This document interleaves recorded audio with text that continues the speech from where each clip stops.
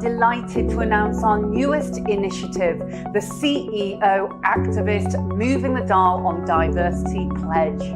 What is a CEO activist?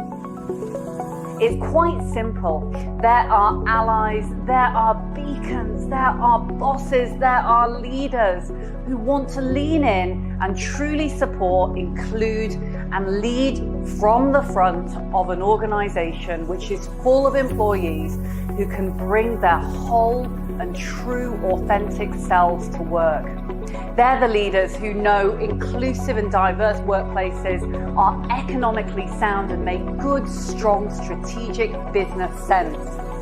They're the leaders who want to make their world a better place now and for future generations of leaders to come.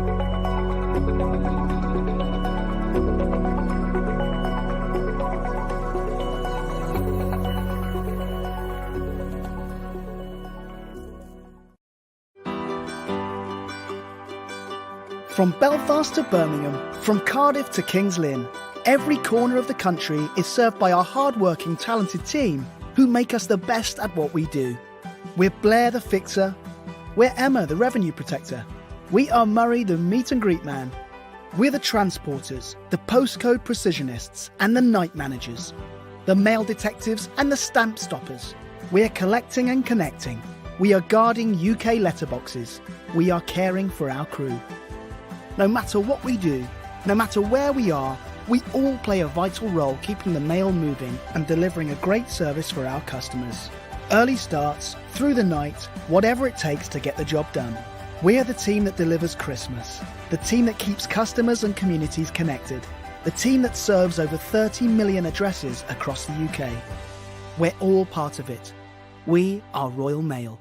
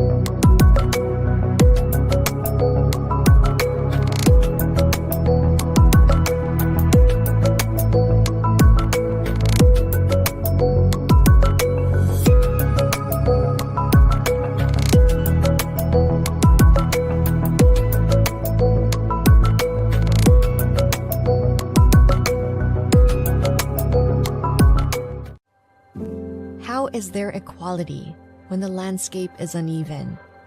When skin color and gender define the opportunities we get and don't? When it's easier for some and harder for others? When we're judged for who we love and how we are? When some have to fight to live within their right?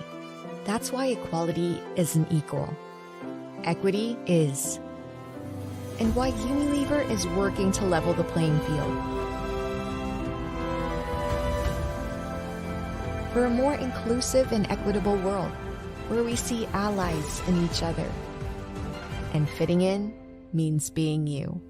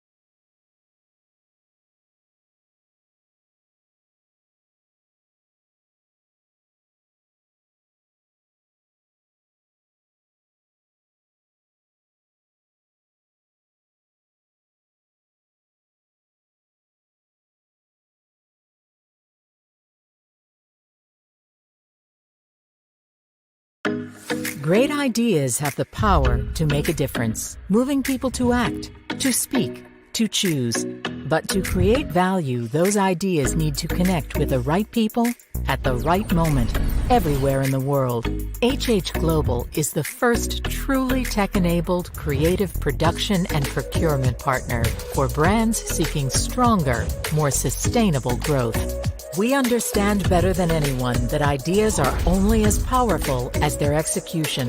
With the largest global network of experts, suppliers, and capabilities, HH Global gives you the power of big impact across every channel and market, turning your big ideas into real growth.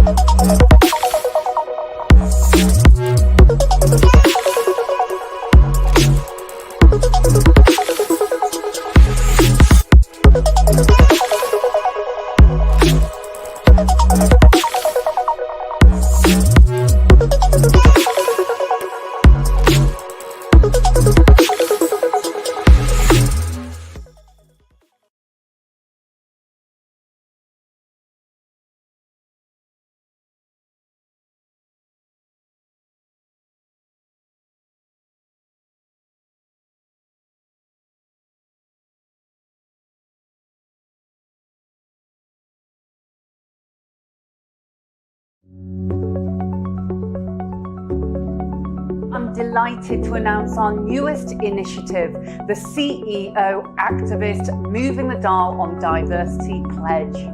What is a CEO activist? It's quite simple. There are allies, there are beacons, there are bosses, there are leaders who want to lean in and truly support, include, and lead from the front of an organization which is full of employees who can bring their whole and true, authentic selves to work. They're the leaders who know inclusive and diverse workplaces are economically sound and make good, strong, strategic business sense. They're the leaders who want to make their world a better place now and for future generations of leaders to come.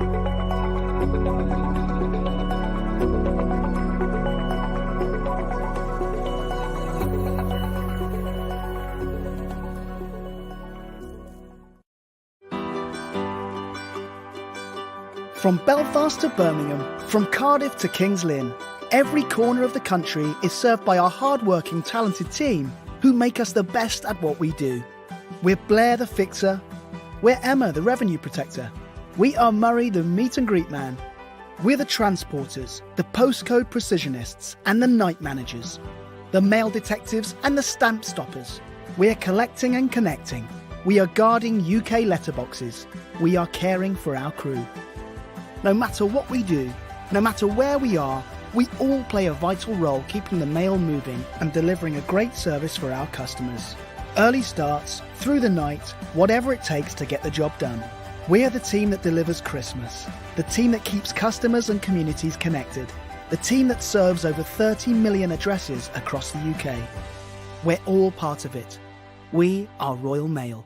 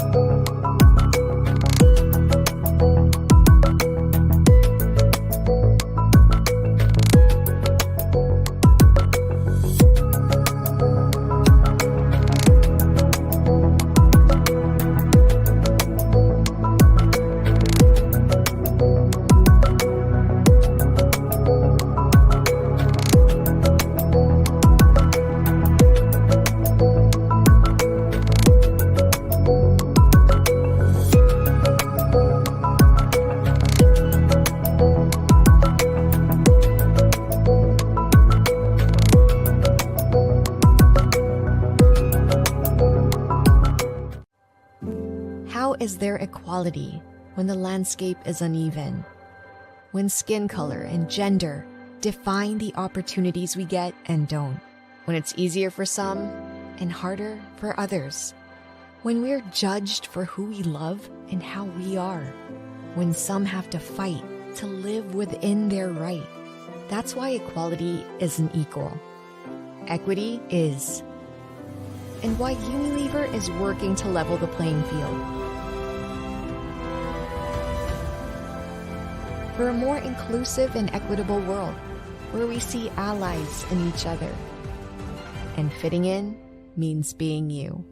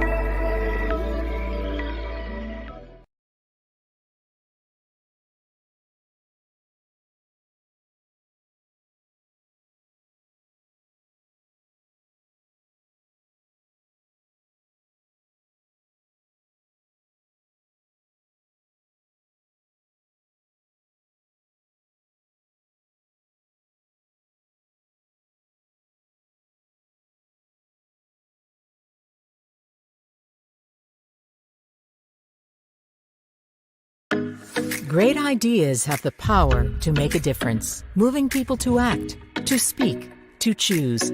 But to create value, those ideas need to connect with the right people at the right moment, everywhere in the world. HH Global is the first truly tech-enabled creative production and procurement partner for brands seeking stronger, more sustainable growth. We understand better than anyone that ideas are only as powerful as their execution. With the largest global network of experts, suppliers, and capabilities, HH Global gives you the power of big impact across every channel and market, turning your big ideas into real growth.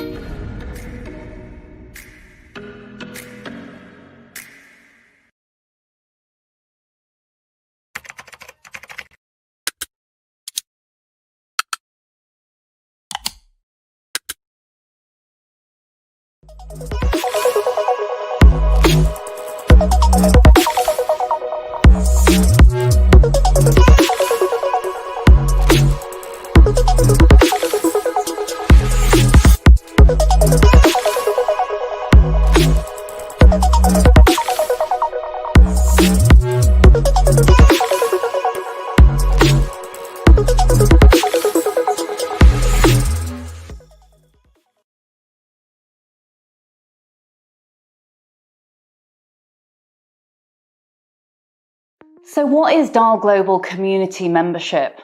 The brilliant thing about membership is it actually brings together people when it comes to engagement. So it's an engagement app, but we also have this online as well. The digital platform, whether it's on the app or whether it is online, brings together organizations and their respective employees when it comes to diversity and inclusion. So on the platform, we give you access, we give you knowledge, we give you downloadable materials and the network as well, internally and externally, that allows you to drive workplace diversity and inclusion faster. The thing that I love about the app is the fact that it's so easy to use. It's literally a couple of clicks and then you're in. You get your own private group for your organization and your employee resource group, but you also can chat and network and reach out to others from other organizations. We've got some incredible members. You can see them on the site. They are leading world-class organizations.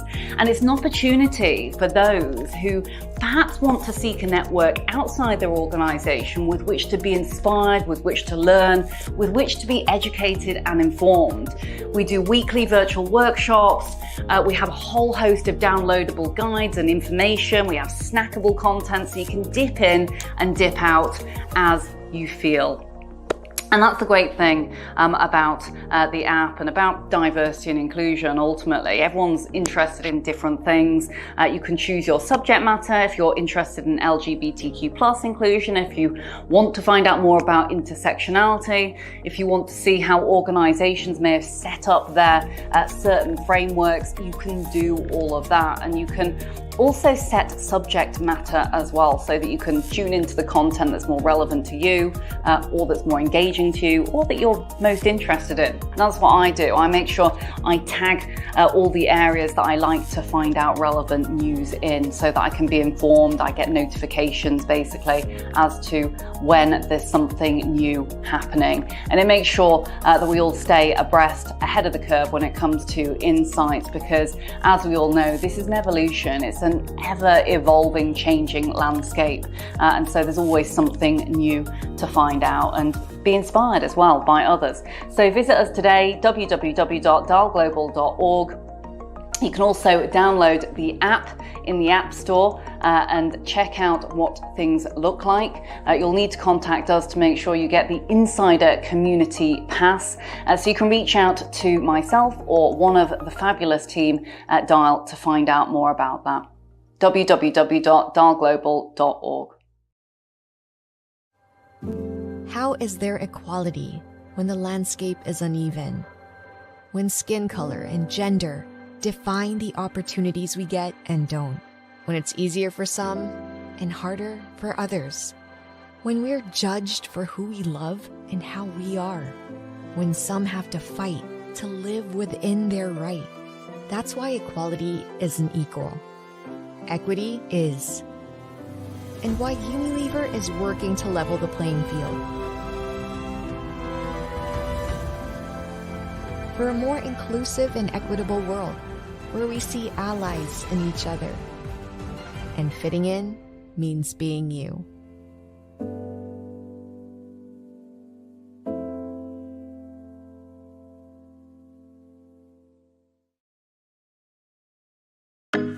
Great ideas have the power to make a difference, moving people to act, to speak, to choose. But to create value, those ideas need to connect with the right people at the right moment, everywhere in the world. HH Global is the first truly tech-enabled creative production and procurement partner for brands seeking stronger, more sustainable growth. We understand better than anyone that ideas are only as powerful as their execution. With the largest global network of experts, suppliers, and capabilities, HH Global gives you the power of big impact across every channel and market, turning your big ideas into real growth.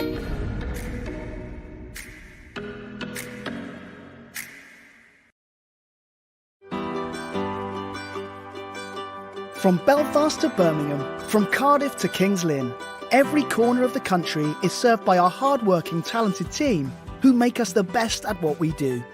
We're Blair the Fixer. We're Emma the Revenue Protector. We are Murray the Meet and Greet Man. We're the Transporters, the Postcode Precisionists and the Night Managers, the Mail Detectives and the Stamp Stoppers. We are collecting and connecting. We are guarding UK letterboxes. We are caring for our crew. No matter what we do, no matter where we are, we all play a vital role keeping the mail moving and delivering a great service for our customers. Early starts, through the night, whatever it takes to get the job done. We are the team that delivers Christmas, the team that keeps customers and communities connected, the team that serves over 30 million addresses across the UK. We're all part of it. We are Royal Mail.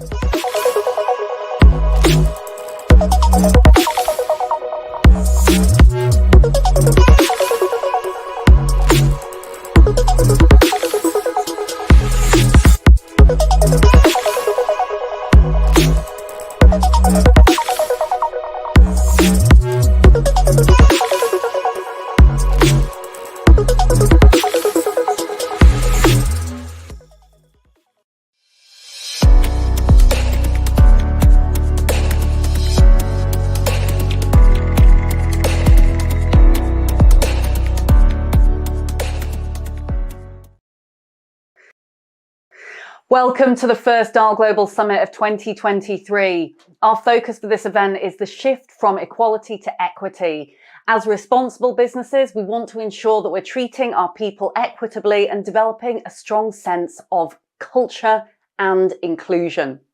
In recent years, we've seen a lot of initiatives in the diversity, inclusion, belonging and equity space as more and more organisations take their very first steps towards an inclusive culture or accelerate their already mature journey through research, learning, goals, accreditation, scorecards, and many other interventions.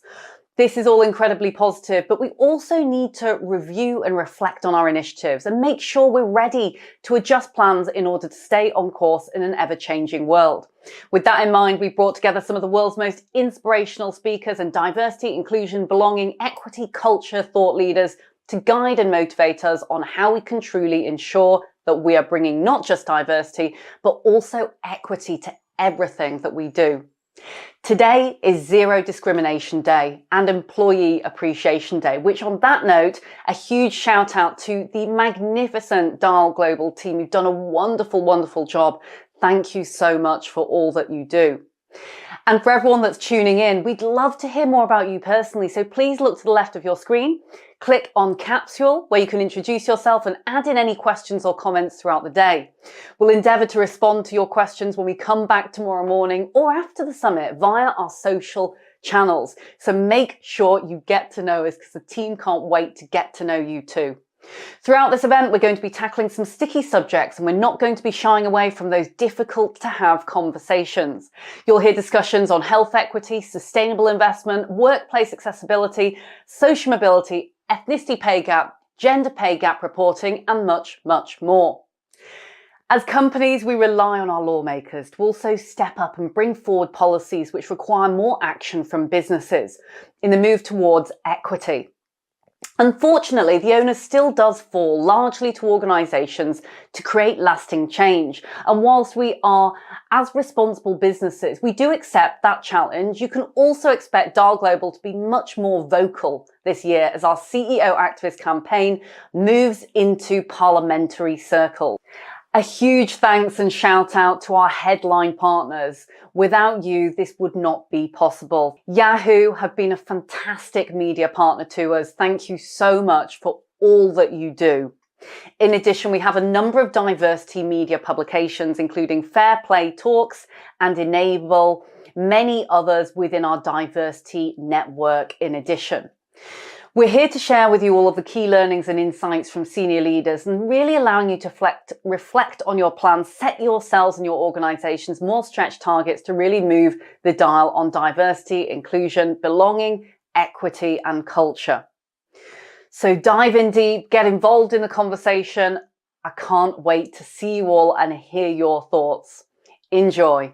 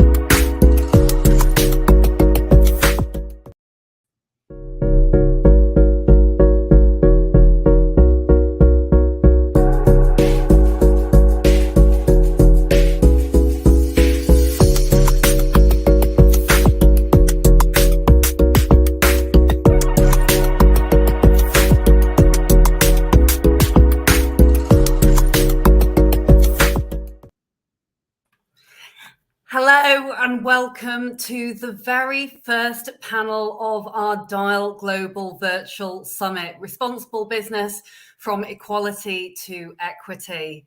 I'm delighted to welcome, for the very first time today, three wonderful panelists to our DAL Global stage.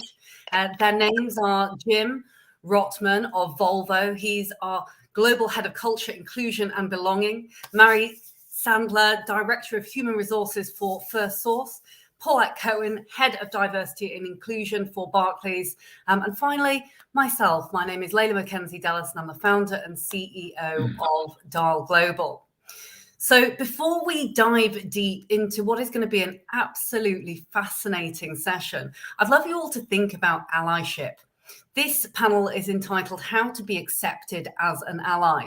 It's all about taking positive action. And as we've seen over the last couple of years, employee resource groups, or business resource groups, as they're often called, really are considered to be the voice now, in many cases, of the business. Members who are allies have the power to support, advocate for, and create an inclusive culture through all levels of the businesses. They really are quite unique vehicles for change.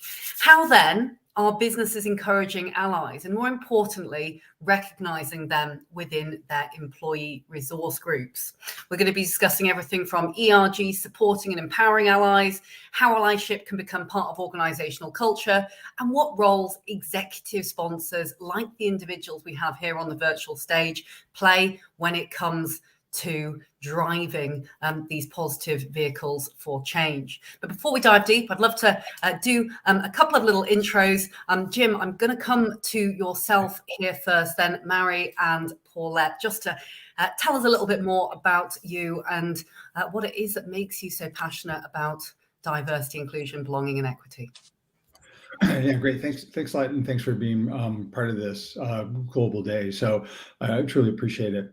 Yeah, my background is not in human resources. It really is founded in both technology and finance and being a business owner. And so I got involved in this probably 15 years ago, along with somebody who inspires me, which is my sister. And she was an activist and somebody who was driving change around how women were perceived in the workplace. So this isn't something that I woke up to a while ago. This is something that's been part of my family. It's been part of how I was raised, and it's part of the people that I looked up to and how they led their lives. And so one of my core values is around human rights, and that everybody has a right to be seen and valued and have the right to move in society. And so I've kind of dedicated my life over the last 10 or 15 years to make that happen. Thank you so much, Jim, and love to see the great stuff that you're doing. I do follow you on LinkedIn, as I do with Paulette and many others. So really great to hear about your take on human rights, and this has been something that's lived within the family for some while. Paulette, coming across to yourself. Yes, hi Layla, and really great to see everyone here today, and thank you very much for the invitation. Up until fairly recently, I had the privilege of being one of the diversity, equity and inclusion team at Barclays, and headed that up for a few years. And I guess that sort of makes me an ally by role. But the most exciting thing for me about the concept of allyship was, until I found myself in Barclays, which was in the latter half of my career, I didn't know such a thing existed. And finding a name for the things that I believed in and the actions that I took was really, really powerful. And I think that's what I love about this session today, because a lot of people either want to be allies or don't know that they're allies or don't know how to be allies. And it's taking on this life that equips people with something that means that they can add value to an organization and help to build an inclusive culture. I was a member of most of the ERGs at Barclays, and helped to set up some of the Allies programs, and was part of writing the first Allies toolkit at Barclays. So it's something very, very dear to my heart, and I'm thrilled to be part of the conversation today. Thanks ever so much indeed, Paula. And I know you have left a wonderful legacy over at Barclays. And last but never least, Mary, love to hear from yourself. I have to say I've heard some brilliant things about you from the lovely Jo Carlin, said that you are incredibly passionate and articulate about diversity and inclusion. So excited to hear from yourself. Yeah, absolutely. Excuse me. I'm really pleased that I could jump in for Jo at sort of late notice. So yeah, she's correct. Diversity and inclusion is my passion. I think I understood from a very early age that I had a degree of privilege, and that I also had a voice that I could use to amplify and support those individuals that are in sort of marginalised or underrepresented groups. So my position in First Source is to manage the HR function, looking at HR business partnering and the employee experience. But I'm also the UK lead for diversity and inclusion. And that also means that I get to sit on the global diversity studio for First Source, which encompasses, the Philippines, Mexico, States, and India, which is really, really powerful. And that we can sit with our CEO and talk about those difficult subjects really openly. Now, First Source have set up a number of affinity groups, ERGs or whatever you want to call them, but particularly the ones that I co-chair in the UK are around Women's Inspirational Network, as well as the aptly named Source of Pride, which is our LGBTQ plus affinity group. Great ally in that space. And I literally want to shout from the rooftops about all the amazing work that allies can do and the power that we have as a collective unit to do better for our organisation. So yeah, very, very passionate about this subject. As you'll see, I get really excited about it. So I won't apologise for getting excited about it. Well, definitely, please don't apologise, because we've got three incredible leaders here, and you've all mentioned lots of different countries. I know we have Jim here from Sweden, actually, today. A number of you are working within global organisations, have mentioned, Philippines, Mexico, India, the Americas. It's fascinating to see that actually often a lot of employee resource groups, they may be connected at that global level, but also then there's those regional nuances as well. So let's dive into discussing support and empowering allies to make differences within both the group and then also outside of the realms of those individual groups. So love to hear your take on support and empowerment. Jim, perhaps I'll come to yourself first, if I may, and sure. Then both feel free to chip in with other thoughts and add-ons. Yeah, yeah, thank you. And we can make this a dialogue. You wouldn't have to wait to be asked a question to jump in. So Maria and Paulette, please, let's jump in. I think over the last couple of years, being silent is no longer an option, is what I've told people, is that being silent is like the ultimate form of privilege. It means that you may see things going on around you and you just don't feel like you need to get involved in it because it really doesn't impact you. And I think that is, by being silent, is the ultimate use of your privilege. And I think that what you need to do is everybody needs to start speaking up. And what we're trying to do in our company is drive things from a value base and trying to get people to start with themselves, which means, why do you want to be an ally? What is it that actually drives you to do it? We actually work with people in the company to tell their story. We always have people telling their diversity story, but we're trying to get people to tell why they want to be an ally.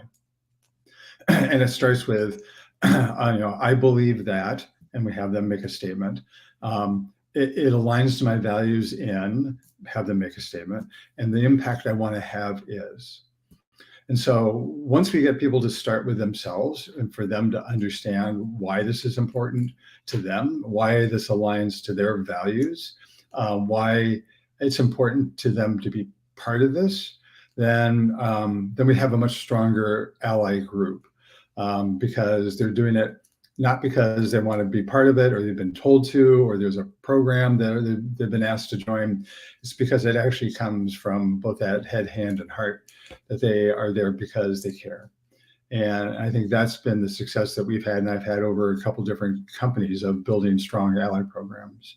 But the employee groups are a foundation for allies to learn and understand more than they already know.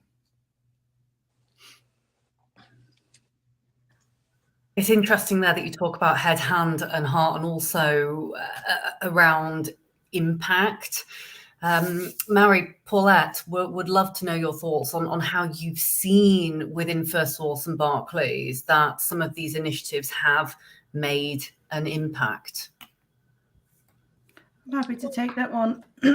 I know from a personal perspective and from a First Source perspective, the launch of our first affinity group was slow going. It took a little bit of time until we got that top level buy-in, those sponsors, the likes of myself or my equivalent across the board in India and in the US, to really use our voice to amplify what that group was about and to demonstrate the importance of having such a community, a group where people can go, they can talk openly, they can talk freely, as Jim talks about head, hand and heart, that it's an open kind of forum where people listen and then they act fairly and transparently on behalf of that group. So that for me is where my personal groups have grown massively over the last 12 months, and they've gained momentum with lots of different add-ons to that Infinity group, lots of different commitments, lots of different support networks, and it's something that we talk about on a monthly basis with the CEO. So for me, that is really powerful. Paulette. I'm going to dive in. I feel quite liberated in this conversation because I'm happy to share some of the perspectives from my previous role, but also there's some personal views on this subject. And I have to say, Jim, I love those points. Those two questions, I'm going to borrow with pride, if I may, at some point. I believe that, and it aligns to my values. What powerful questions to ask. I think I see the role of ERGs here and the issue of allyship as two layers. I think often affinity groups, ERGs, start off from that community of difference perspective. And they're really powerful. And we've seen the strength of employee resource groups and networks over the years.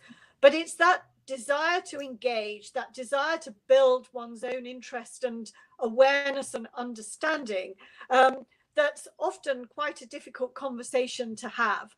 And I've seen ERGs evolve over the years to embrace that fully and to see allies programs be part of an ERG activity, but also a bigger one. And I think what the ERG can do is multiple. That there's a learning aspect to it, a training aspect. I've seen training programs at Barclays. The power of difficult conversations was initiated by ERGs. Also, the ability to identify tangible actions. People say, what can I do? The ERGs really help with saying, this is what you can do to be an ally to us as a community. I think it gives people the courage to have some of those difficult conversations in the safe spaces that you've both talked about so far. And the other thing, I have to sit firmly alongside Jim in the power of storytelling here. Layla, you know that one of my passions is the power of storytelling, in particular around mental health and disability. But I happen to know that at Barclays they're broadening that out and making sure that what started off as a program called This Is Me in Barclays, talking about mental health and then disability, then well-being, is now being broadened out across all of the diversity agendas. And I think what it does is originally it was people telling their own story about their own point of difference.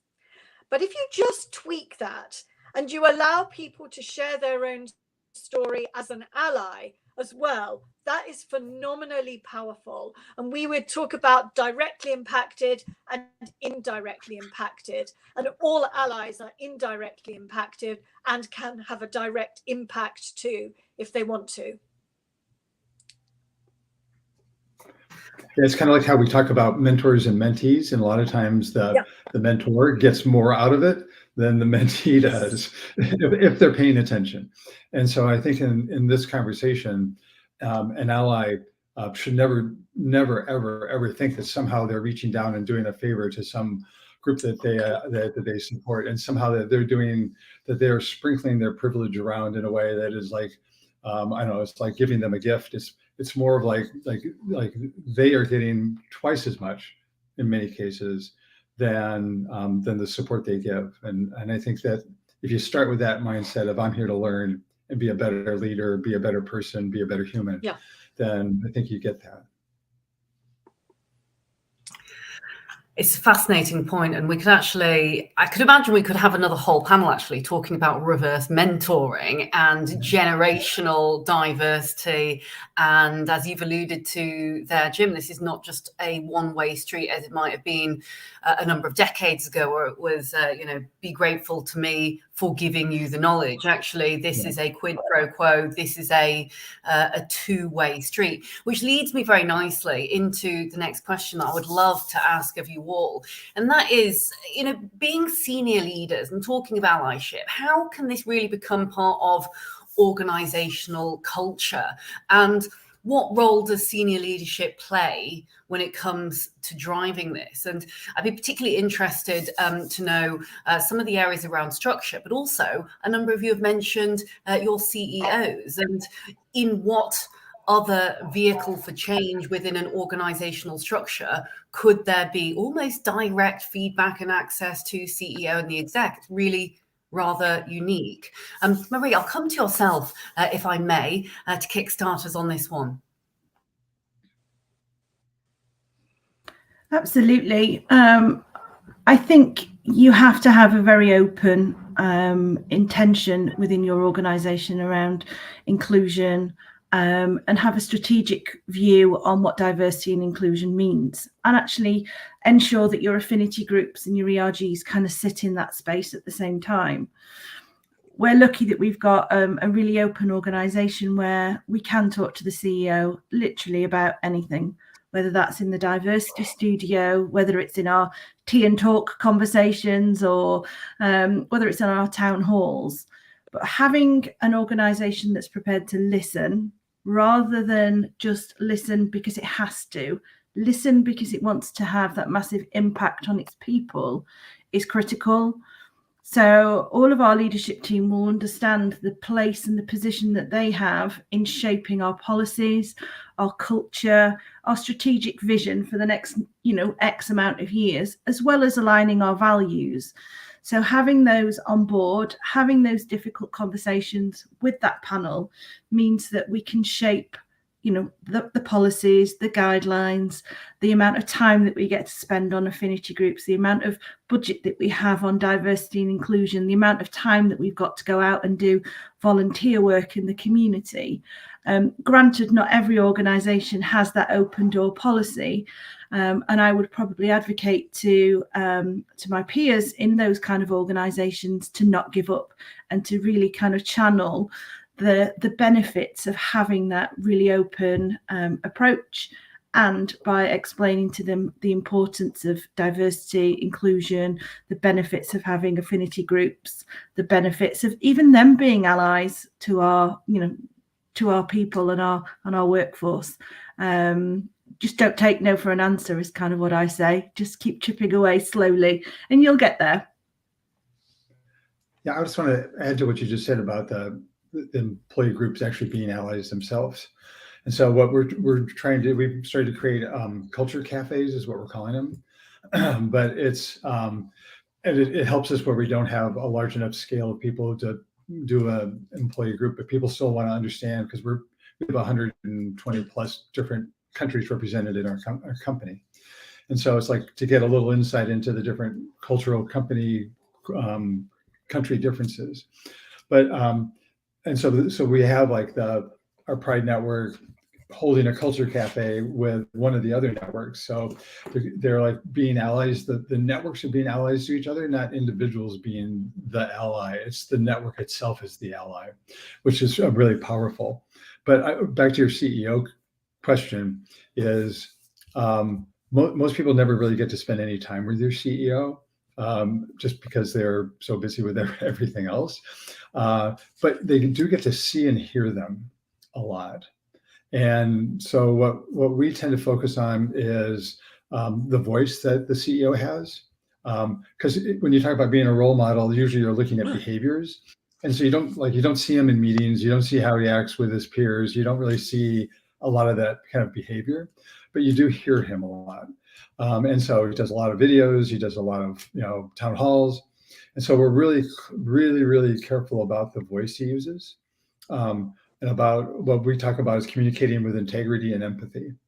And so that's kind of where our focus has been with using our CEOs, is making sure that his voice is sensitive to different cultural and backgrounds and all the differences that are out there, not to neutralize things, but to be sensitive to it, but also to have this aspect around integrity and empathy.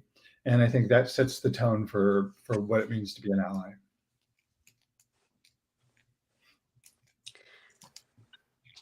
I was just going to say, Leila, for me, I think you're asking about senior leaders in general, as well as the chief executive. And I agree with everything that Mari and Jim have said so far.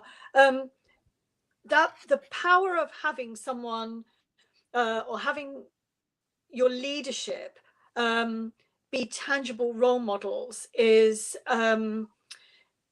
cannot be underestimated.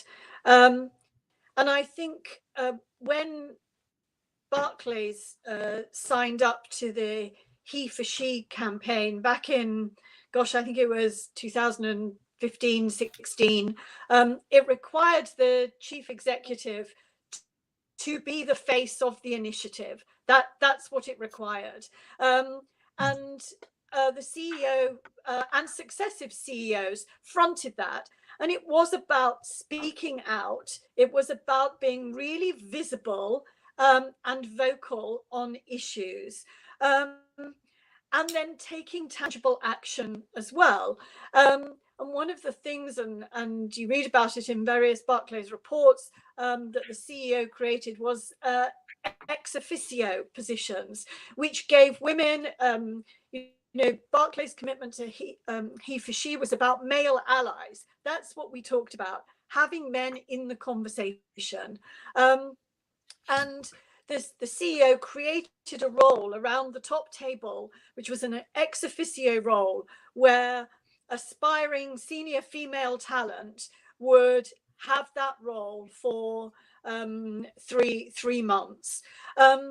And it gave them an insight and perspective on operating at that level, and vice versa. Go back to that reciprocal point that we mentioned earlier on. Now, once that was set at the top, it was extraordinary the number of other senior leaders that created ex officio roles around their leadership tables.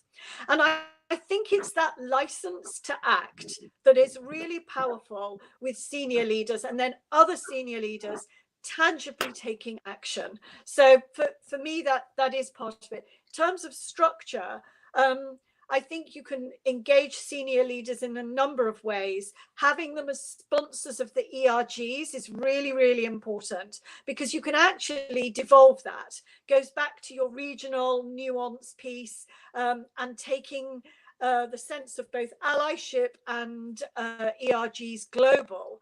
It's perfectly possible if you've engaged senior leaders as sponsors. But as we might come on to in a bit, having people sponsoring an agenda as well, I think is very, very important. And equipping them to have conversations around that is where ERGs can play an important role. Thank you all so much. So what I'm hearing here is, it's often what we call the trickle effect. So there's got to be that senior leadership buy-in, that voice, that face at the top. Many arguments do say that if we don't have that, it makes it much more difficult to roll almost throughout the roots and the branches of the organization, but also having some strong structure in place. So a number of you have talked about vocality and storytelling, but also making sure there are sensitivities around cultural nuances, that we're really engaging and connecting with those specific audiences.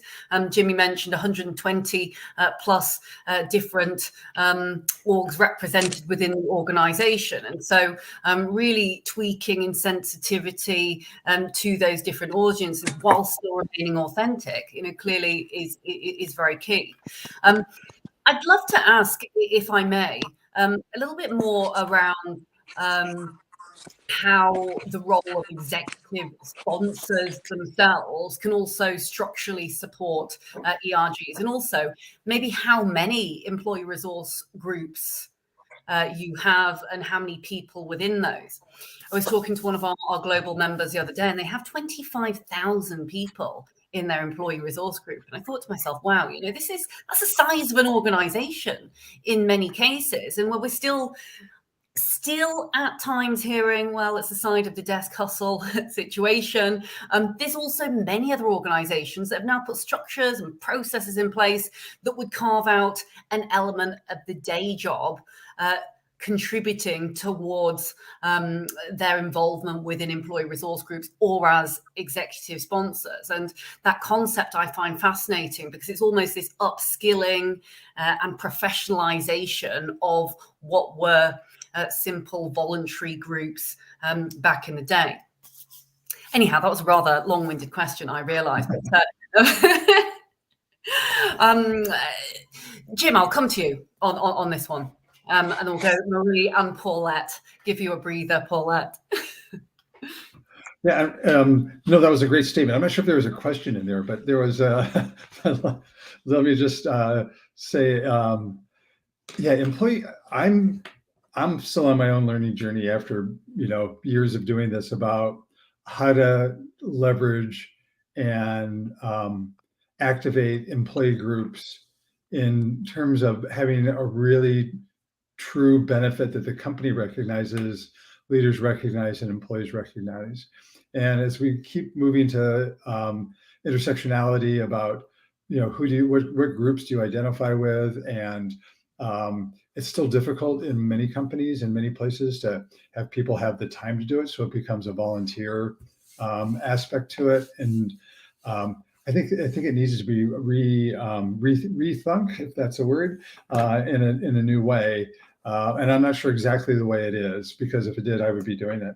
We don't have as many employee groups as most organizations, at least on a global basis. So regionally, like in the US, we have the ones that you would expect, you would find in the US based upon the demographics there.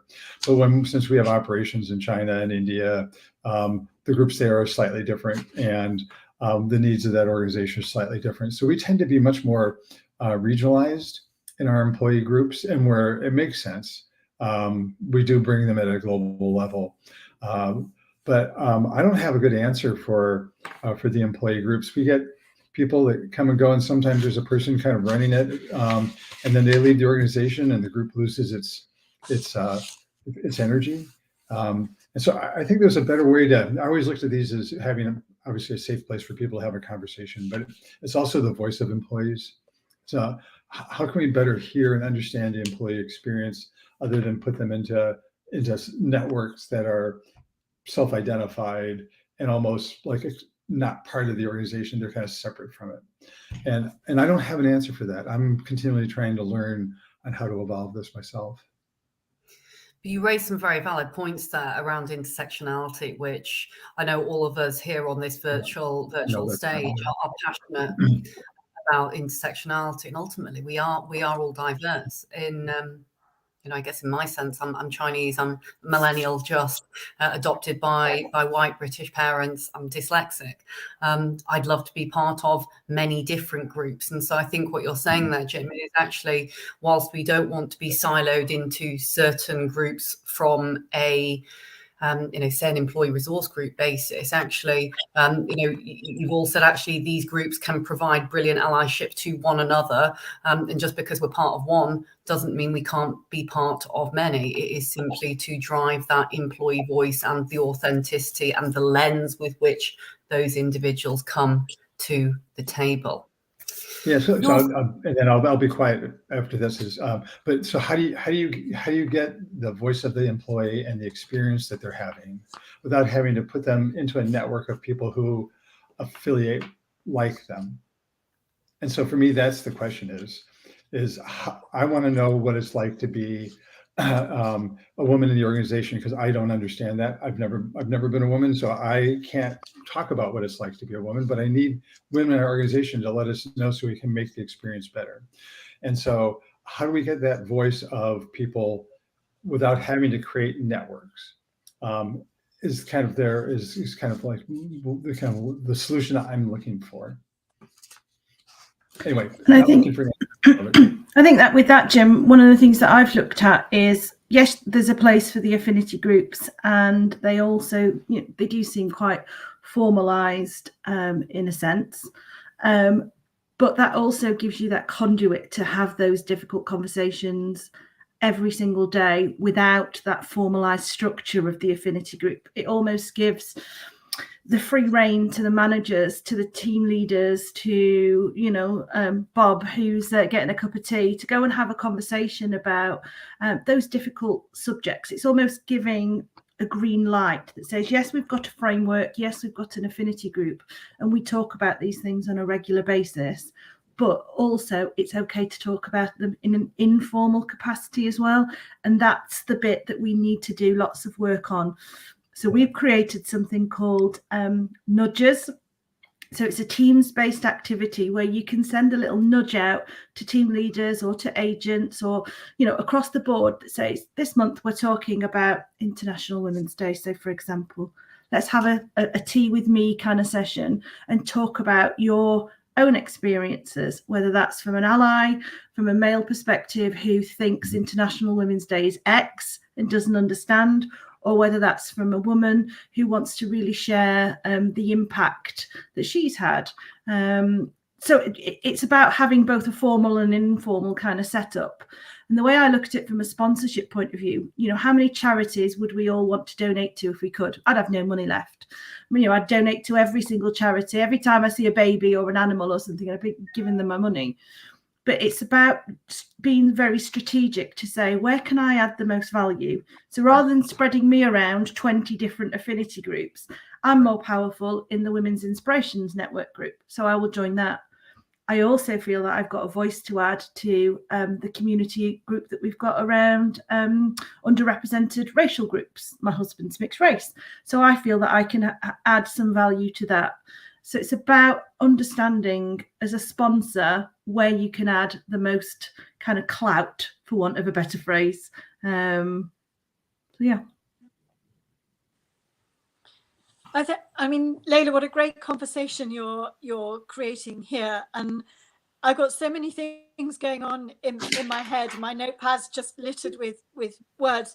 That what we're grasping here is the evolving maturity of affinity groups, networks, business resource groups, employee resource groups. And I can see that curve in my head. I can see where it started from, but I have absolutely no idea where it will end. Yeah. And although I've spent the last few years working in the private sector, the bulk of my career has been in the volunteering world.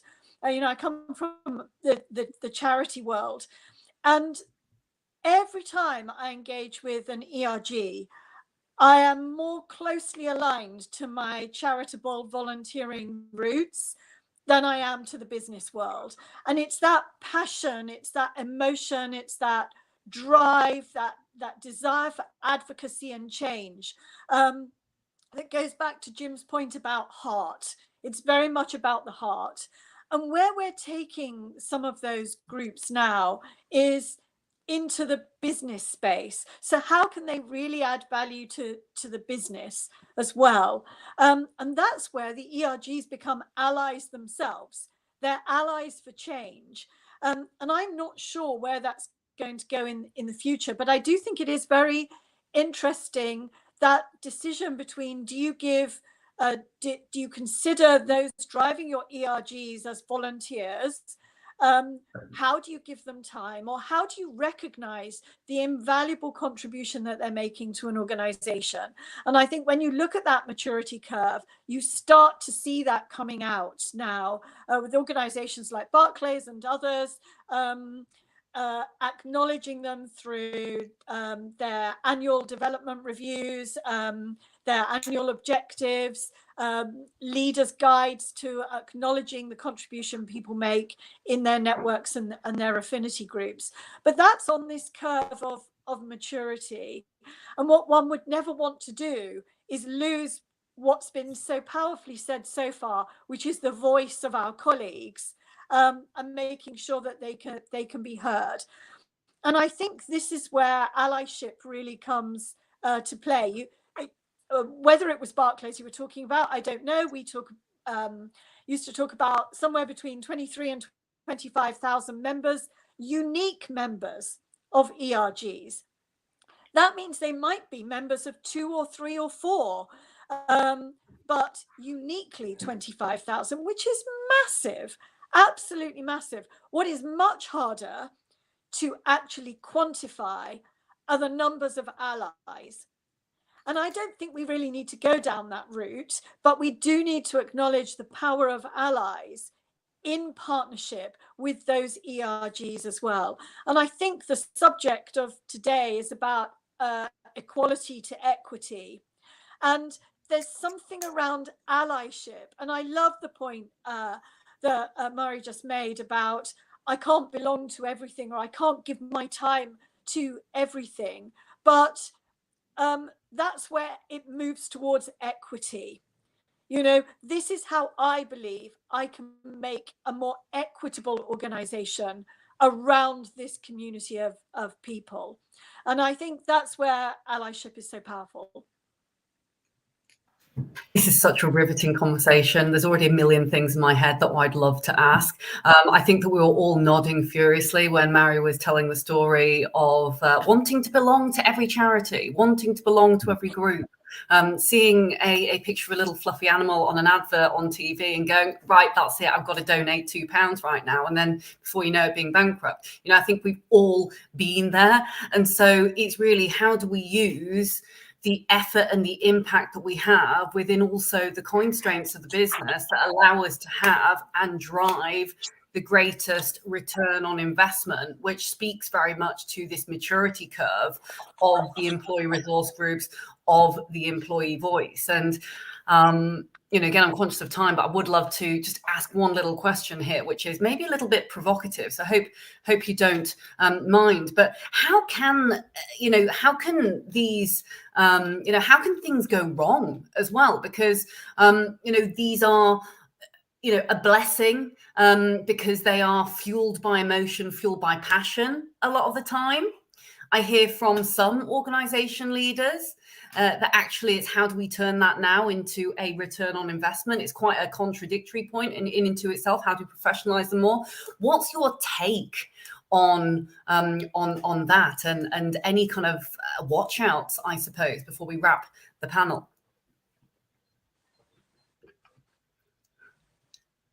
I've asked a big old question. We're all quiet. I'll dive in quickly, Layla, on this one. I thought of 2, and perhaps they're as controversial as the question that you ask. And this might be a subject for another conference, another summit. One, I think there's the point that Murray made so well about competition. So certainly as allies, how do I split my time? Do I have to be an ally of everything? I want to support the race allies. I want to I want to be a purple champion for disability. You know, there's a real competition, and ERGs are competing for the time of their colleagues.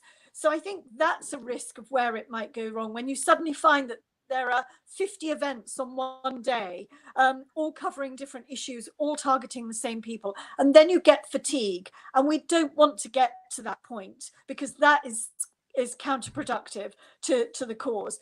I have a potential solution to that is I've seen some organizations create things like inclusion allies. And I love the culture cafes as a possibility of a solution for that. And the second risk, I think, is tokenism. And I think we see that a lot with lanyards. Oh, I'm wearing a rainbow lanyard because I'm an ally. And I used to be very provocative and wander around and go, do you know what that stands for?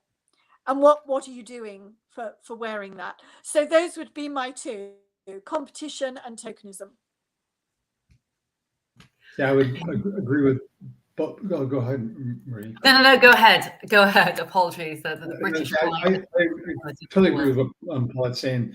I'll just add a different one, which is that a lot of times allies step in when it's convenient. And there's, as opposed to like, I don't have time for this now, or this is just not what I wanted to do. I mean, there's there's not really a commitment. It's a label. It's not what they truly believe. And so, it looks good, but it only comes up when they feel like they need to. And I was just going to say the same, Jim, more around, a true ally doesn't come and go, but they're bound to those that they're supporting and that group and how they amplify. So for me, the true allyship merges like a long-term advancement, that mutual interest, and the resource sharing. So as you say, in there for the long haul, not when it's convenient or when everyone's looking. And then when they're not, you step back out. So there's some of the pitfalls I've seen. Well, from pitfalls to solutions, all three of you have been remarkable on this panel. Brilliant allies, and very grateful for you sharing not only some of your personal expertise, but also the experience you have in leading roles within your organization. So thank you ever so much indeed.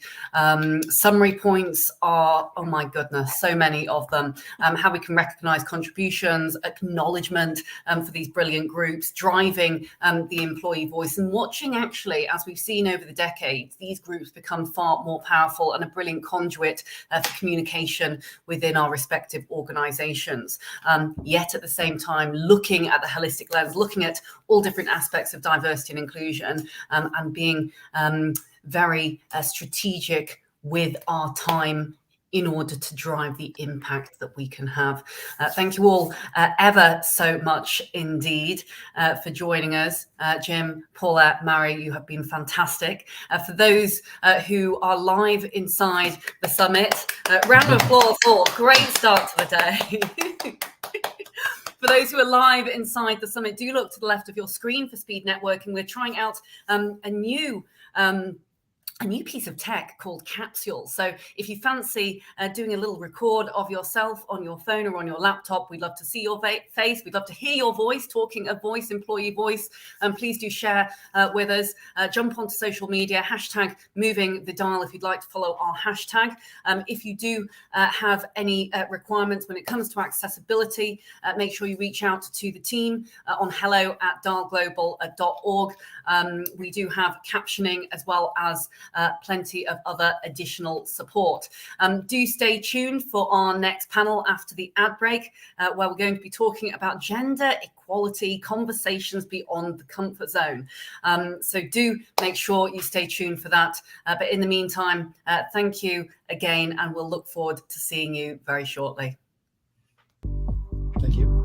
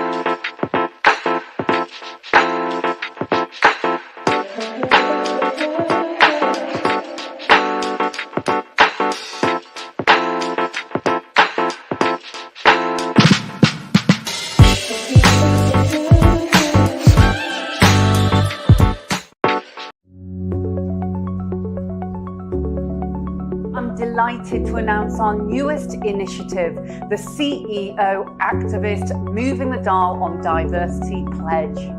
What is a CEO activist? It's quite simple. There are allies, there are beacons, there are bosses, there are leaders who want to lean in and truly support, include, and lead from the front of an organization which is full of employees who can bring their whole and true authentic selves to work. They're the leaders who know inclusive and diverse workplaces are economically sound and make good, strong, strategic business sense. They're the leaders who want to make their world a better place now and for future generations of leaders to come.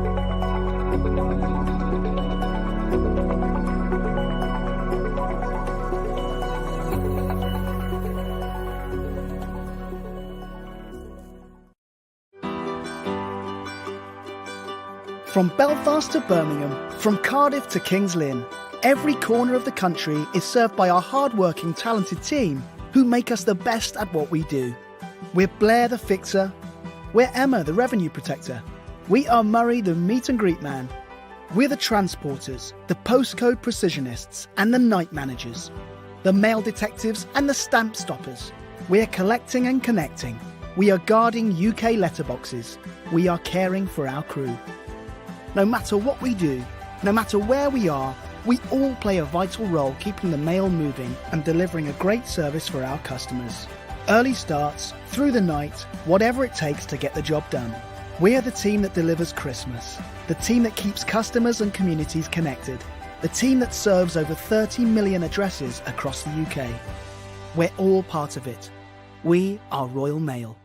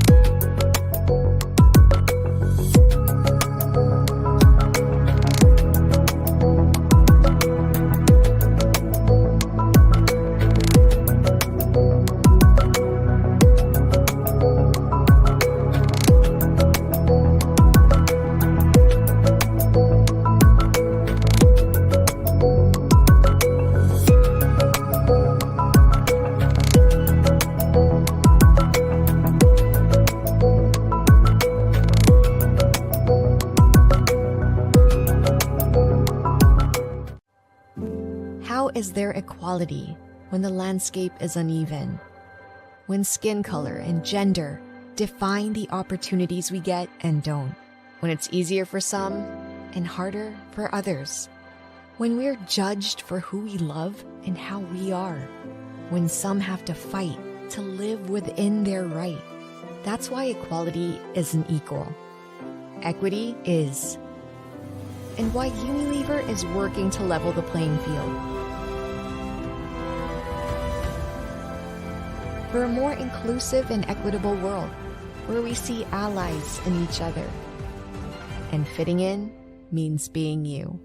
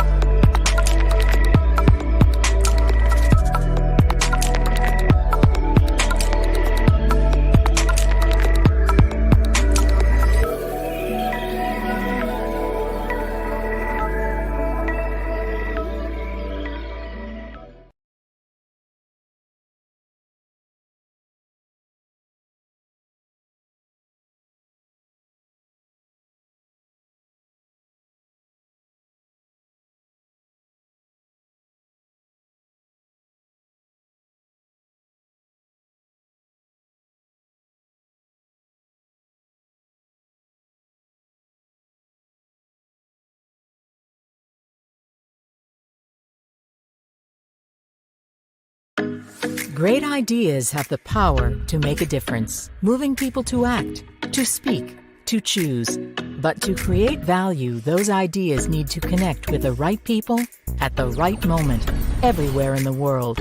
HH Global is the first truly tech-enabled creative production and procurement partner for brands seeking stronger, more sustainable growth. We understand better than anyone that ideas are only as powerful as their execution. With the largest global network of experts, suppliers, and capabilities, HH Global gives you the power of big impact across every channel and market, turning your big ideas into real growth.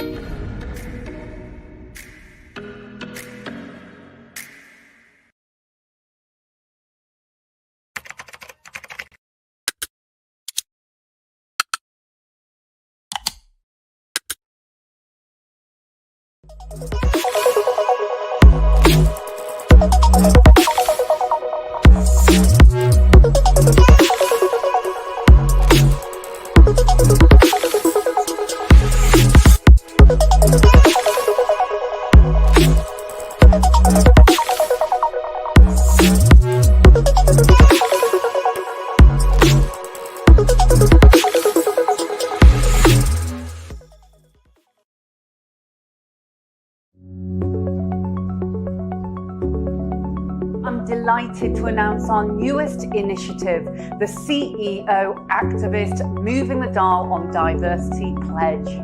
What is a CEO activist? It's quite simple. There are allies, there are beacons, there are bosses, there are leaders who want to lean in and truly support, include, and lead from the front of an organization which is full of employees who can bring their whole and true authentic selves to work. They're the leaders who know inclusive and diverse workplaces are economically sound and make good, strong, strategic business sense. They're the leaders who want to make their world a better place now and for future generations of leaders to come.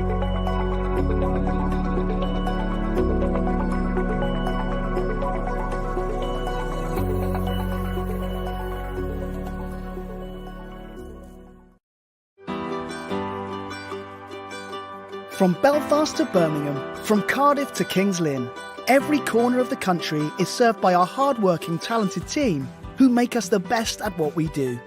We're Blair the Fixer. We're Emma the Revenue Protector. We are Murray the Meet and Greet Man. We're the Transporters, the Postcode Precisionists and the Night Managers, the Mail Detectives and the Stamp Stoppers. We're collecting and connecting. We are guarding UK letterboxes. We are caring for our crew. No matter what we do, no matter where we are, we all play a vital role keeping the mail moving and delivering a great service for our customers. Early starts, through the night, whatever it takes to get the job done. We're the team that delivers Christmas, the team that keeps customers and communities connected, the team that serves over 30 million addresses across the UK. We're all part of it. We are Royal Mail.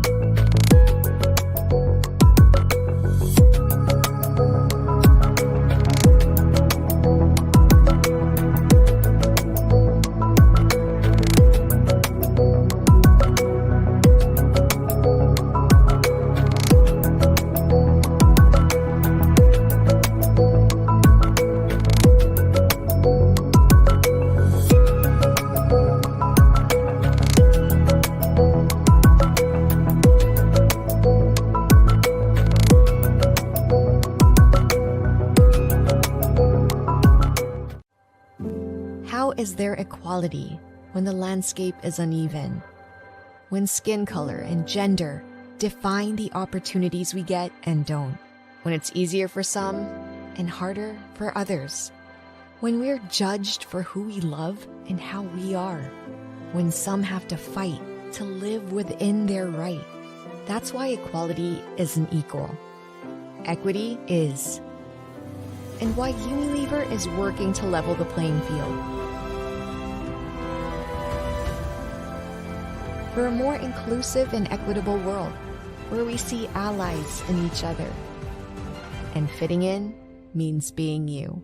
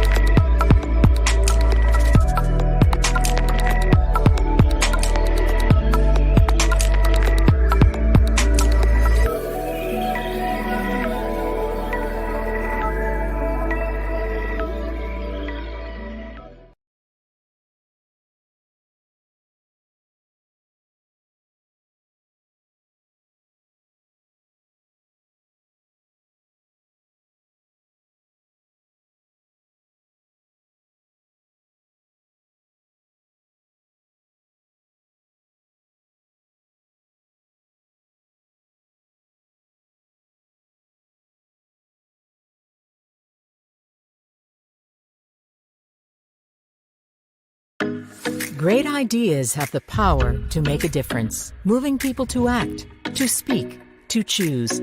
But to create value, those ideas need to connect with the right people at the right moment, everywhere in the world.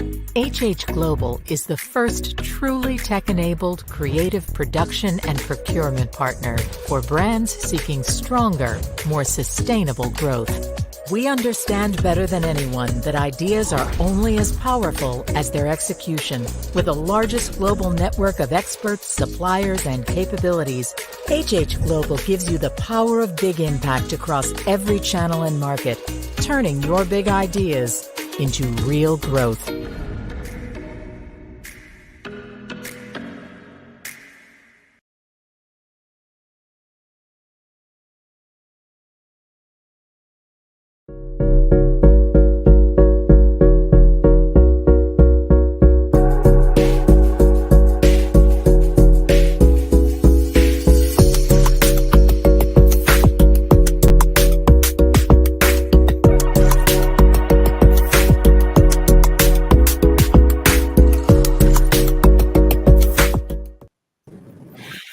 Hello and welcome back to the DAL Global Virtual Summit, moving from equality to equity. I am joined by two phenomenal powerhouse women. I've been so excited for this panel, I have to say, both in the same office actually together, which is wonderful. This panel, we're talking about gender equality, conversations beyond the comfort zone. I'm joined by Pippa Dale from London Stock Exchange Group. She's the director for DCM Investment Banking Partnerships and Spark Live for LSEG, and Stacey Parsons of Winterflood Securities, head of fixed income strategy. So for International Women's Day 2023, DAL Global is taking our summit theme, the shift from equality to equity, and looking at it through the lens of gender. We're asking these two powerhouse women from the world of finance about why in the UK, 100 years after having got the vote, there's still a significant gender gap when it comes to financial education, financial inclusion, and in leadership roles within this financial sector. As responsible businesses, future generations will view our culture and our commitments to inclusion and belonging as a key factor in whether to join and indeed whether to stay. For this reason alone, gender equity isn't just a nice to have, it is a must have. But to really make a difference, to really move that dial, we need to seek first to understand, to ask, to listen, to be an ally. It's time to ask questions, even if and when they feel uncomfortable. So let's talk, because no person alone can change equity. We all have our part to play. Before we dive deep, I'd love both of you to introduce a little bit about the great work that you're doing and also yourselves personally. Pippa, I'll come to you first. Well, thank you very much, Lila, and also thank you for everyone who's taken the time to join this event. They do matter, and I will talk to that shortly. So, as my name is Pippa Dale, I've worked in the financial sector mainly around DCM, so debt capital markets, for a hideous number of years, but probably not shy of 30. So, yes, I have seen enormous change. We are making progress. The financial sector has been slow to change, but we are changing. But the one thing I want to say, very pertinent to this conversation as to why it matters, is I did think when you leaving education many moons ago and entering into the workplace, that those boys that we were going for dinner with, who we weren't on dating evenings, that I thought they would pay me the same. I thought they would give me the same opportunities. They were my peers. They were my buddies. They were my equals. And we left education, university, whatever we were doing in that era. And I have discovered 30 years later that we have had to fight for equal pay. We've had to fight for those positions of seniority. So the message for this particular audience is really to say it doesn't come without hard work. And around gender, it really doesn't come without fighting. Activists like Lila, like Stacey, we need to work together. And I think that's just really what I wanted to say to start us off. Thank you. Thanks, Pippa. And yeah, Lila, thanks ever so much for giving us the opportunity to come and talk to you today. You're very brave. As I said, you're very brave to have me and Pips on a call to get together. But I'm absolutely delighted. So my background is I have been in financial services for similar, not as long as Pippa, I might add, but just a similar to Pippa. And I think it's important to recognise the changes that we've seen. I've been in front office trading for near on 25, 26 years of my life. And I've certainly seen huge changes along that. And I'm very proud to say, actually, I've been a proactive supporter of those changes and probably quite vocal, actually, more to the point. I think sometimes we have to get quite vocal in order to challenge and change and bring about awareness, because I'm very much about awareness. I sort of sit on the more conversational side of it, where I think actually awareness is so important in where we are today. I'm delighted to be here. I'm delighted to have a forum to talk quite openly. And I love the fact that we've gone into this with there's no conversation that we can't have, because I often think that sometimes there's protectionism around talking around gender, and that's from both sides, actually, from all areas. So I'm really, really grateful today that we can have a bit of an open conversation to say some of the experiences that Pip and I have both had, and building those communities and those networks that keep us strong and keep us going, which is so fantastic. Thank you. Well, thank you both so much. And I know that we had the opportunity to meet in person, or IRL, as I'm told is the cool way now to say it. And even being part of, for me, just chit chat really was something that I felt really privileged to actually be part of, because both of you, the take that you have not only within the workplace in your senior roles and the impact that you have, but also the real true authenticity and allyship that you both gave to one another was something that really struck me as something really quite magical. Hence the ask for you both to join this panel together. Now, you've mentioned this gotta keep fighting, and peers and gender pay gap, which is something that is still really, really prevalent, not just within financial services, but within a number of different industry sectors as well. And also the conversations, the challenging conversations often that we really need to keep having, and if we are going to truly move the dial in the right direction. And so on this note, how much would you say, or how little potentially, have we actually progressed when it comes to gender equity in the last 50 to say 100 years? And how do you see future generations accelerating that speed of change? I'm happy to pick up first. Well, you pick up first, because probably just heard from me, so yeah. I mean, I think I would love to, as I said earlier, I think we should be in a better place. We have one listed company in the UK that has all three positions, chair, CEO, CFO, recently announcing that those positions are held by women. And it seemed such a strange thing to celebrate. It was definitely worth celebrating, but that happened at the tail end of 22, beginning of 23. And that should have happened. It shouldn't even be an announcement, but it was a factor, which I thought was incredibly interesting. But the upside of that conversation is we do have listed companies, large companies, functioning companies, where the chair, the CEO, and the CFO are female, and female-led organizations. And I think that's really, so I think that the fight is there. I think it's hard done. And I think it needs to be really continued. And we'll definitely talk about what that fight looks like. And don't shy away from the language like fight, activism. I know that you're much more sort of, yes. Good cop, bad cop kind of, we're working on that basis, I think. I think I look at it a little bit more holistically.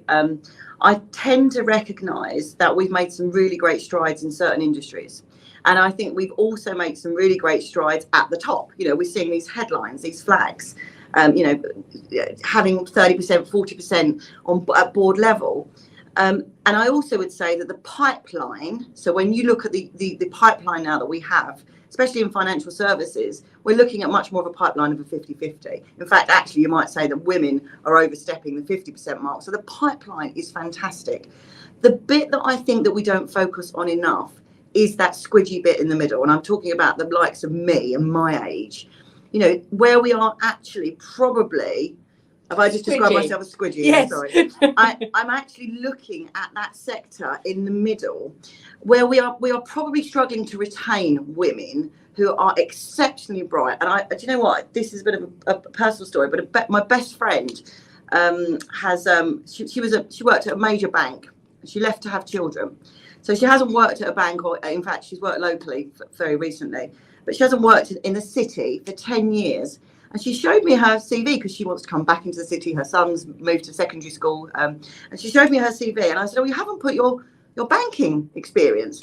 Well, the recruiter told me it wasn't relevant because it's over 10 years old. Now, I was astonished by that, because as a woman who's trying to change the dial and who's trying to encourage women back into the city who are experts in their field 10 years ago, I said to them, this is ludicrous that this is happening. And so there are little nuances in the system. And again, to Pippa's point, that we need the activists at the front. We need the people that are fighting. But it's about awareness. It's about making sure that the little tiny things that are affecting people in the middle sector who are coming back to work, who are trying to break back into that barrier, might not want to do might not have recognised that travelling to the major city that they once worked in is not the case anymore, because you can work from home. We've got flexible working. Things have changed so much. So I think if we look at it more broad brushly, most definitely we've changed the dial. But actually, let's be realistic about this. We know that women only really entered into financial services, or recognisably, 50 years ago. The Equality Act only came in 50 years ago. So is it that we've done really well in making a change, or is it that we're ridiculously slow and we just put it down to the fact that, well, actually, it was 50 years ago. So we've got to raise awareness. We've got to have honest conversations. We've got to think differently. We've got to think differently. We can't all think the same. And I think that that's really, really key in having conversations. And to the point that we started this meet with, awkward conversations, pulling out things that actually make a difference. And I know Pip's sort of, had similar scenarios through your career, haven't you? In terms of awkward conversations and us having to, maybe not, the word's not challenge, but ask somebody to, have you thought about it differently? Did you think about that a little bit differently? If that makes sense. It makes absolute perfect sense. And being a little provocative here, although I know, I think that you'll both agree with me, but I'd love to hear your thoughts, is people do sometimes forget that the acts and the actual laws and legislations did only come into play a relative short period of time ago. I often hear this conversation around, don't worry, the next generation will solve it. Don't worry, it's getting much better now. This kind of thing. And I often ask the question, why do you think that? Of course, because I don't want to, knock them down and say, hey, I don't think that is entirely the case. But legally, the act was not in place, as you pointed out, the Equality Act, 50 years ago. That is such a short period of time. And so my perspective, we can't rely on the next generations to solve this issue. I definitely think that 50 years is a short period of time, it's a long period of time, but I think you need to set society, companies, I think you do need to hold them to account, both in wider society. This isn't just a corporate issue. And to going back to what Stacey was saying about women who step out of the workplace, everybody should have the right to be able to step out of the workplace. But the reality is women more commonly do because of child rearing, which is, that's the most important thing that anyone can do with their lives. Bringing that experience back into the workplace and having women in the workplace, I think is something, for me, it's critical. Speaking from the financial services, but, an industry that has done fantastically well. It really is a successful industry, but it has faltered, and we can all point out that it has faltered. And the way to prevent those faults happening, in my view, is by having diverse leadership, diverse workplaces, diverse workforces. So when women talk about should I or should I not go back into the workplace, and they think about just themselves and their career impacting their families, I would love women to recognize that for companies, for industries to be secure, to be resilient in the future, to be fit for purpose for the next generation, they need to be present. They need to have their voice. This isn't imposter syndrome. This is about women need to be present to build successful industries. Otherwise, we will just keep repeating the same old faults. But also, do you know what's really important is that it's testimony to itself that we can see the seismic shift that's happening at the top. Okay, so let's think about we've got a lot of female senior leaders who are getting a voice. We've just had an act go through Parliament regarding the menopause. I mean, bearing in mind that women have been having the menopause since day dot. That didn't come in 50 years ago. Let's just be very, very clear on that. I'm pretty sure, I probably need to check some history books, and I probably made a bit of a wrong in there. But, women have been having the menopause not just since 50 years ago. They've been having the menopause all the time. So, but we've got women at the top who are bringing conversations. Now I sit slightly differently to Pip on this, because I think that society, if you look at where society led us to, and to the point that Pip makes there around, bringing children into this world, society has led women down to the point that if you went back 60 or 70 years ago, the woman was typically, the partnership was at home and the man was the worker. So we've got to be careful here not to be too, attacking of where society came from and where society is. We have to recognise our history in order to recognise where we're going. Okay, that's two things. But also what's magnificent about, and I use the word uprising very gently because I don't mean it in that sense. What is beautiful about this is, and this is how Pippa and I have become such great allies, is we all learn to lean on each other. So a conversation that I cannot have with my partner or husband or mum or best friend or whatever it might be, I can have with Pip. She works in the city. She gets it. She understands it. I've got allies in the company.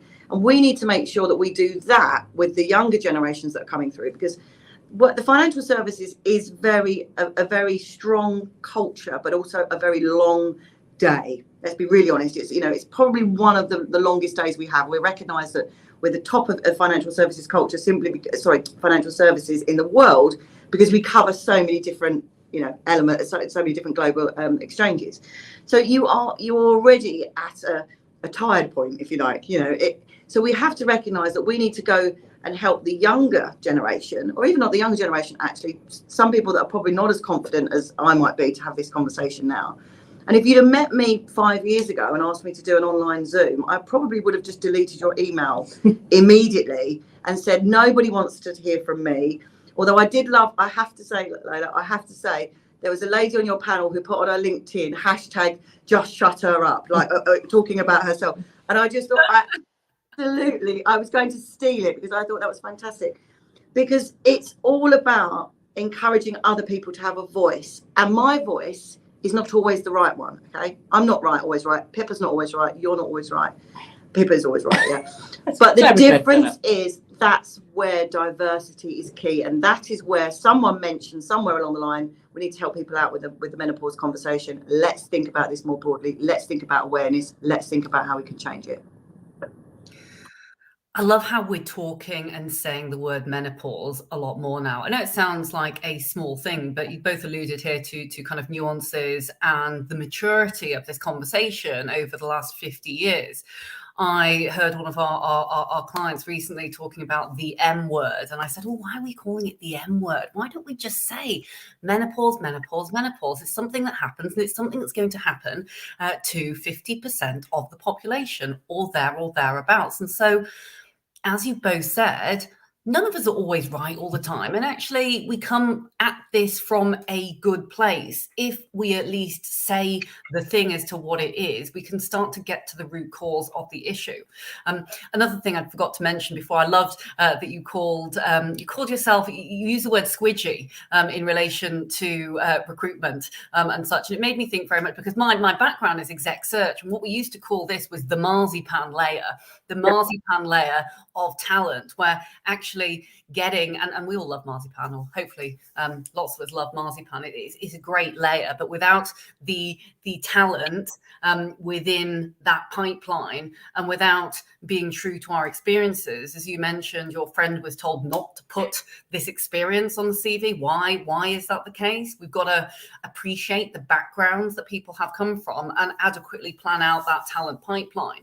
And really, that doesn't happen if we don't see and hear from voices and senior leaders like yourselves, who are willing to step up, to speak out, to bring your authentic selves and say, do you know what, actually had these challenges ourselves. It's not just about mentorship. It's about sponsorship. Ultimately, a very big difference. But if I may, before we go into our next question, we had these brilliant conversations in LSEG around allyship, and you mentioned to me, and I thought it was just so charming, this unusual allyship, and very kindly shared a little about your personal backgrounds and how you come into the workplace. I wondered whether you would be so kind to share a little about that beautiful, yet some might say unusual allyship, because I think we all perhaps stereotypically gravitate to one group or another. So I'm sure, Lila, I have been an out queer woman in the financial services sector. Well, I'm out and queer for every single day of minutes of the year. But in the financial services, I came out at very early stages of my career. And for complicated reasons, which we can talk about, and it's been an absolutely joyous experience. I will stand by the financial services industry, that they have been an amazing ally to my identity. And But flash forward many years later, I meet Stacey just literally just over a year ago, and it's an allyship where I personally feel like my natural set of allies I've been told, are, you know, the rest of the queer community, gay men in particular. And I love my gay brothers, don't get me wrong, but my natural allies, if you ask me, are straight women. And the conversations that I can have with a straight woman, because she walks through the workplace as I do, we can have very, very heartfelt conversations, not necessarily particularly between Stacey and I, which is a very straight allyship, but a very strong one. I value our friendship enormously. But we've had conversations like the queer female community. We cannot create families using natural means. So the idea that we can talk to straight women about that journey through building a family, building an alternative family, takes courage. So there is an allyship which maybe other parts of society just can't have privately and truly, honestly.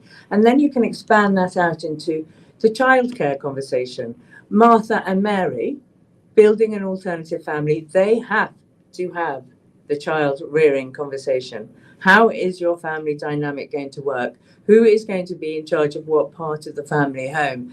It's a reality. We run businesses in the home. Mm-hmm. And to be able to go home to your newly, loved up Paul husband who's decided that together you want to build a family, that you can have those, then let's have a conversation about the childcare. So allyship between women, I feel like we really don't celebrate it enough. We don't celebrate it, whether it's about gender, whether it's about orientation, or whether it's about ethnicity. Women can have wonderful conversations.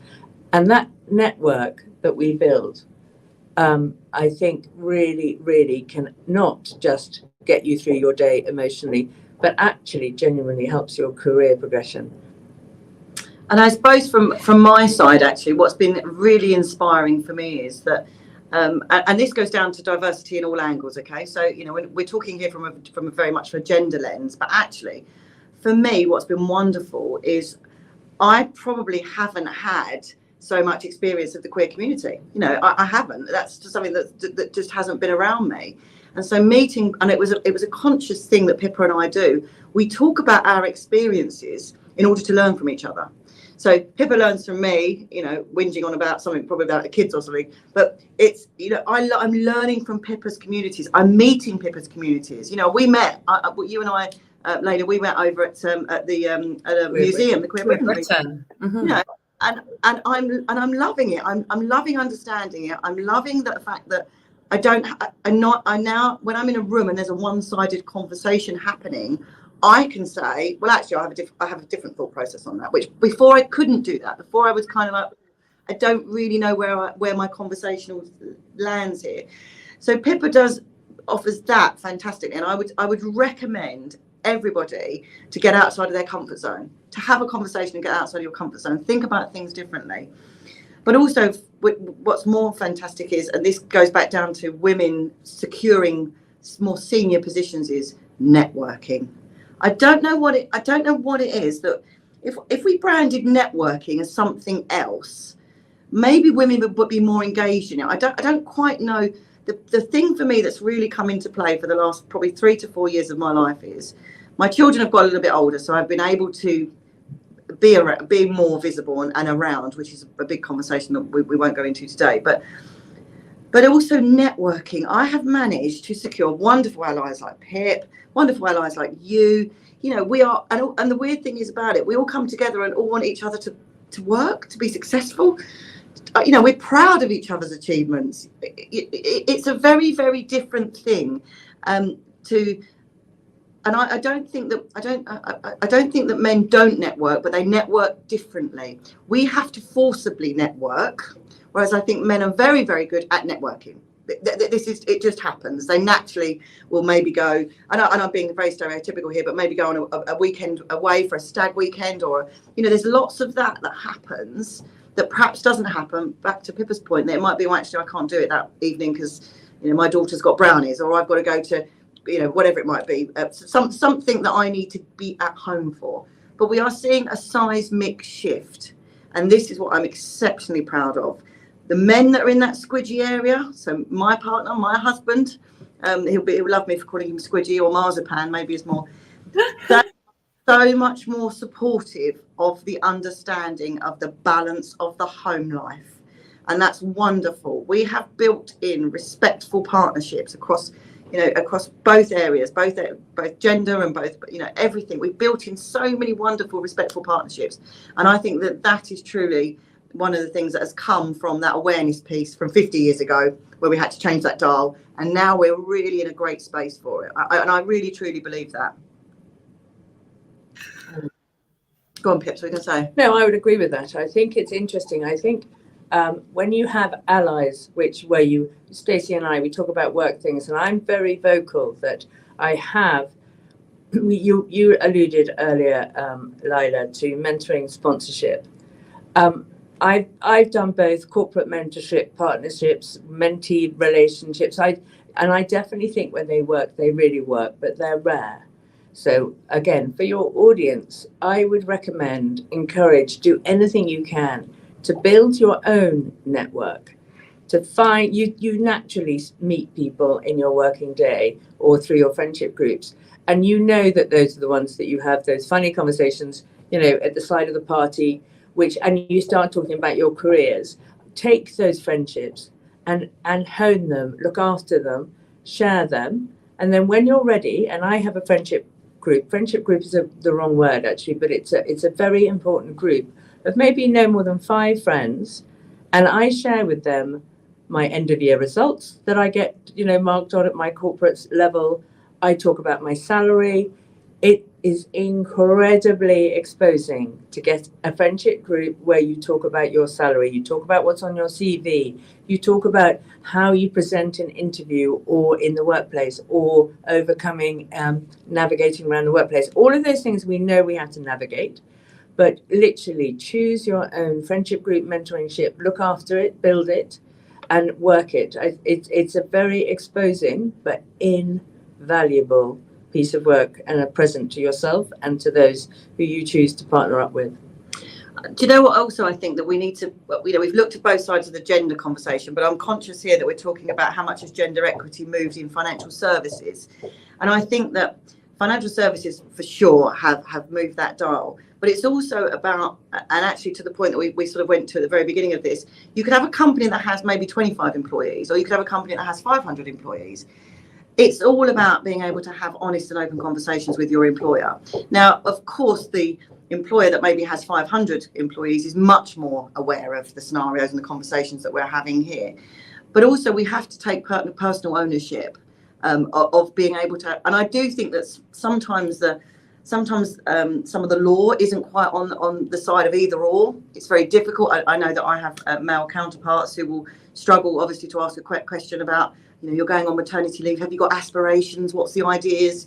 And then someone might take offence to that. But actually, it's just about managing expectations. And actually, one of the things that always caught me by surprise was when I was pregnant. I fell pregnant with my son 10 years ago. I went to the bank because we were moving house. And this big high street bank told me that unfortunately they were going to pull back my mortgage offer because I was pregnant, and the bank didn't believe that women would return to, I nearly fell off my chair. This is 11 years ago. And so he said to me, I'm so sorry, but as a bank, as a high street UK bank, we don't believe that women, well, it's not that we don't believe, but we are unsure. We don't have statistics to prove that women are going to come back to the working environment. And I challenged that. I got a letter from my CEO to say that I had intention, that I had been a worker at this, it's hilarious. I walked back into I'm not going to name the bank, but I walked back into the bank and I said, right, this is a city bank. I've been banking with you for X, Y, Z. I want to talk to the person. I got a letter from my CEO. And I'm aware that their policy was changed because of that. Because I said, how are you supporting women, especially in the city? How are you supporting women in the city? How are you allowing us to have access? You would never do this in any other society, in any other industry. Why is that now? Now, I'm not saying that they changed it because of me, but I'm certainly sure that. So we have to, rather than say thanks ever so much, see you later to your employer, to your bank, to whatever it is, challenge it see if you can change it and make a difference. And I think that's really, really important. As I say, when you're having these conversations about returning from maternity or paternity or whatever it might be. You're way more of an activist than you realise. I think I just like to poke the needle. But I do think that we have to take ownership in both sides of that conversation. We need to assist the employer on the journey of what do I want? I mean, I've always looked at my career in a five-year plan, and I love the fact that we're doing return to work now for women in 5-year plans, because it is likely that your child will go to preschool at 4 to 5. It is likely that your child will go to secondary school at 11. And I heard a wonderful story recently where someone was re-employed 15 years later, and they'd kept her, senior female at a bank. They'd kept her name on a register, contacted her and said, "We still think you're amazing. Would you come back?" And they employed her 15 years later. And they said, the team hasn't changed. You know how bad the expenses system is, because that hasn't changed, and the coffee's still just as bad as it was 15 years ago. But they employed her back again. Now, someone thought outside the box there. Someone valued that individual, and someone made a change and a difference. And that is what's really key here. Not going down the straight, normal route of, we've done that. Yeah, we've managed to engage in that. Think differently, but from both sides, employer and employee. These are such incredible and valid points. And when you talk about policy, you talk about ownership on both sides.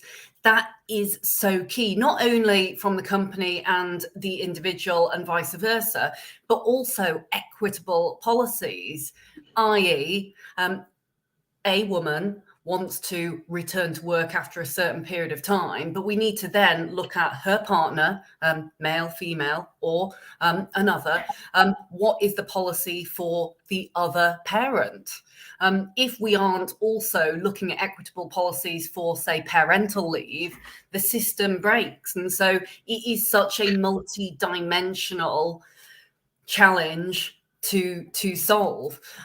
You mentioned there as well what we used to call talent banking, something that I would love to see more organizations look at, staying in touch with brilliant alumni of that organization, because talent comes and talent goes, and there is a growing trend for people to return back to organizations that they have worked for before. And so really great example there that you very kindly mentioned. I'd love just to touch back again on this point. Whilst we're talking about return to work and we're talking about parenthood, Pippa, you mentioned before different families, and this is something that's really hot on mine and my husband's minds at the moment. We had a little baby called Peter through IVF, and he's now 9 months old. And it strikes me that within this conversation around gender, return to work, equal policies, etc., that there is so much within what we might have used to see as a one-dimensional facet that is gender.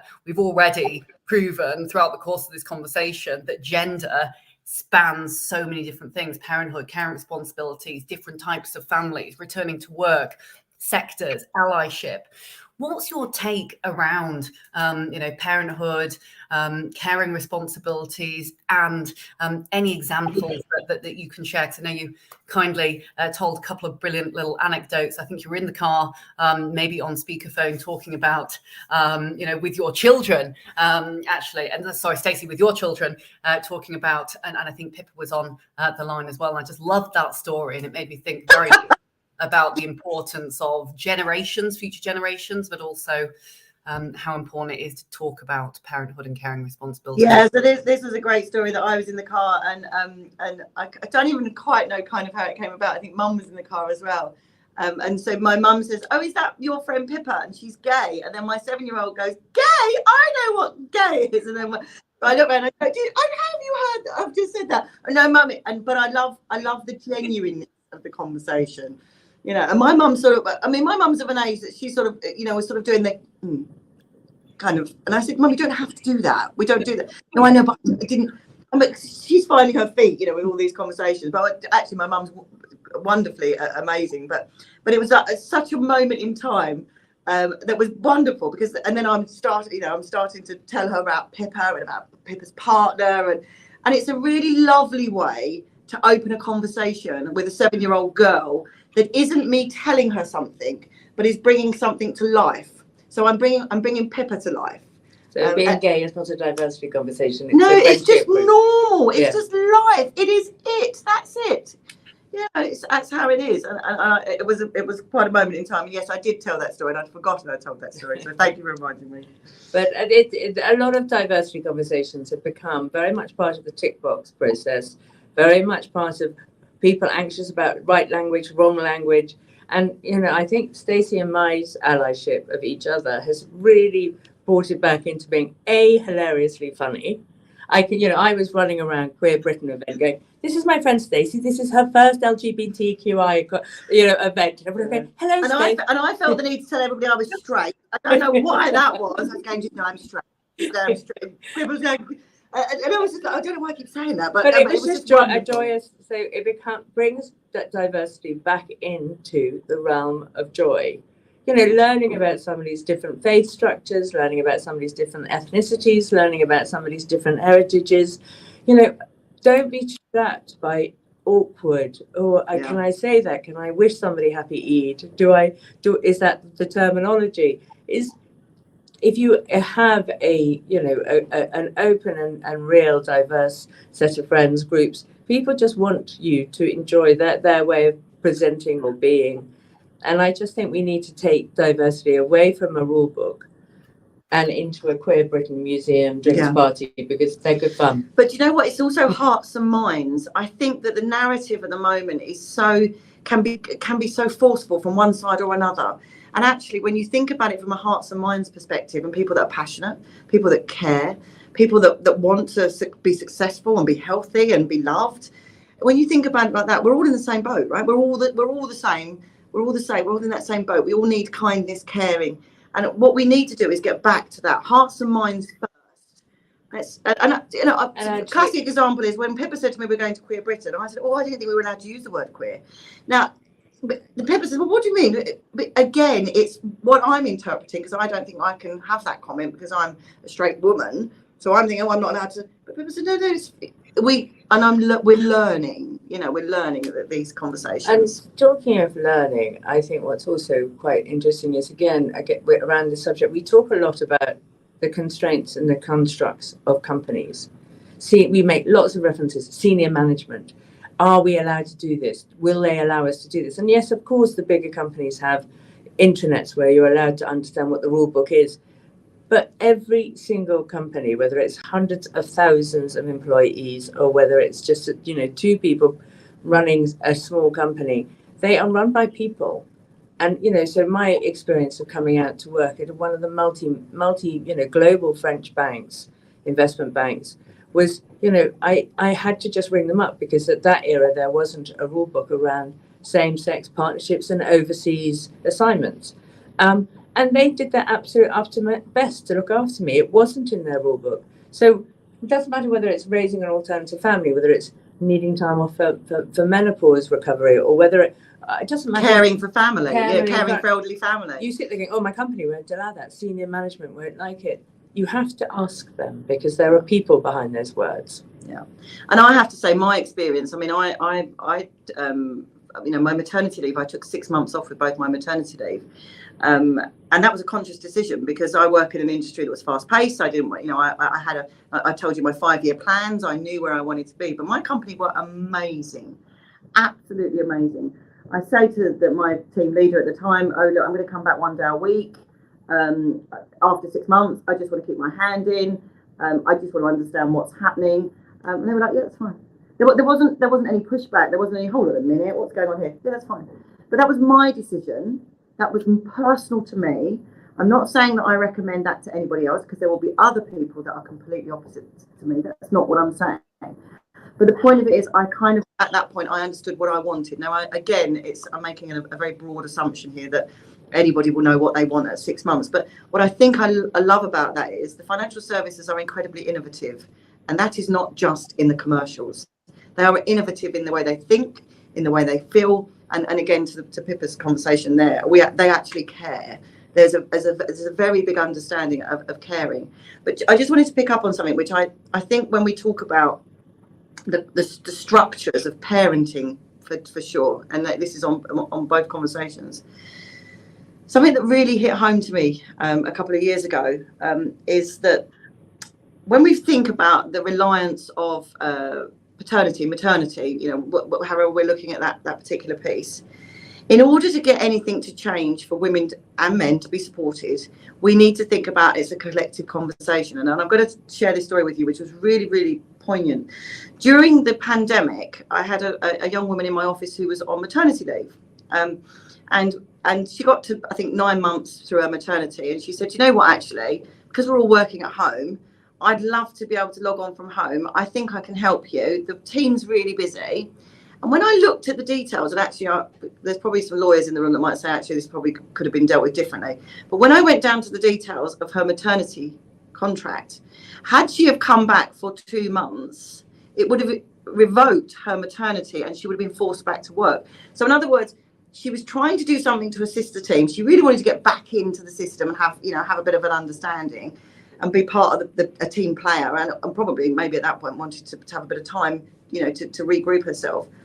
And the system didn't allow her to do that because it would have meant that her rights would have been taken away. Now, I'm not saying that this is one or the other side, but we can change the dial as much as we like in our workplaces, in our thought processes. But if the system doesn't allow the flexibility that is needed for both the employer and the employee, then it's flawed. And so that's why it's about a cohesive conversation. And it goes back down to us getting a menopause. You know, that it needed to be taken up to the top, didn't it, in order for that conversation to be had. Thank you both so much. And that was such a brilliant example. I can see that we are nearly out of time. We definitely should have a part 2. I'm told by the backstage crew at Dial that there is a Pippa and Stacey fan club forming in the event within our external platform. I have enjoyed this conversation so very much, so much that I don't even know where to start when it comes to summarizing this. But what I will say is some of the pieces that have really stood out to me is this shift away from the rule book, this shift away from the Equality Act and looking at diversity as something which is a polarizing subject. Let's not be constrained by the fear. Our mums, our dads, our kids may have very different ideas of what diversity means. In fact, I was just trying to explain to my parents the other day, said, LGBTQ plus IA, what does the I, what does the A mean? You know, all of these conversations are absolutely fine to have. There is nothing wrong with not knowing. Think about it as being even better to ask the question, because without those conversations, without speaking up, without being held back, we cannot move forward. And moving forward with a great sense of humor and great allies who are with you on that journey is something that we all should have. Thank you both very, very much indeed. Now, for those who are live inside the summit, do look to the left of your screen for speed networking. We've got a brand new techie feature, which is our capsule. So if you want to do a little recording of yourself, let us know about you. Let us know how you're enjoying the summit. Please do make sure you share with us and with the Dial Global team. Make sure you stay tuned after the break. We've got a fantastic panel all around ESG and diversity inclusion and the interplay within that with Royal Mail Group, Capri Holdings, Michael Kors, and the Cooperative Group. Now, enjoy the outbreak. In the meantime, Pippa, Stacey, thank you so much. Next time you see the team and I will be wearing Pippa and Stacey t-shirts. Clearly, you've been marvellous today, and I look forward to seeing you in person very soon. Very soon.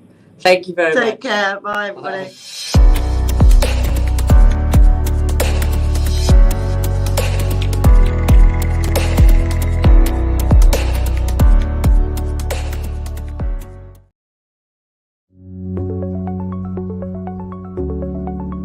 Delighted to announce our newest initiative, the CEO Activist Moving the Dial on Diversity Pledge. What is a CEO activist? It's quite simple.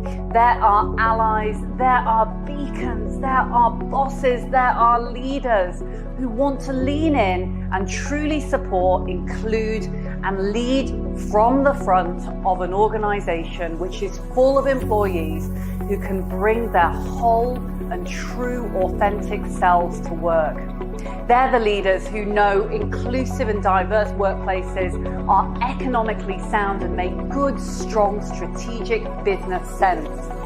They're the leaders who want to make their world a better place now and for future generations of leaders to come.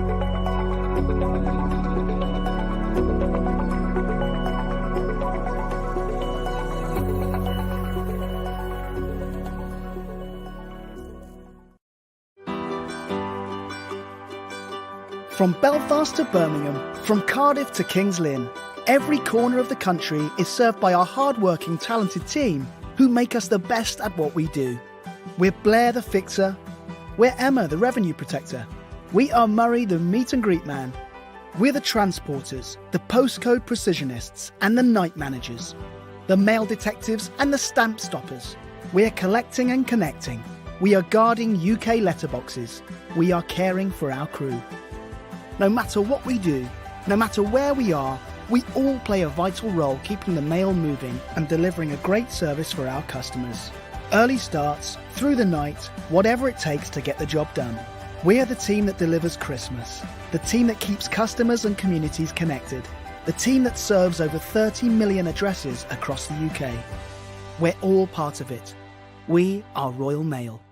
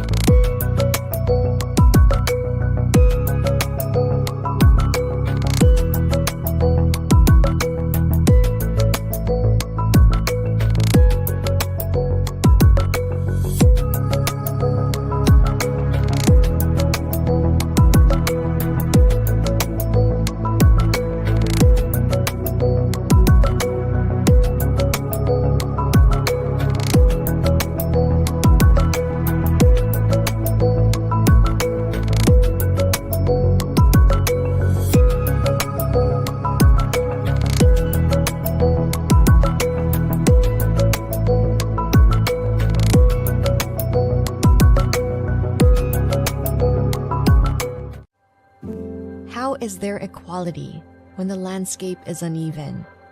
When skin color and gender define the opportunities we get and don't? When it's easier for some and harder for others? When we're judged for who we love and how we are? When some have to fight to live within their right? That's why equality isn't equal. Equity is. And why Unilever is working to level the playing field. For a more inclusive and equitable world, where we see allies in each other. And fitting in means being you.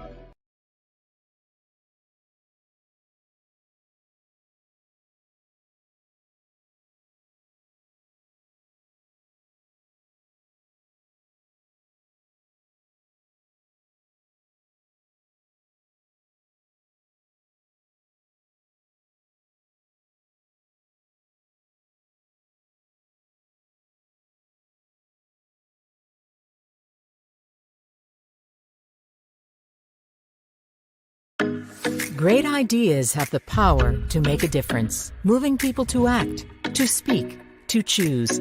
But to create value, those ideas need to connect with the right people at the right moment, everywhere in the world.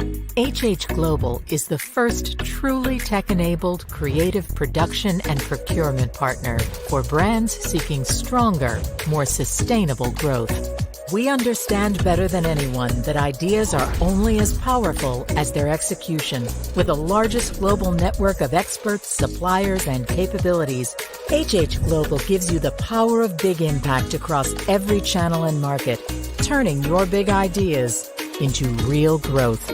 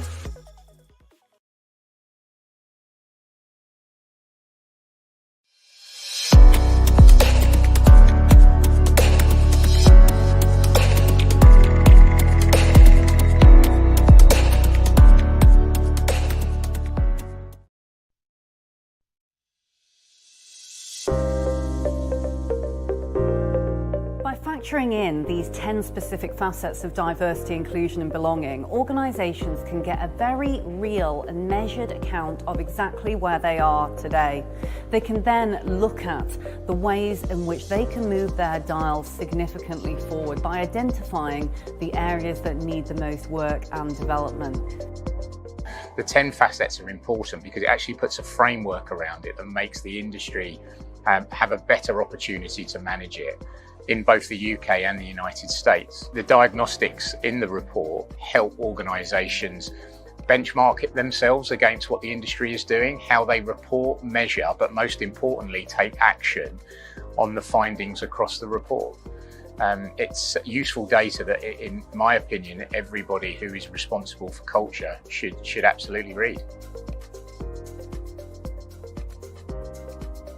When I think about why people should take time to read yet another review, the reality is that you don't have to read this review in one. You can go in and out throughout the year.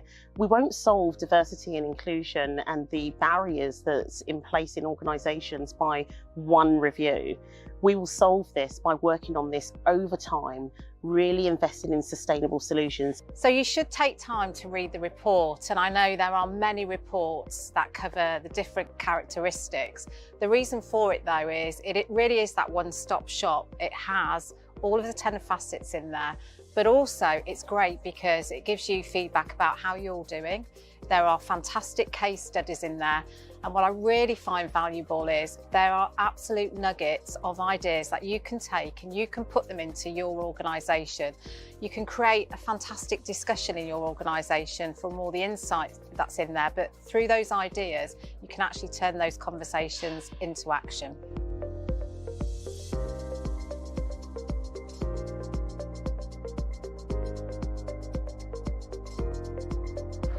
The future of diversity is in reporting.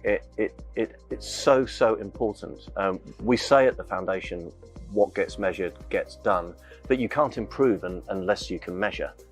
And so it takes inclusion, diversity and belonging within all forms of organisation to a place where you actually know if you're making progress, you understand what your baseline is, and unless you can do those things, it's just talk, it's just in the abstract. So what we do is we provide practical solutions to allow people to affect the change.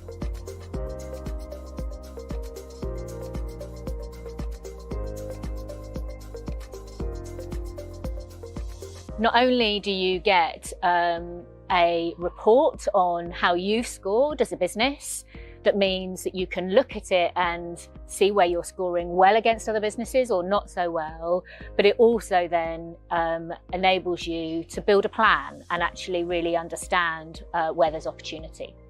Apart from obviously being the right thing to do, inclusive cultures are absolutely differentiating against others. You know, the best high-performing cultures have a high degree of psychological safety and inclusion. And when you can bring a group of people with diverse backgrounds, experiences, beliefs, and they can come together and feel that they can be the very best version of themselves, it becomes really, really powerful. And that's when you get the most innovation, the best outcomes, and most of the statistics say that that's the case. We really encourage leaders to look at an approach which is based by scientific methodology as opposed to purely common sense. It is together that we can move the dial forward.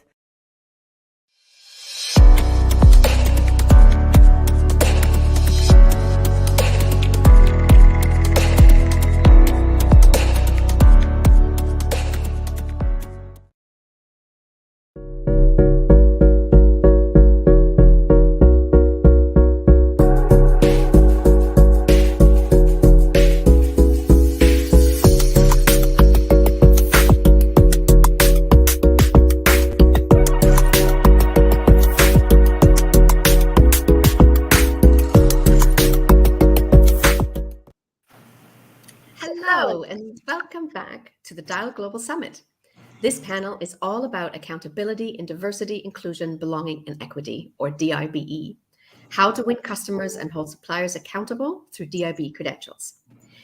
Oftentimes, ESG targets encompass DIBE, but not all DIBE successes are tangible or even measurable. Looking at the blurred lines between societal impact and DIBE, how do we then measure success, its impact, and what frameworks are used? I'm delighted to welcome to the Dial Global virtual stage, Simone Bamboat, VP and Global Head of Diversity and Inclusion and Talent Acquisition at Capri Holdings Limited, which includes such brands as Versace, Jimmy Choo, and Michael Kors. Yvonne Breen, Partnership Director at Royal Mail Group, and Sahor Ahmed, Head of Social Mobility, Inclusion and Belonging at the Cooperative Group. I'm Clarissa Valakit, SVP of Customer Experience and Solutions at Dial Global. Welcome all. Thank you. Hi. Before we dive into the details, I'd love you all to give a brief introduction to yourselves, your role, and what makes you so passionate about diversity, inclusion, belonging, and equity. Yvonne, shall we start with you? Thank you, Clarissa. Hi, everyone. Yeah, why does it matter to me? Well, it's important. It matters.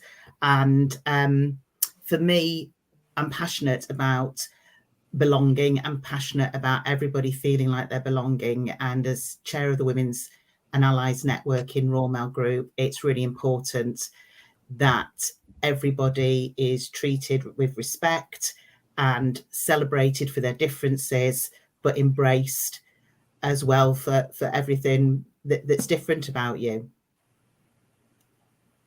Excellent. Sahor, do you want to give us a quick intro to yourself? Yeah, I'm Zahor. I suppose my interest within this whole area around diversity and inclusion, it's just run through my life, as a sort of first generation sort of migrant and growing up through the 80s and 90s, and then through that, the various different organizations that I've worked in over the years, you see the differences in experience, and some of the scenarios obviously quite shocking, and then they keep repeating as well, and sometimes we struggle to learn from the lessons of history. And so I find myself now in 2023 sometimes having the same conversations I was having 20 years ago, but other times things are moving on, and we are now in a scenario where actually there's much broader interest in inclusion and diversity, and I think we are pushing against more of an open door than we ever were, but I think the price we pay for a lot of that is that we need to be vigilant and we need to maintain some of that momentum. Couldn't agree more. Simone, last but definitely not least.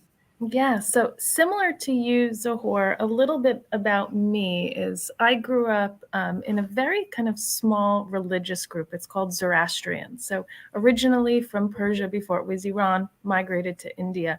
And I'm first generation American. So my parents came here straight from India about 45 years ago.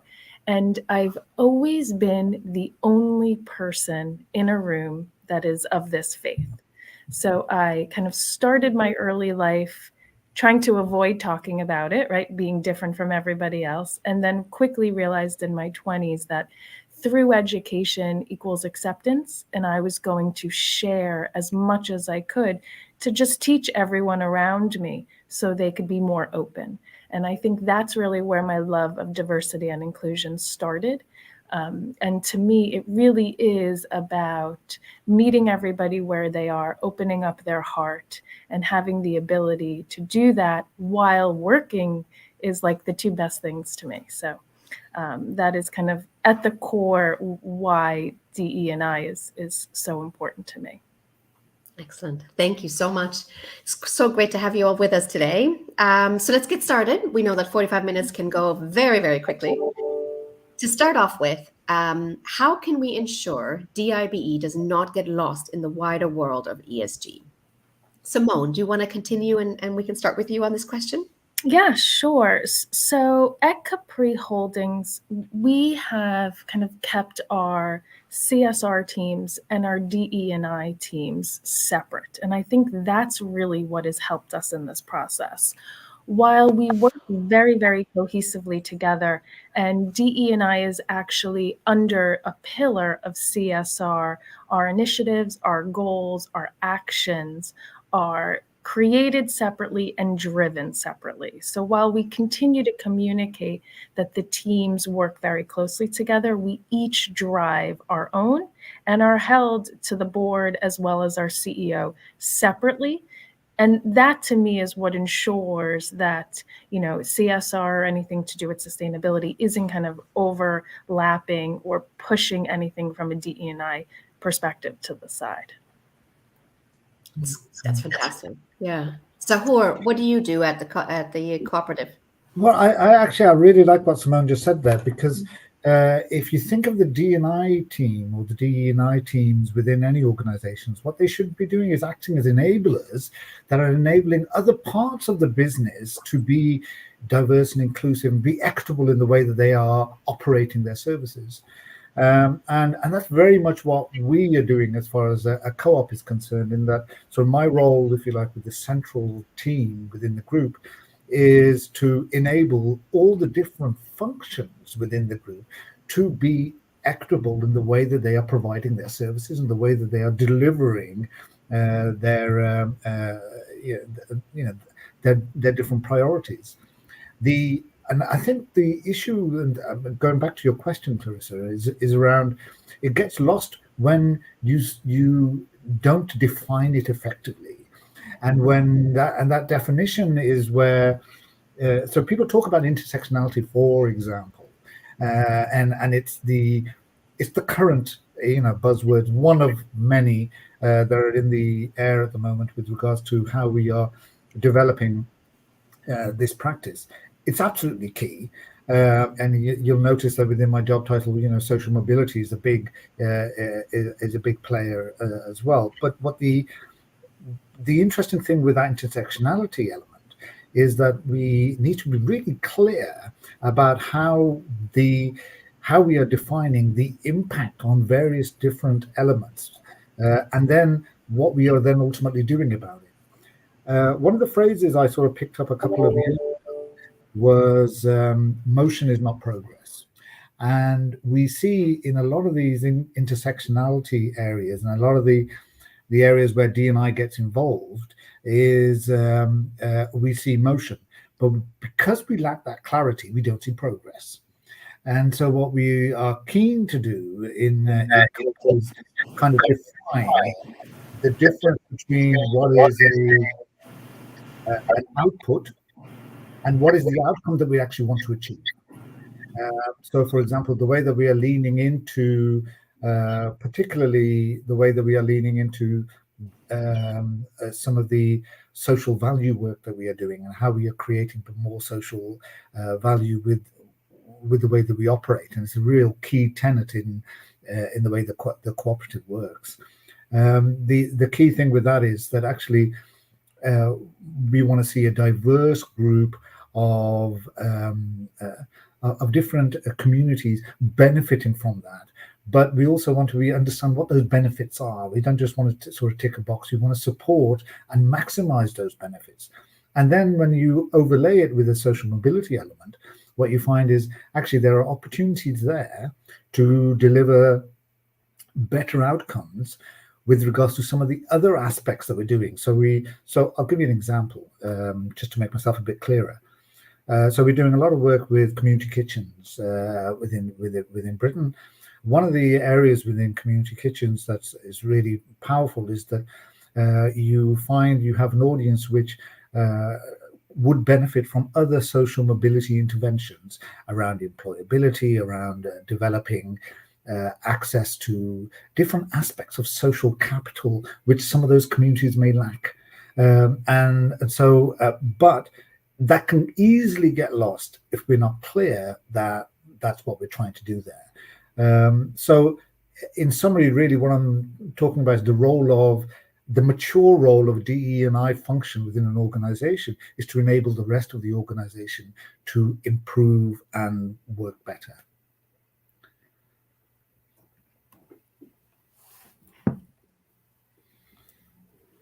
Clarissa, on mute. Of course I am. Yvonne, what would you add? No, I'm just picking up on what Simone and Zahra all said. I totally agree. We keep our DE&I group separate from our CSR in respect of that. And I'll just give you a quick example. The charity for Royal Mail is British Heart Foundation, which is fantastic, and we're doing a lot of work with them around Reviver.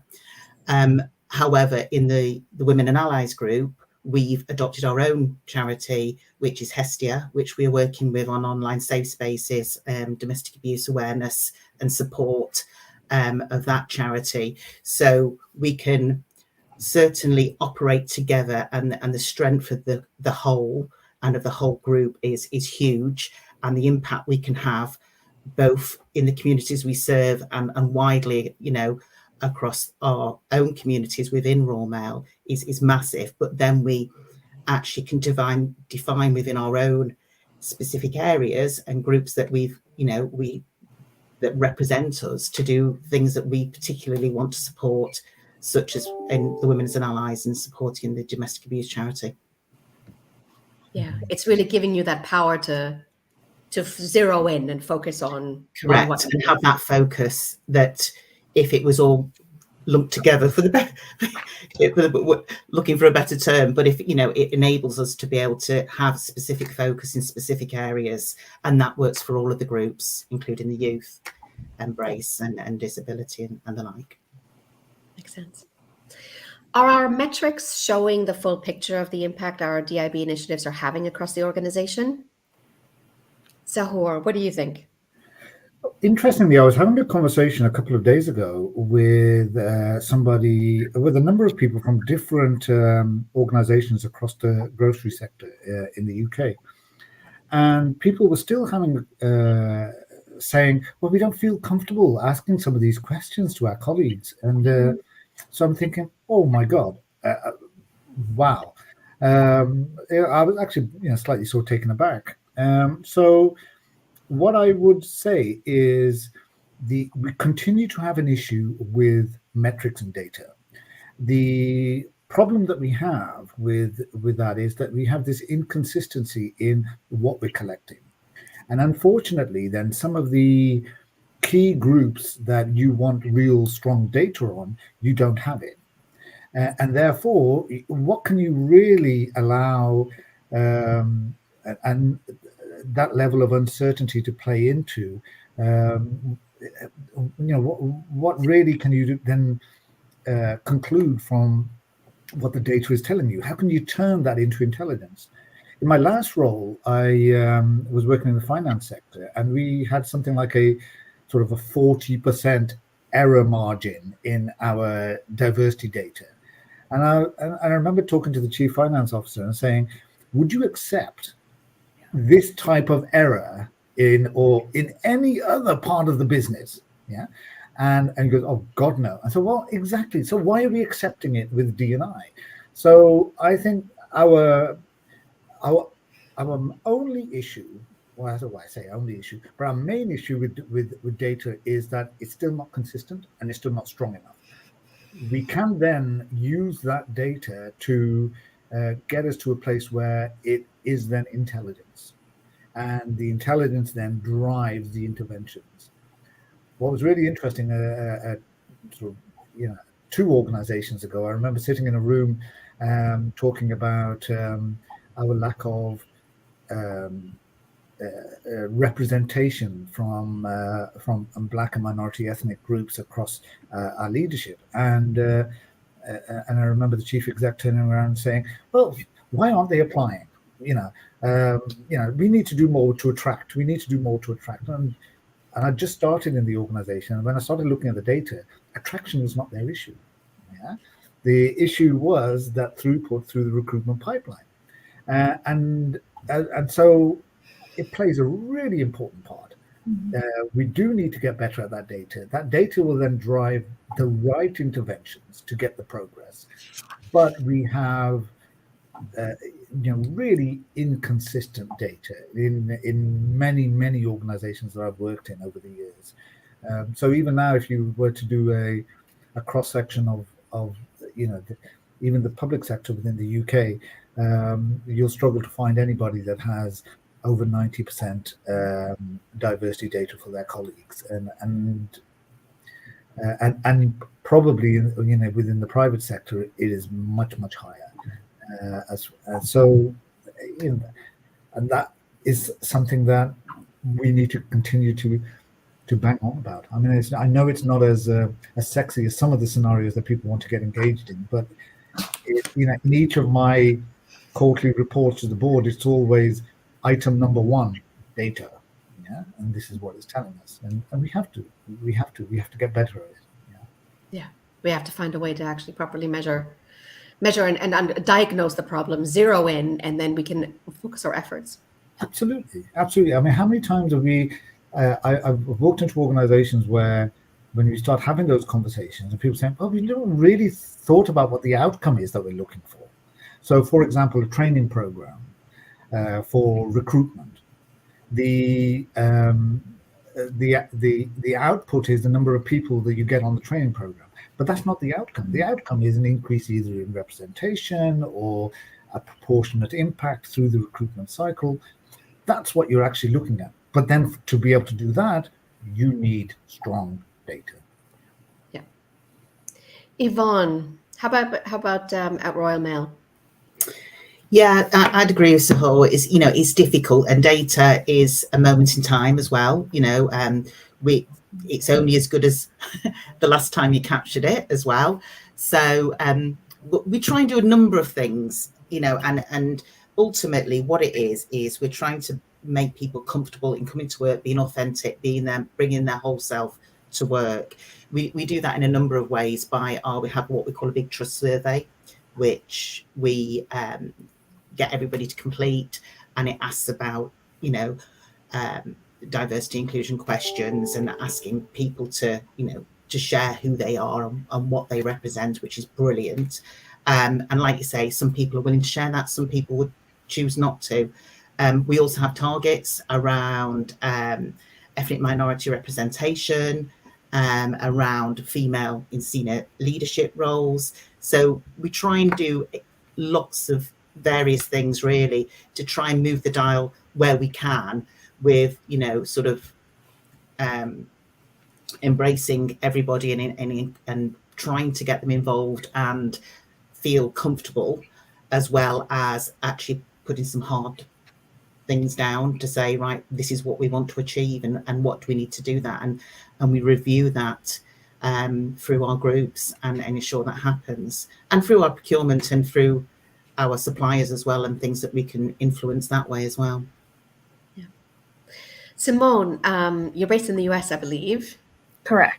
How are things? How is it in the US in terms of not just measuring, obviously DIBE, but measuring the things that you're hoping will have the biggest impact?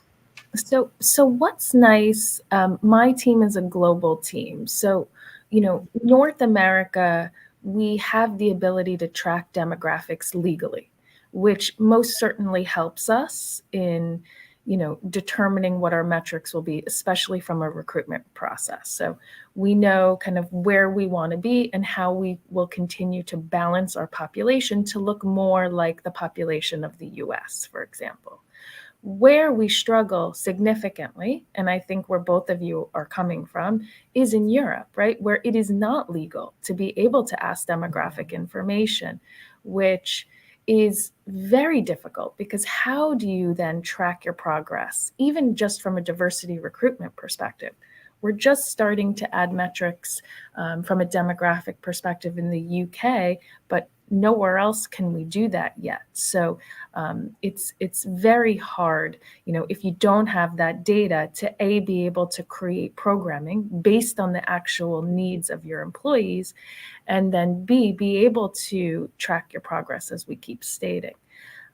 What we do presently is, and Zohor, you had mentioned this, which is probably the best we can do, but not where we should be, is to track engagement, right? So we run a number of programs within the DE&I space, from, our communications, we have monthly magazines, to our speaker series, to all of our trainings, listening sessions, safe place sessions, mentorship programs. So it's really through tracking, are we engaging our audience? Are we increasing the audience month to month? Are we hearing a change in the vocabulary of our communities? Are they coming to the DE&I team more frequently for advice, et cetera? Versus, talent acquisition, my team, it's very specific, right? You know exactly what targets you need to reach. And unfortunately, in the DE&I space, it's just more gray. But hoping that through all of the work, especially in Europe, that is happening, that there will be some kind of change in the ability to track these demographic details. And that's I love that idea of even tracking the vocabulary changes within your community. It's, at the end of the day, that is really what will show you the biggest culture shift. Yeah.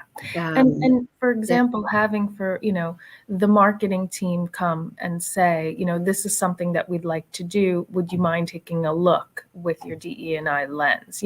Starting to get those other groups to come to us as advisors, as we are now trying to get into all of the groups to actually become a part of each of the different teams to be able to influence. Yeah, makes sense. How do we, pivoting a little bit to the supply chain, and obviously ESG and DIBE specifically are quite important as we look at who we work with. How do you hold suppliers accountable to your internal DIBE and ESG standards? Yvonne, do you want to kick us off on this one?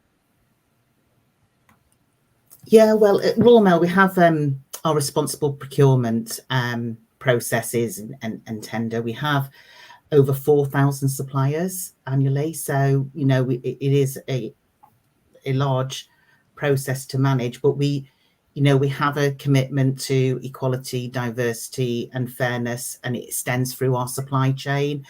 And we expect all our suppliers to maintain an inclusive workforce, free from discrimination or harassment. I think probably one of the easiest things to do is to actually give an example. And last year we redesigned our uniform, and as you can imagine, the Royal Mail uniform is vast in terms of, there are people who are out in all weathers, different times of the day, indoor, outdoor.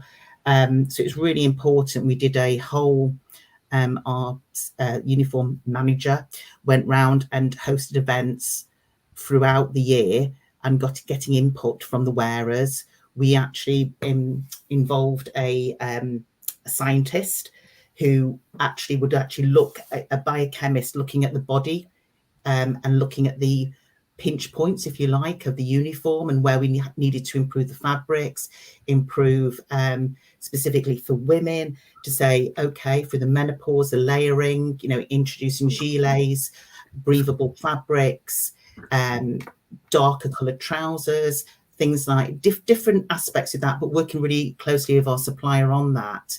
But also, and this is where it does become blurred, is looking at, okay, so what happens with the old uniform? Is there a risk around waste, about generating waste, and and being very conscious about how we use that and how we get that uniform back and recycle and in the circular economy. So it was a whole kind of effort with our supplier to reinvent our uniform, which the first time we'd done in 10 years. So it was a massive project, but really fantastic, and a great team working on it really closely with the supplier. So I think that's the best way I can sort of do about our sort of procurement and kind of responsibility and taking in the needs of everybody that wears our uniform. Do you also have set standards or regulations around your suppliers' ESG standards or DIBE metrics, sort of things that they're measuring, and they have to prove back to you that they are also an inclusive employer? Yes, we work very closely with them because we have very high standards ourselves that we want to to ensure that we are embracing through our suppliers. The fact is that we're monitored ourselves by the Dow Jones, by the FTSE for Good, all of those areas, and we can only achieve that when we work closely and well with our suppliers. Yeah, makes sense. Sahur, how about you? We've been working on this for a while actually now, and we have something called the Endless Inclusion Hub, which sounds wonderful, and it is wonderful actually, because one of the things when I entered the co-op, I was really quite pleasantly sort of surprised, because it is one of these areas when you look at the supply chain that is always quite difficult. And having worked in the public sector as well in the past, there's a public sector equality duty as well around some of that engagement, and so I had some understanding of it. What we've done is, though, with the Endless Inclusion Hub, is that we've asked and engaged our suppliers to be able to say, well, we will support you to become better employers based on diversity, inclusion, and equity metrics, and give you the tools that are necessary for you to be able to begin doing some of that stuff. Because you can imagine the supply chain is made up of all sorts of different size of organizations, different capacities, different places in the world, and so subsequently, not all of them are at the same sort of baseline with regards to delivering some of this for us, and not all of them actually have the same understanding either. So what we are very much in the space of doing is giving people the support to actually deliver against some of those expectations, so because people understand, I think, particularly in the UK, what the cooperative is all about. It's one of the oldest businesses in the UK, not as old as Royal Mail, but it's been around, so those ethics are there, and I think that's really proved really powerful for us, because there's a level of trust. So, for example, when you talk about collecting data, go back to our last question. That's an interesting one. So how do you enable some of those organizations to collect some of that data when they don't have the skills in-house to nudge, to reassure, to really explain why we want the data, what we're going to do with it, that type of stuff. So you are giving people the ability to be effective in DE&I.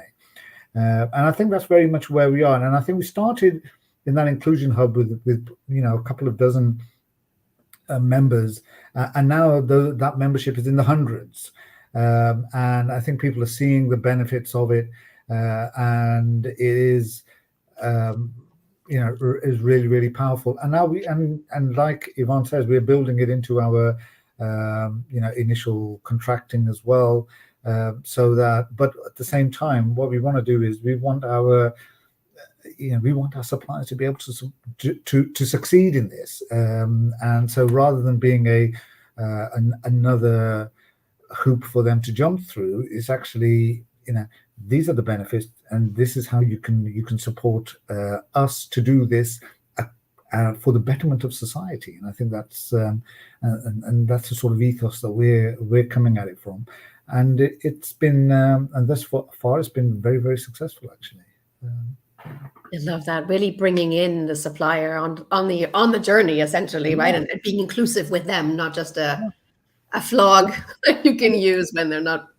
One of the other things Clarissa, one of the other things that some of the suppliers find really useful is when you have events like Black History Month, for example, and they want some resources. They want to know, well, what can we do around here? What are the options? And so just being able to access resources from other organizations, being able to attend events that other organizations are holding, fantastic, and that's the space that we're in. Yeah. Fabulous. What about customers? So obviously it's important for employees, it's important for suppliers, but what about our customers? Why do we think that it's so important for them specifically? Simone, do you want to kick us off on this one? Sure. So from our perspective, as I stated earlier, CSR and D&I kind of sit very separate within our organization. So where my team comes into play from a diverse supplier perspective is we were actually the customer, Zahor, that you were just speaking to. A couple years ago, that's kind of how we started our process. So, for example, a department store here came to us as one of their customers and asked us to participate. So they were taking us along the ride. So as you were saying that, I was like, that is a really great kind of process, because it also gets then the customer to start thinking about all the ways in which they can improve and how it really benefits all to be a part of it. So we were the customer, we started this process, and instantly we kind of adapted a lot of the insights that we learned. So we went through our whole supply chain. We visited how, what is our percentage of diverse suppliers, for example, and then we were able to kind of kick off our process. Even though at that moment, 3 years ago, we weren't ready to kind of jump full speed ahead, we were able to start putting actions in place instantly. So for example, when our procurement team now gets a request for, a new vendor, they will provide at least 1 to 2 diverse suppliers in the mix. And as we continue to educate our internal population, we're hoping, just like in a recruitment perspective, that our employees start to select the diverse vendor. And as we grow and have the ability to continue to manage that process, our goal is really to continue to increase that diversity supplier number. So as a customer, it really, perhaps it might not be top of mind for them, but involving them in the process, as you suggested, will most certainly kind of speed that up and open their eyes. So it's very helpful. Hope that answered your question, Clarissa. Yeah.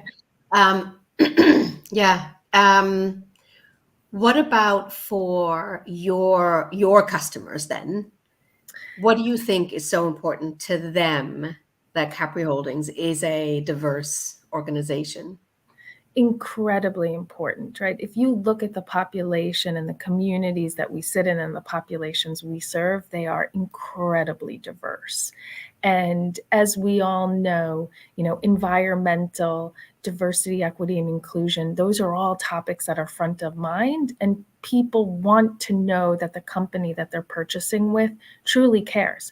Not only cares for their employees, but cares for the factories in which the productions are, and everyone associated with the brand. So I do think it's incredibly important that you state your goals externally. So A, you can be held accountable, and B, your customers can see, what your plans are and how you truly care for the community. Yeah. Sahur, back to you. Yeah, no, I totally agree with that. I think Simone's absolutely right. I think the attitudes have changed, and they are always changing. And so, do you really want to be reactive and just be behind the curve, or actually, do you want to, hit that market at a point where you really are understanding what the market desires are, the market needs are. So, and it's a real differentiator. I do think it's a differentiator between those organizations or companies that are aligned to this ethos and those that are behind the curve on it. And I think it's really, really important. And the other important thing, I suppose, is just around, it's worth just, just thinking about the bottom line, the P&L, because if you are effectively engaging with and providing services that are accessible to all parts of your community, then that is going to be profitable for you as well. Yeah, so it makes absolute sense to do some of that stuff. So my question around that would be, well, why wouldn't you? It makes absolute sense. Financially, it's sensible. Ethically, it's the right thing to do. So, and then that's the space I think that we are in as a co-op as well. In that we are always looking for that level of differentiation within society. So at any point, whenever anything is coming up, then making sure that we account and are mindful of the diversity within society when different events are happening. We've got Ramadan coming up and in a few weeks' time. So, we have a significant number of those of customers from Islamic communities. We need to make sure that we are providing services which are appropriate for them at that different times of year. Disabled communities, I think, are really, really important as well, is making sure that all of our shops are accessible, that our services are accessible, that our colleagues understand the accessibility needs of our customer as well. There's an upskilling as far as colleagues are concerned also.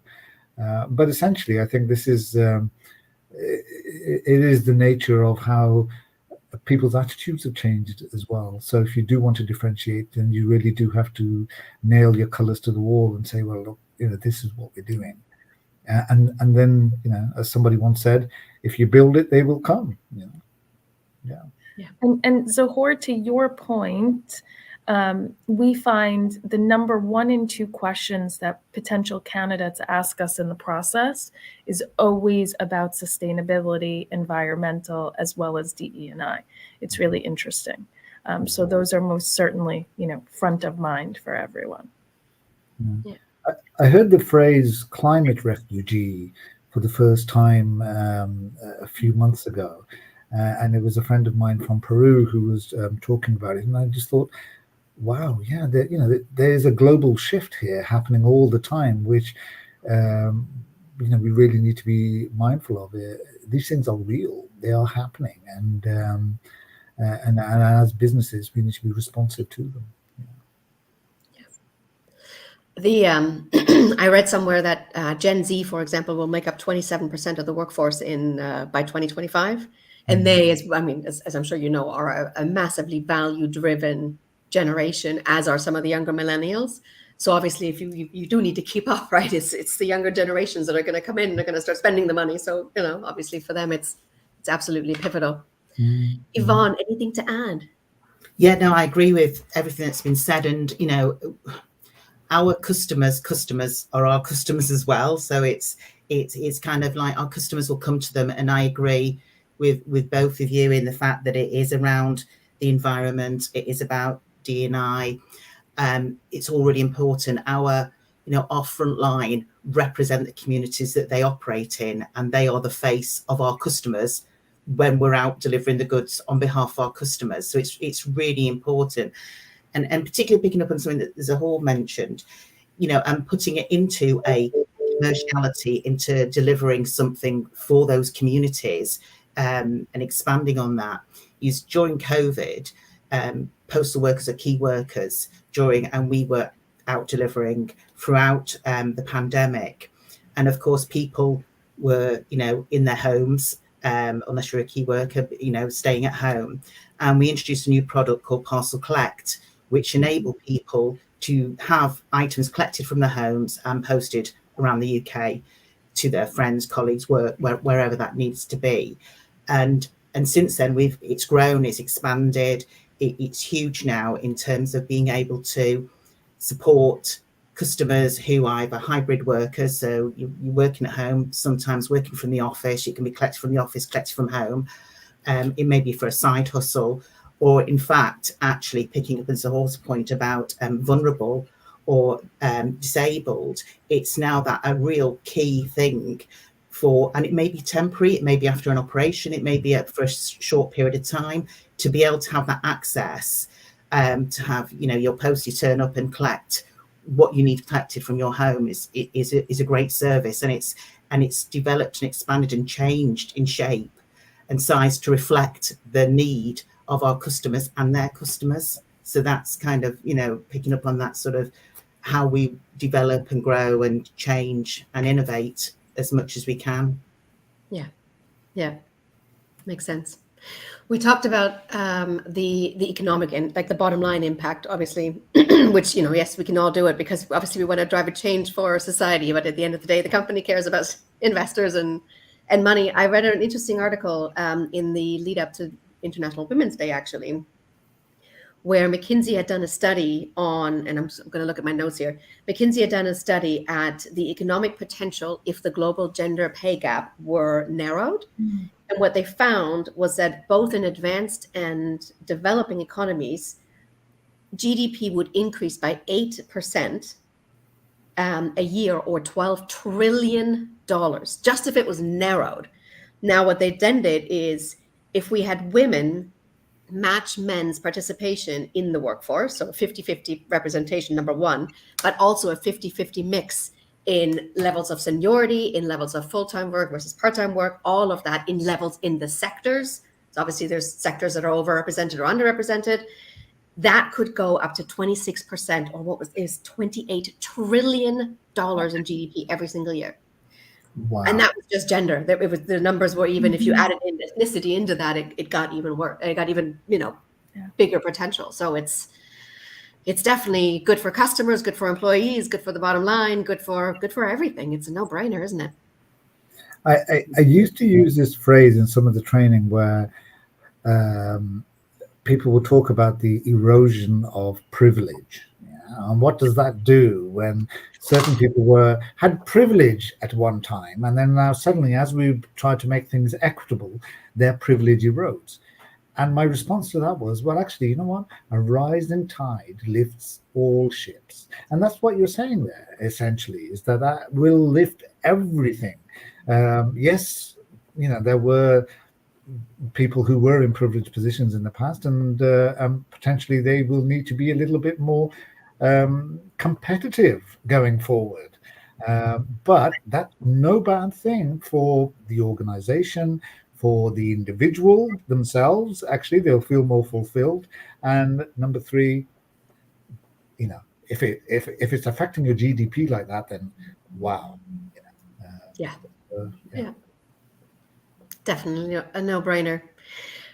So really, what I would take away from this, and please add anything else that you would add. But in terms of clear themes, I mean, it's number one, ESG and DIBE clearly defined and kept separate, but also clearly defined, kept separate, but working together in one.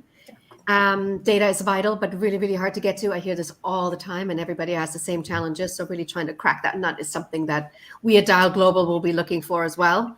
And it's really vital to bring in suppliers along on the journey, making sure that they are inclusive. And as you said, Sahur, setting them up for success and actually helping them, because at the end of the day, it's going to help us all.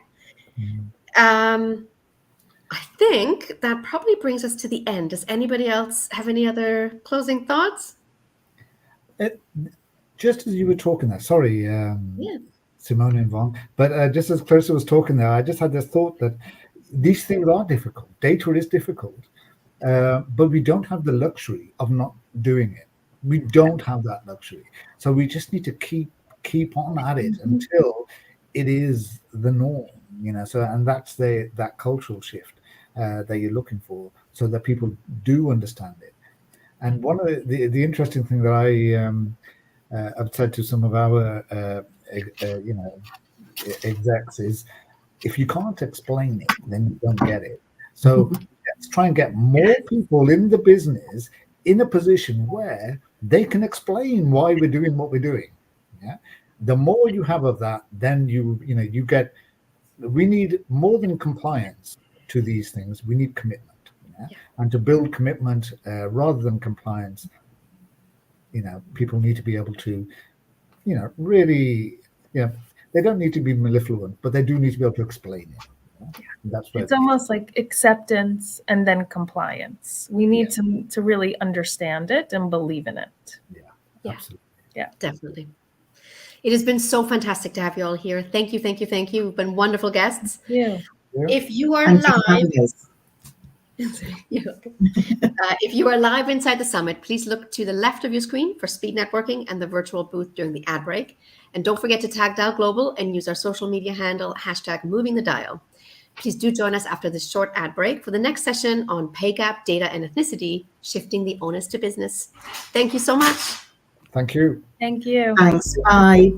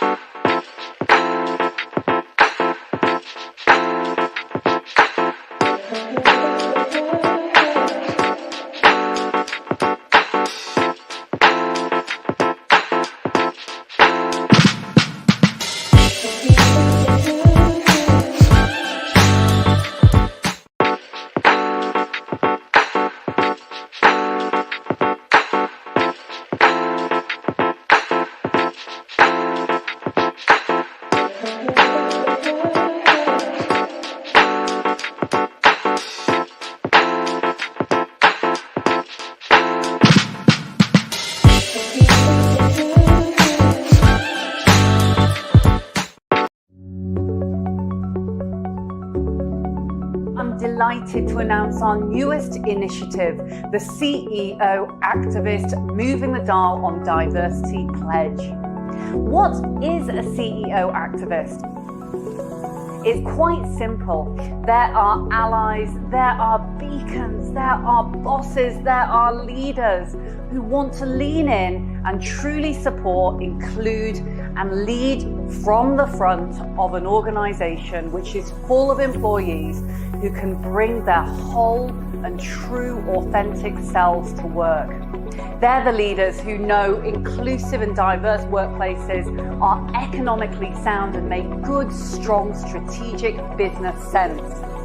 They're the leaders who want to make their world a better place now and for future generations of leaders to come.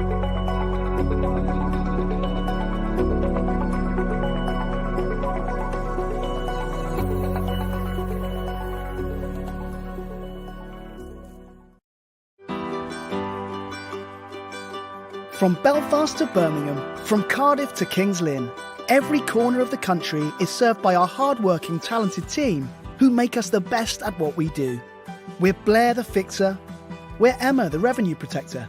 We are Murray the Meet and Greet Man. We're the Transporters, the Postcode Precisionists and the Night Managers, the Mail Detectives and the Stamp Stoppers. We're collecting and connecting. We are guarding UK letterboxes. We are caring for our crew. No matter what we do, no matter where we are, we all play a vital role keeping the mail moving and delivering a great service for our customers. Early starts, through the night, whatever it takes to get the job done. We're the team that delivers Christmas, the team that keeps customers and communities connected, the team that serves over 30 million addresses across the UK. We're all part of it. We are Royal Mail.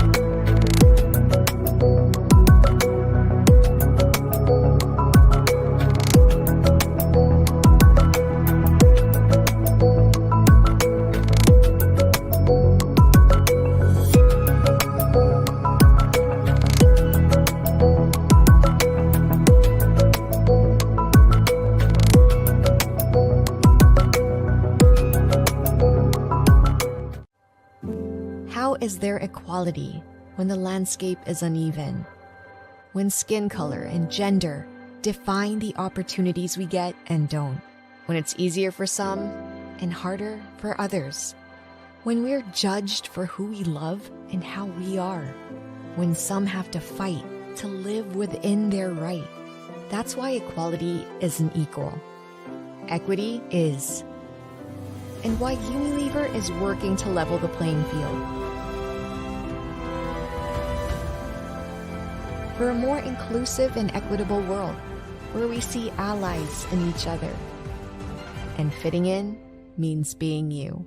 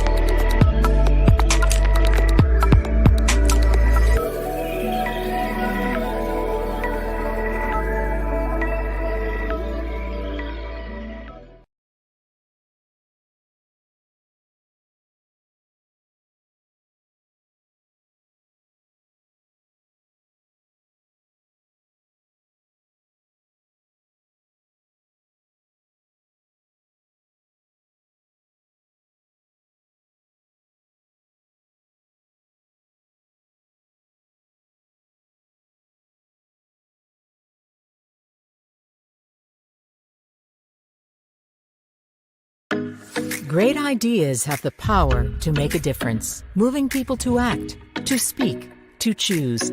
But to create value, those ideas need to connect with the right people at the right moment, everywhere in the world. HH Global is the first truly tech-enabled creative production and procurement partner for brands seeking stronger, more sustainable growth. We understand better than anyone that ideas are only as powerful as their execution. With the largest global network of experts, suppliers, and capabilities, HH Global gives you the power of big impact across every channel and market, turning your big ideas into real growth.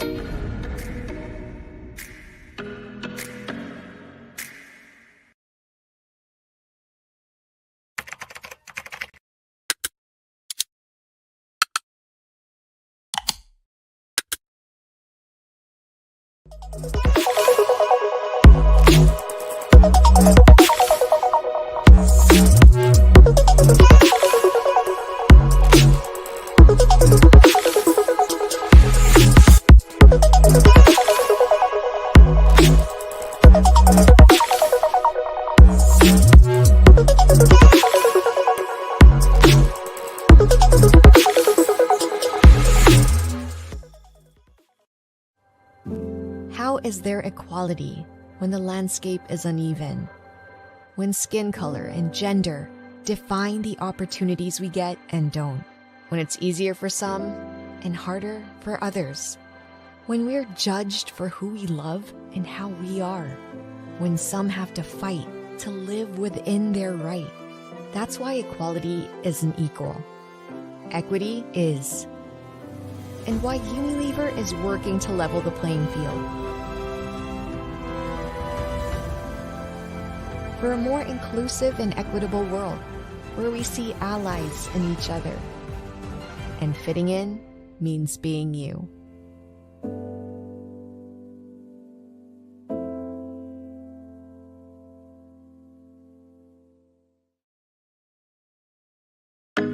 Great ideas have the power to make a difference, moving people to act, to speak, to choose. But to create value, those ideas need to connect with the right people at the right moment, everywhere in the world. HH Global is the first truly tech-enabled creative production and procurement partner for brands seeking stronger, more sustainable growth. We understand better than anyone that ideas are only as powerful as their execution. With the largest global network of experts, suppliers, and capabilities, HH Global gives you the power of big impact across every channel and market, turning your big ideas into real growth.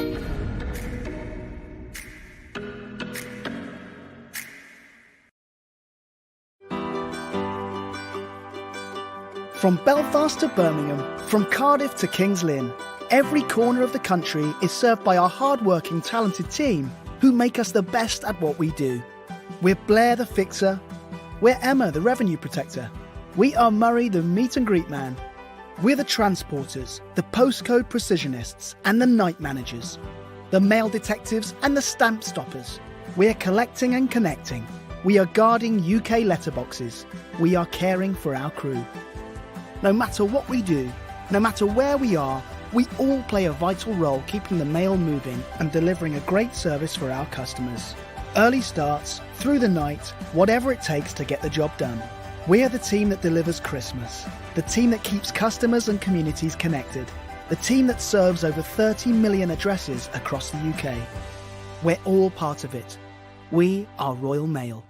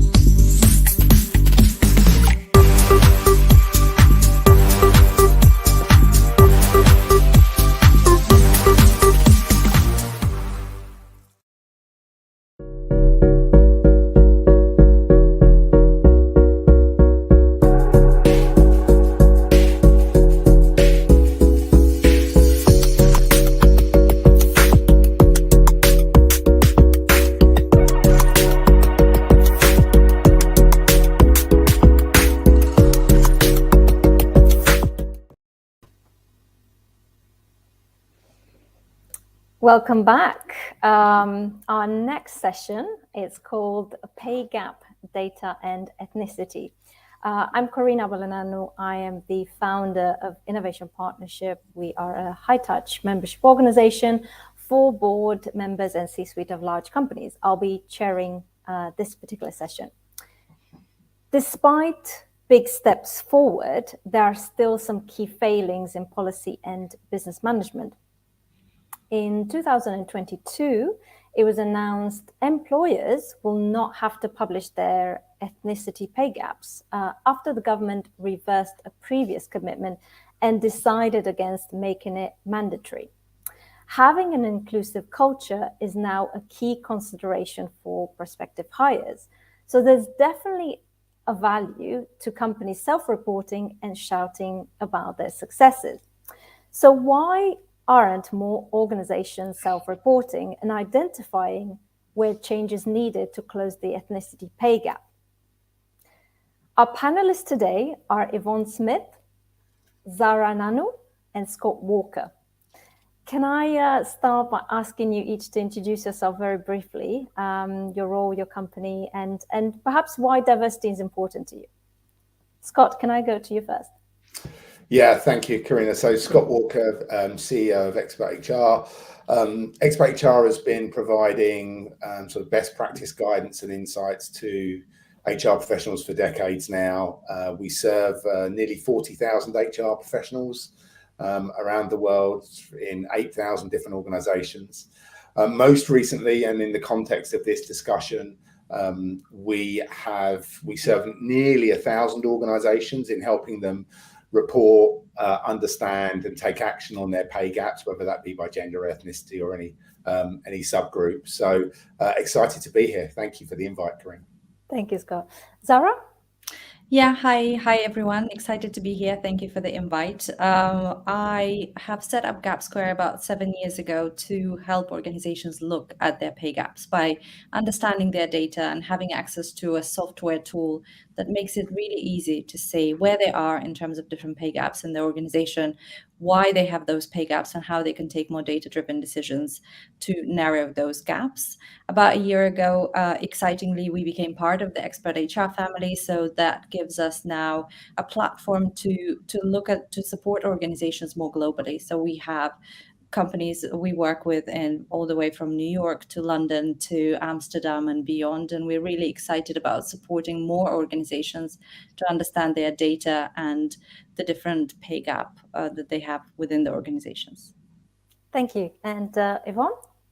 Hi everybody, so my name's Yvonne Smythe and I'm a director at Hays PLC. We are a very large staffing business, largely white collar professional recruitment.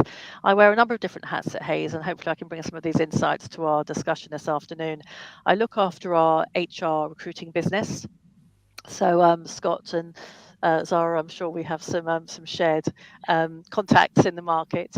I look after our legal recruiting business, and I also lead our DE&I solutions, both internally and externally, for the UK and Ireland in the Hays business. So delighted to be here. Thank you. Thank you, Yvonne. Great. So I'll start off with the first question. What are the main challenges for business in identifying the pay gap? Yvonne, can I come to you first?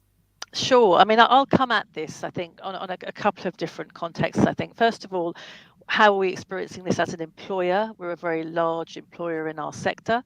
So as a business, what are the pain points? And also perhaps what we're seeing externally in our work with employers more broadly across the market. And I mean, I think, the starting point around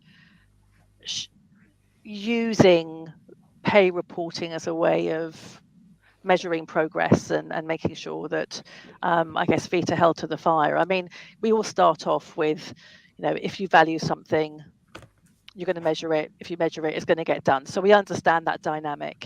And clearly, when it comes to pay reporting and commitments that are being made that are public, executives need to sign off on it. Therefore, again, there is a sense of accountability and requiring action. But I think therein lies the challenge, because in this area around ethnicity pay reporting in particular, one of the fundamental pillars of that is data. And this is an area where, unlike gender pay reporting, data can be quite difficult to get. Clearly, pay reporting is a metric, and it's something that we kind of we understand, and it has worked to a point when it comes to gender representation and gender balance. But it's a much wider conversation around creating a culture of inclusion, safety, and trust, whereby individuals will start to reveal data that perhaps is a bit more personal to them. And asking people for their ethnicity does require an environment that feels authentic and appropriate. And organisations are, in some cases, including ourselves, it's taken us quite some time to really get the disclosure and the sharing rates up in some of these protected and personal characteristics. So data, I think, is a really, really huge issue. And do we have enough to go with?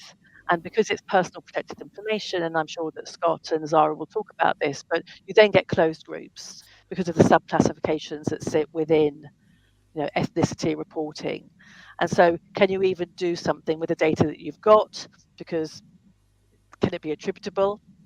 So the classification issues, I think, and the real complexity in the subclassification within ethnicity is a real issue as well. Once you have the data, what compares are you using? Are you comparing like for like? Is it everyone within a BME grouping? How do you look at those subdivisions and what story does that tell you? Perhaps when we're looking at pay reporting, the reality of lived experience and intersectionality really plays through here. We're not just one thing, we're not binary. We sit in a number of different kind of categories and have a number of different identities.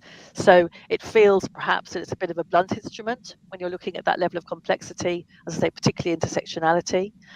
And just a couple of other points in terms of the challenges around this that we've been experiencing and that we're also seeing our customers experiencing and talking to us about. The gender reporting model, which looks at the mean and the median, it only tells a very limited part of the story, and I'm sure that again Zara will talk about this in terms of really trying to drill down into it. But some of the challenges that we've faced as a business around this is accounting for part-time working, post-salary sacrifices that affect different people in different ways depending on where they are in their life. We're in a commission-led environment. Kind of what does that mean when you're looking at really kind of performance-related pay around that? But I think those are all the challenges. Why should we be doing it, and why should businesses be really leaning into this discussion and being brave and starting to progress this? It's a jump-off point. It gives you an evidence-based baseline to start a conversation. So despite the challenges, it's something that we should be doing. It will become, I think, increasingly nuanced and finessed, I hope, with the expertise of Expert HR and Zara and her team. But certainly there are some challenges, many more so than we've had around gender pay reporting, I would suggest. Thank you. Zara, can I bring you into the conversation? Yeah, no, I was just thinking about the similarities actually that I see to pre-gender pay gap reporting introduction and legislation, and the many consultations that the government was doing at that point, talking to organizations and unpicking exactly these very many things, like where will we find the data? What will the data tell us? And I think there was a lot of kind of fear of what the initial first numbers are going to tell us. And that was in a context when we already knew that the gender pay gap in the UK is on average for all workers around 15%. If you look at the ethnicity pay gap in the UK, we're looking at 30% pay gap. So there's significantly bigger numbers, and I think that is creating a bit of fear. The good news is that what the first reportings of gender pay gap have done for the UK is really kind of helped us understand that it's okay, we have gaps. Like, the first step is admitting that there is a problem. So that kind of collective admittance of that has really helped everyone to come together and collectively try and understand and make more sense of the data. We see significantly more organizations go beyond that, those key 6 metrics that are currently required on the by the Government Equalities Office. Everyone was expecting that this ethnicity pay legislation is going to come in this year, and I think even the chair of Women and Equalities, the Conservative MP Caroline Nokes, was surprised that the government has said no to this pay gap reporting and actually challenged that. But we are pleased to see a lot of organizations actually take action around this. We have seen the Mayor of London take proactive action in terms of getting the GLA to report on the ethnicity pay gap for a few years now. Actually, this year they moved it a step further, and they're also looking at their disability pay gap. So they're leading the way through that. And if you look at some of the larger organizations like high street banks, they are making efforts to look at their ethnicity pay gaps and be starting to be more transparent around it. I think it is linked to that gender pay gap reporting. We've seen these organizations report gender pay gaps then, and what they've seen through time is the more transparent you are, the more open you are, the more you communicate these gaps, the more it gets those employees to be with you on this journey. So they're looking at reporting these numbers sooner so they can take their employees with them on this journey. Data is certainly a challenge, both in terms of companies having somewhat of a fear of getting it wrong in terms of the ethnic groups that they look at and how they create that space, the safe space for companies to look at their data, and also in terms of going public with those numbers and what their employees will say about their numbers and what collectively their customers, their other stakeholders, their investors will say about those numbers. But I think the more we normalize it, the less fear there will be, and that comes with that more acceptance of the fact that we're going to get it wrong sometimes, and putting that forward that we may get it wrong, but we're doing it because we want to be better is more likely to ensure success. Yeah, thank you. Absolutely. Scott. Yeah, thank you. I mean, I definitely agree with the points that Yvonne was making about data collection and some of the challenges around that. I'll come and talk about that in a second, I think, because we're seeing some interesting dynamics in the market. I think it's probably interesting to reference the fact that more organizations are now tracking their ethnicity pay gaps. there was a study by the Women Inequalities Committee that showed that reporting had gone from 11% in 2018 to 19% in 2021, and actually there's some other studies that show similar increase in the degree with which organisations are reporting but also tracking. PwC did a study where actually organisations collecting ethnicity data on their people is up to now just below 70%, which is really driving that interest in the data right in order that the insights are actionable and meaningful. And clearly in the UK in particular, where declaration of ethnicity isn't a legal requirement, that becomes challenging. We see different things in the United States where declaration of ethnicity is a legal requirement. So certainly if we think transatlantically, ethnicity pay gap reporting is really hot topic in the US. I think one of the other things to point out, and I'm really calling upon the issue of identification and classification. And I agree with Yvonne's point that, you know, the degree with which we classify someone's ethnicity can get, I think the recommendation from the Race and Ethnic Committee is around 18 different classifications. And again, depending on the size of your audience, that can cut the data so fine that it's not meaningful. Our advice to customers when they are trying to do this is to go back to what is it that they are trying to achieve, and to ask themselves the question more simply. Yes, getting it wrong is not good. And so you need to make sure that you are collecting the data in such a way that allows you to hold yourselves accountable to the things that you are looking to track and the changes that you are looking to make through doing that tracking. It is also very important to know that white and non-white as classification is unhelpful. So there's something in between is really what we're looking at. And so I think organizations are starting to recognize that in order, depending on the size of their employee community, they need to make sure that they've got the right classifications in order that data can be insightful and meaningful. So I think that we're starting to see that take place. And again, we just encourage customers to think, what is it you're trying to do? The other part of this, again, which is again super important in the UK, it's around that need for transparency and authenticity around intent. And I suppose I'll talk a little bit about our own experience here. The parent company that Expert HR is part of is RELX Group, which is the 12th largest company in the UK on the FTSE 100. So we have had a cross-organisation effort to try to encourage individuals to declare and identify ethnicity for exactly this purpose, and it's getting better, but we're still not quite yet at a place actually where we have sufficient declaration that the data can be meaningful. So we are continuing to cajole and encourage, but doing that in a way that we're explaining what our intentions are, because we know that in order to properly assess where our pay gaps are, and again, pay gaps, you can look at this in different ways. There's the way in which we calculate pay gap for gender, which talks about the broad brush pay gaps, but then there's also equal pay for equal work gap assessment as well, which is equally as important actually. And so we find organisations really wanting to get an understanding of that, but the data becomes really, really critical. And there's no doubt there are some challenges, but we're finding organisations are overcoming them. And the organisations that are doing that well in the UK at least are those organisations that are not just being transparent and authentic around why they're looking to collect this data, but actually an employee's experience of the culture is one that's transparent and authentic and inclusive. And I think if the culture represents what you're asking your employees to do, then that's where that sweet spot exists, where employees will feel far more confident in declaring their ethnicity, which is a key enabler for pay gap reporting.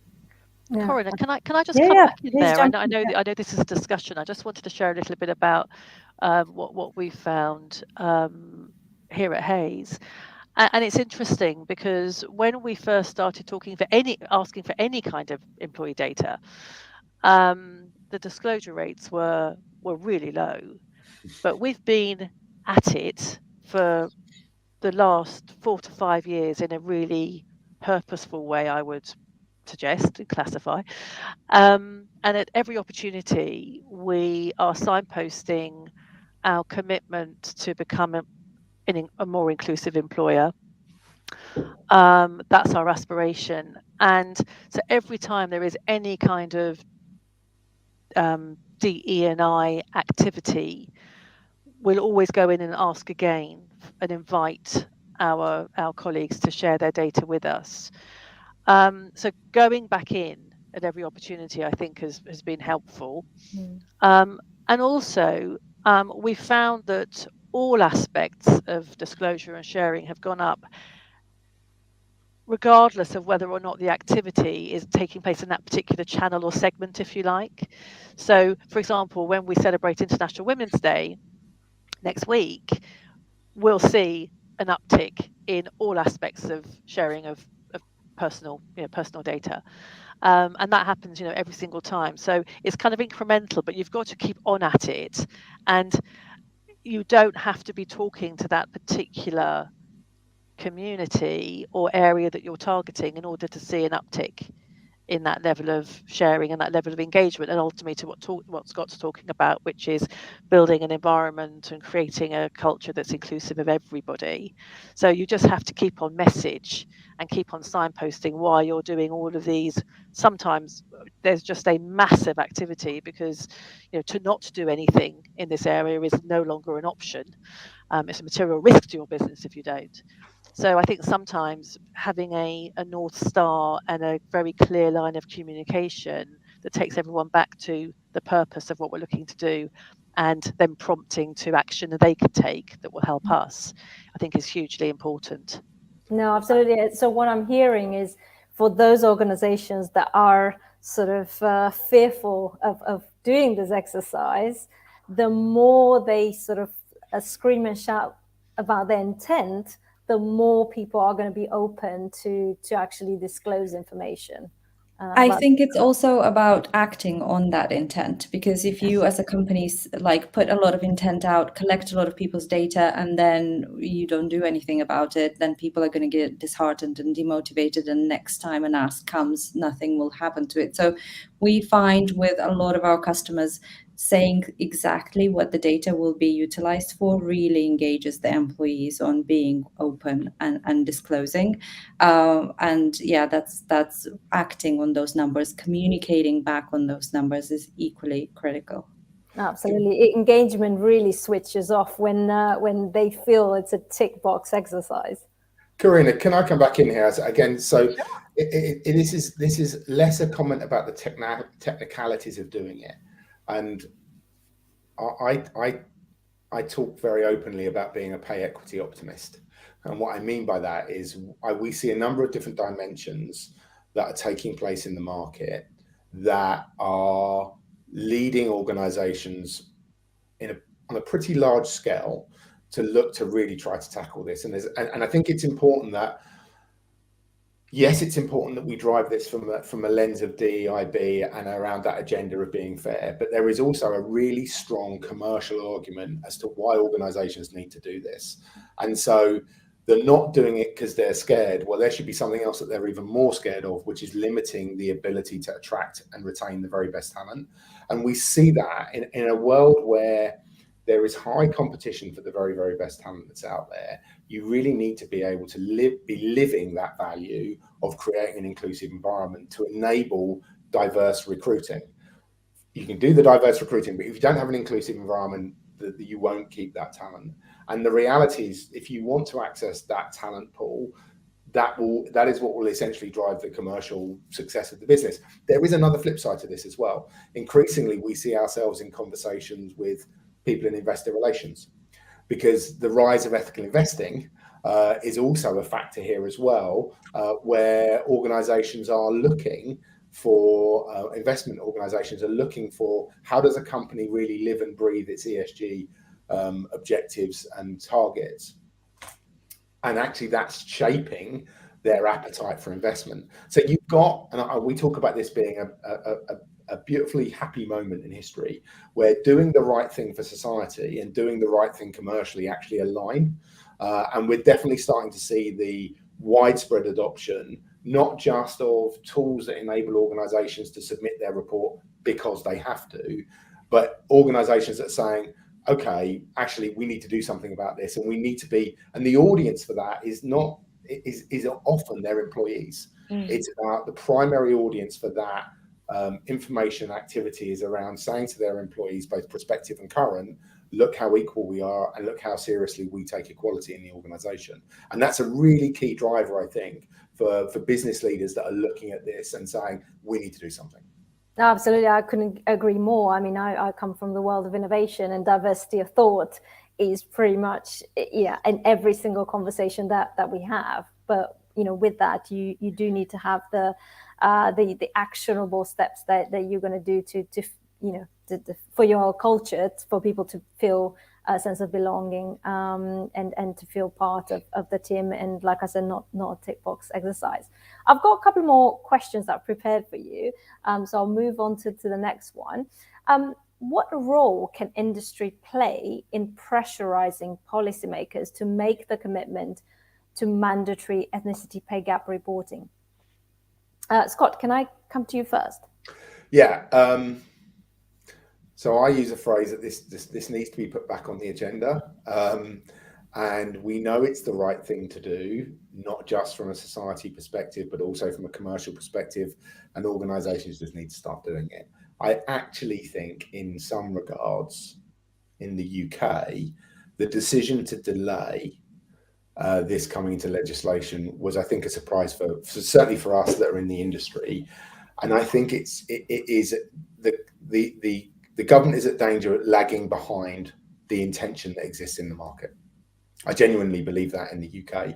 We are seeing, what we call progressive corporates. So large organizations that genuinely understand the importance of living and breathing these values to attract the very best talent, taking steps to want to start to track and report on this.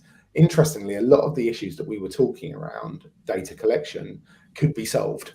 Right. So as we said, in the US, this is far higher up on the agenda because it's a legal requirement to declare your ethnicity.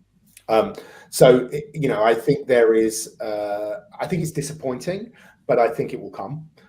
So I continue to be very optimistic about that. And I think when it does come along, it will change the landscape for data collection as well, because I think it'll just become a lot easier as a result.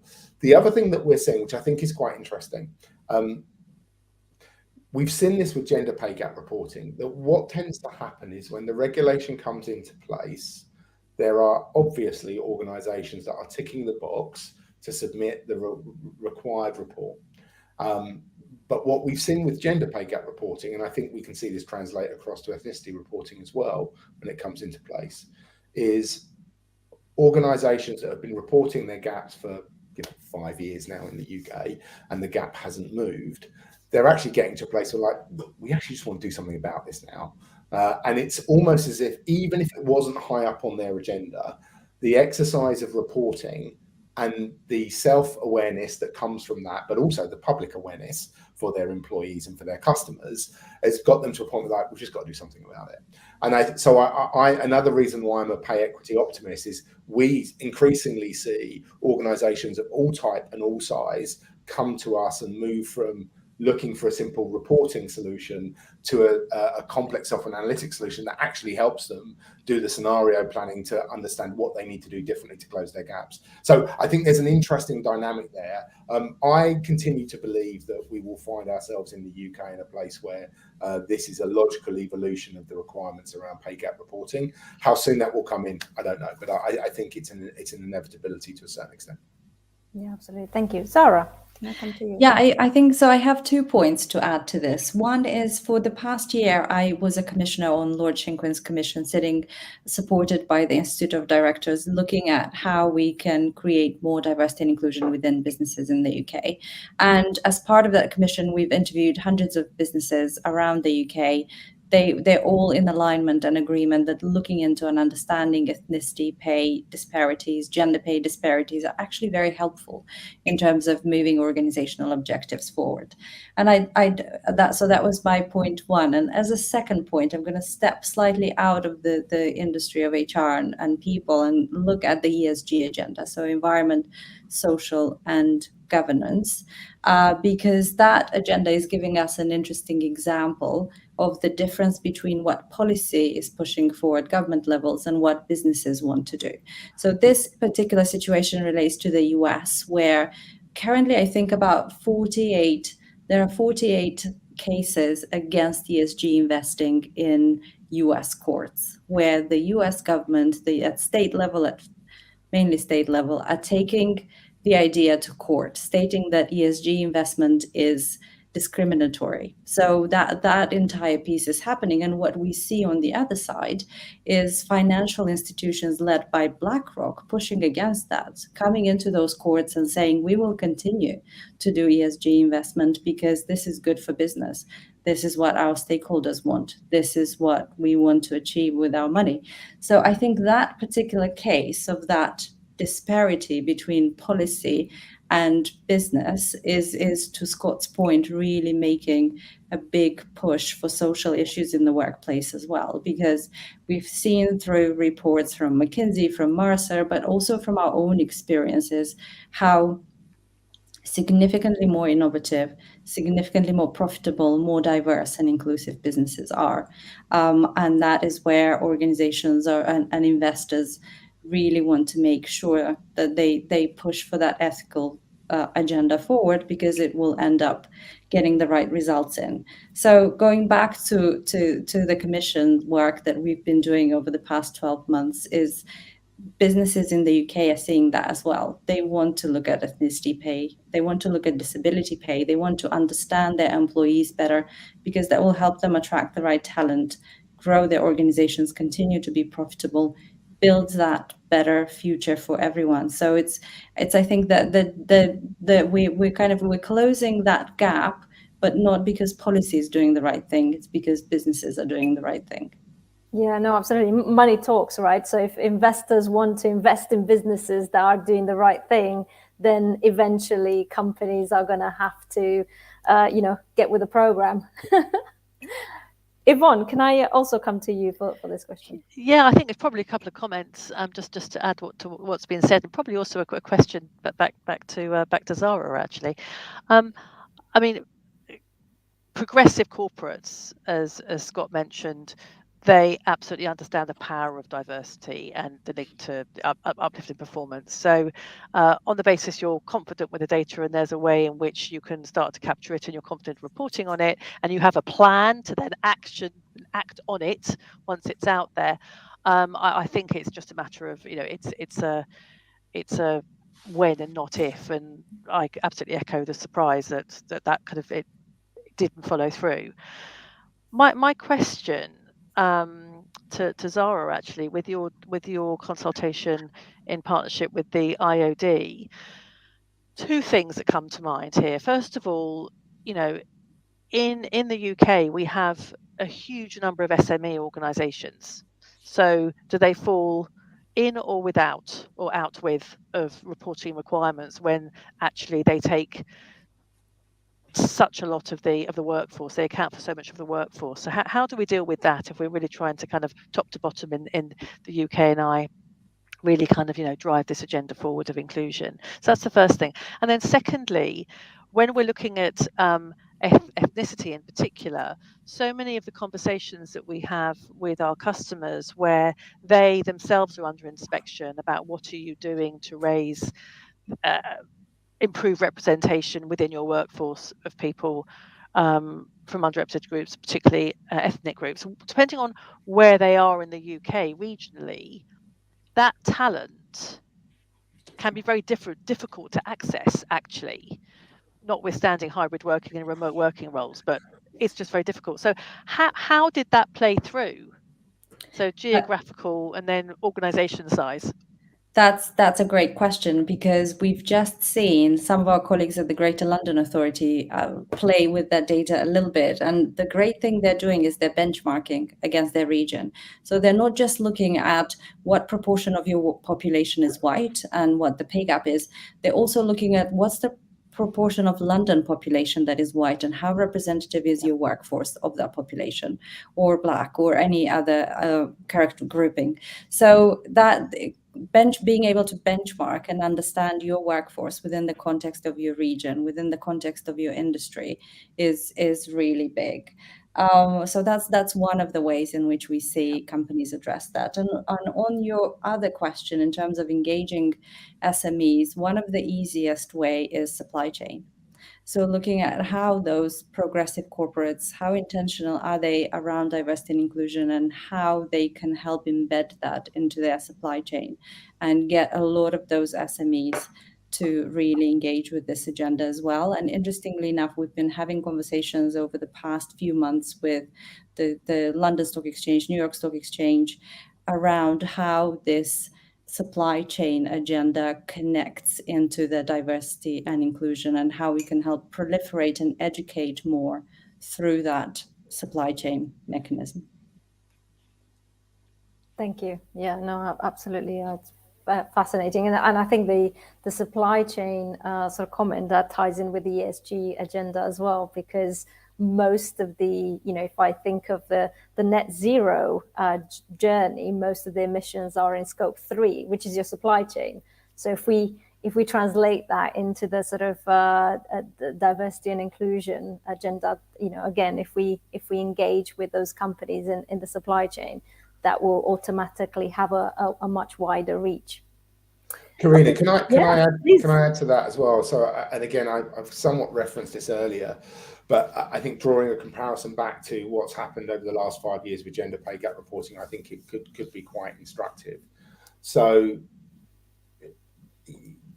Yvonne's absolutely right. Progressive corporates are the thought leaders in this space because they have the greatest demand for knowledge workers, and they want to access the most diverse talent pool. And so clearly, they have an understanding.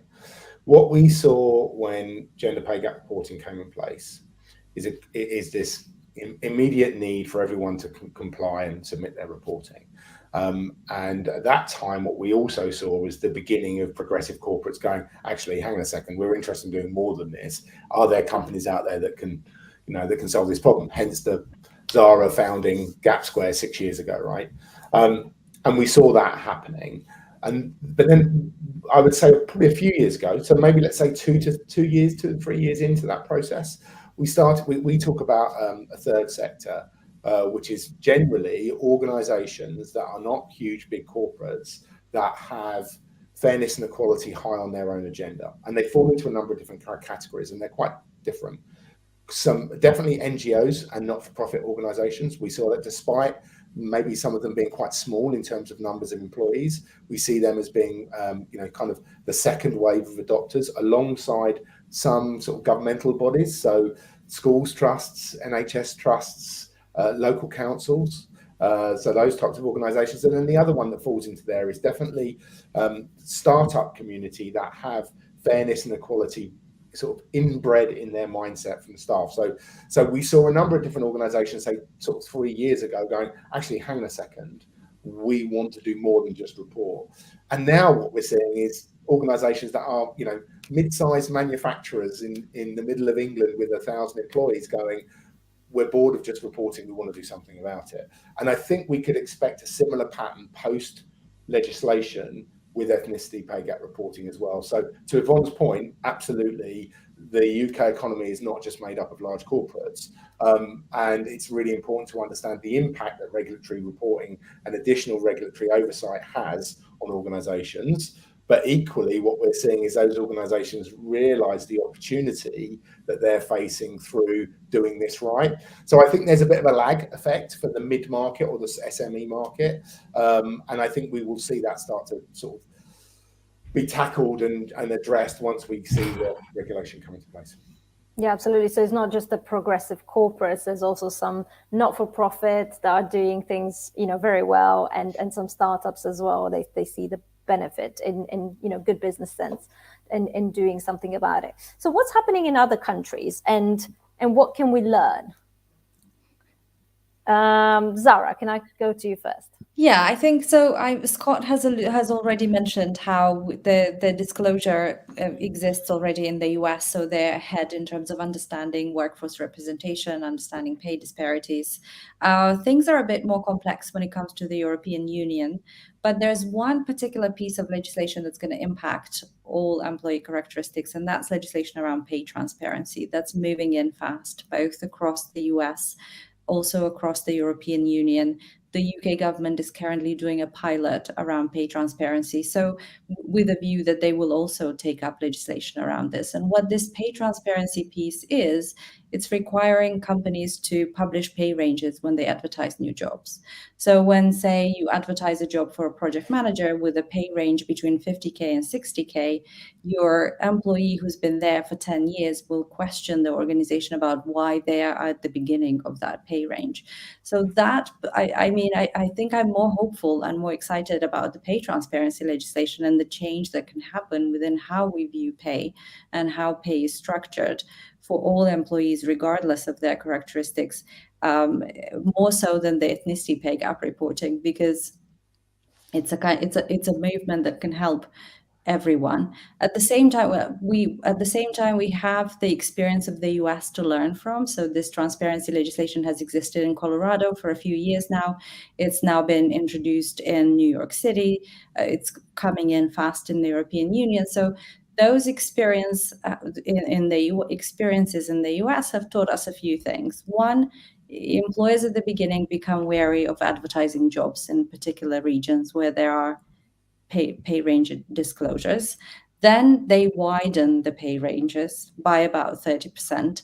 And then about a year and a half in, it all starts to stabilize, and actually you start seeing the actual pay ranges and things begin to be normalized. So I'm really excited about how that's going to trickle into with a lot of the UK employers, European employers, and US employers. And I think it's a big move towards creating more equity in pay. That sounds amazing, to have transparency in any sort of job vacancy, posting. That I think that's going to eliminate a lot of the challenges people have in negotiating, their pay. Some people are very good at it, some not so much. So it's definitely going to give them some fuel. Yvonne, can I come to you as well? Yeah, I think just to your point, Zara, I'm just thinking about reflecting on when we're advising clients at the moment, particularly in the UK, with this rampant wage inflation, really. Where do they go? Because as soon as they go public, all of their own people then look and say, well, hang on, what about me? And it's causing a real kind of challenge. So yeah, it's very interested to see how that plays through.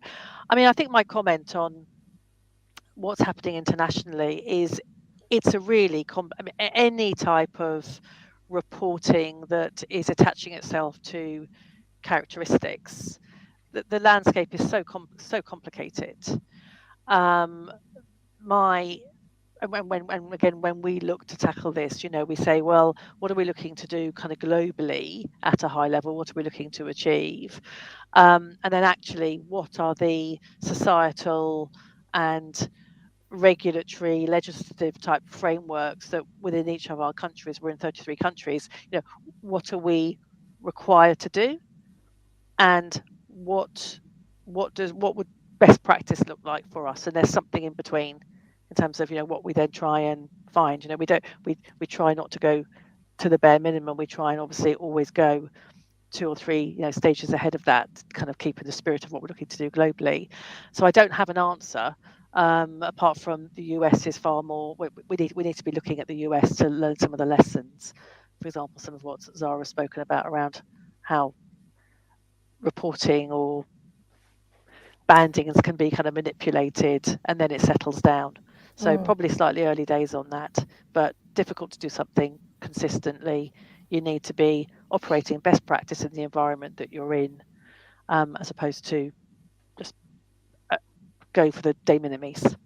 Yeah, absolutely. I've read that in the US it's illegal to ask somebody what their currently what their current salary is, and I think it's great that they've done that. It eliminates the matching, matching the salary to their previous role. Scott, can I also come to you as well? Yeah, so I've definitely got a few points to make about the US, which I'll come to in a moment. And so I just want to make one point when we talk about this outside of the UK or when we think of this internationally. Ethnicity classification is often unique and specific to an individual country and or maybe region. And that's really important to identify, because when you're trying to identify the potential for unconscious bias in a pay system, you know, the potential drivers of that could be different by country, and the population is different. So it sounds obvious, but guess what? It means it's almost impossible to do this on a global basis. You have to do it country by country by country. And so whilst it's not impossible, it becomes a little meaningless if you have a genuine global community across, you know, 100 countries, for example. It becomes really difficult to be able to work out what does that really mean. So it's very much country specific. So I think we just need to acknowledge that, and we say to our customers, that's okay.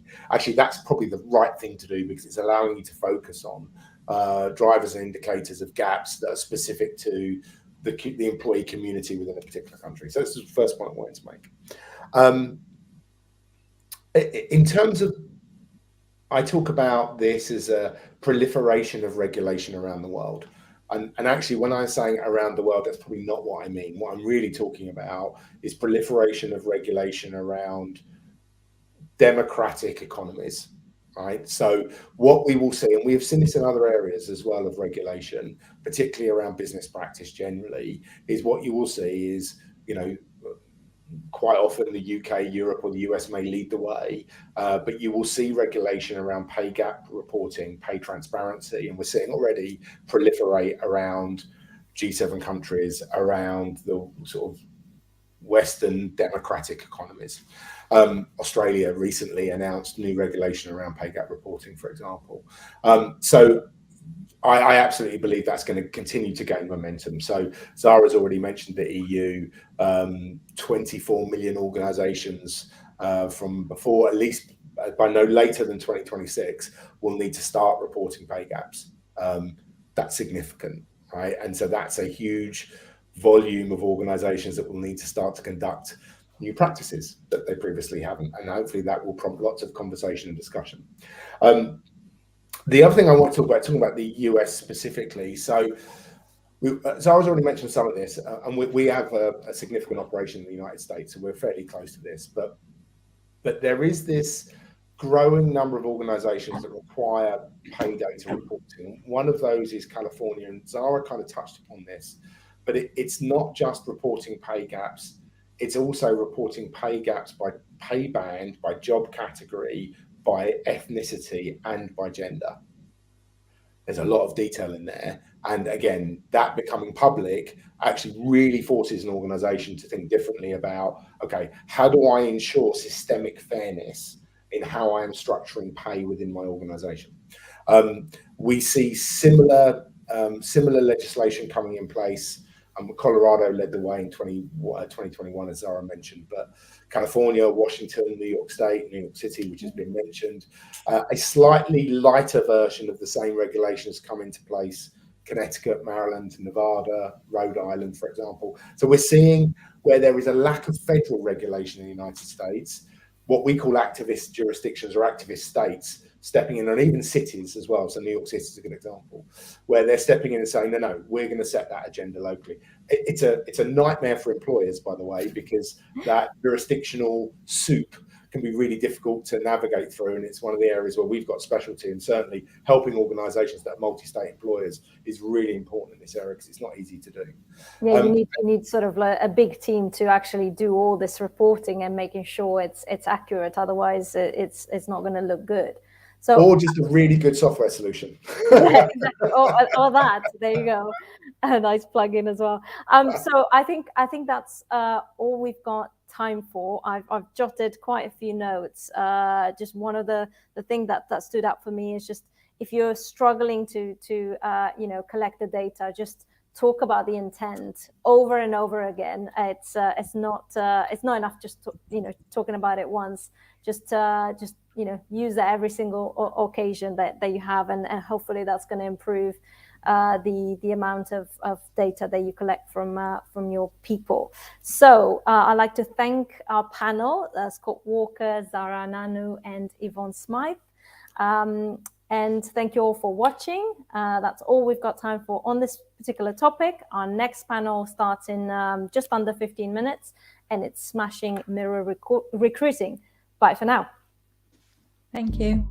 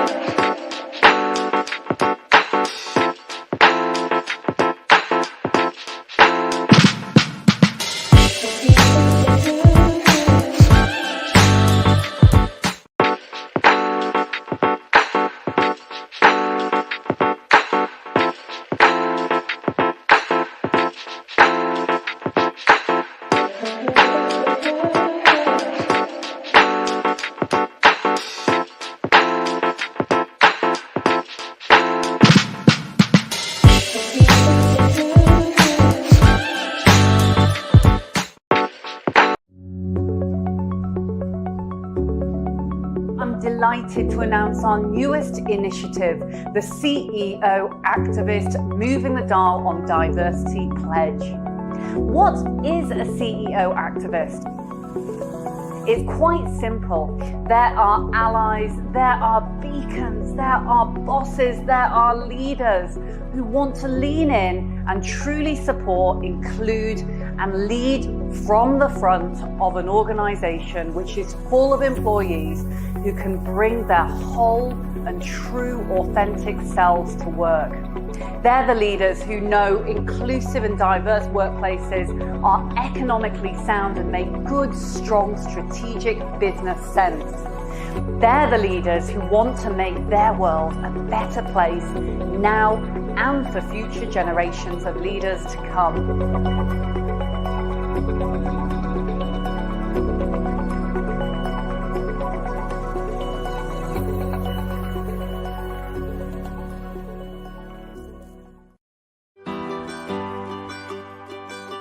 From Belfast to Birmingham, from Cardiff to King's Lynn, every corner of the country is served by our hard-working, talented team who make us the best at what we do.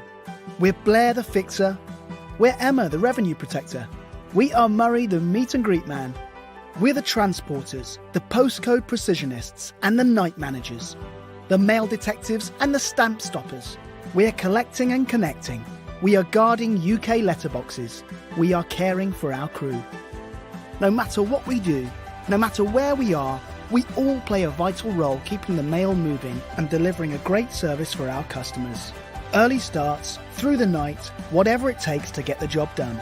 We are the team that delivers Christmas, the team that keeps customers and communities connected, the team that serves over 30 million addresses across the UK. We're all part of it. We are Royal Mail.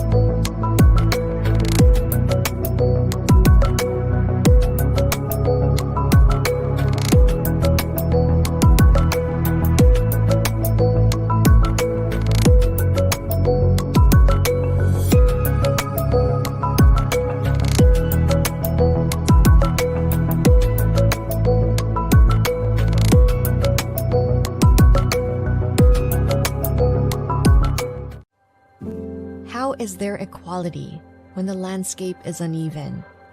When skin color and gender define the opportunities we get and don't? When it's easier for some and harder for others? When we're judged for who we love and how we are? When some have to fight to live within their right? That's why equality isn't equal. Equity is.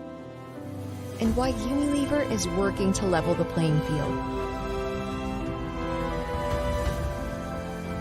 For a more inclusive and equitable world, where we see allies in each other. And fitting in means being you.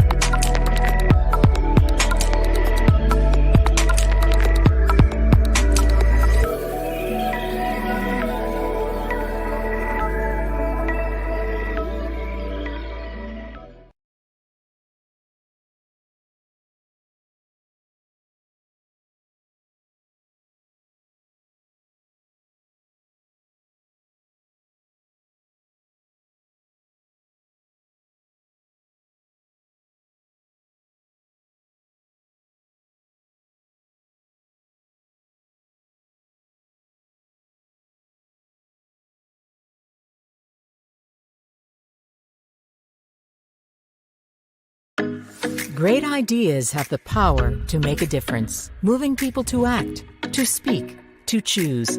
But to create value, those ideas need to connect with the right people at the right moment, everywhere in the world. HH Global is the first truly tech-enabled creative production and procurement partner for brands seeking stronger, more sustainable growth. We understand better than anyone that ideas are only as powerful as their execution. With the largest global network of experts, suppliers, and capabilities, HH Global gives you the power of big impact across every channel and market, turning your big ideas into real growth.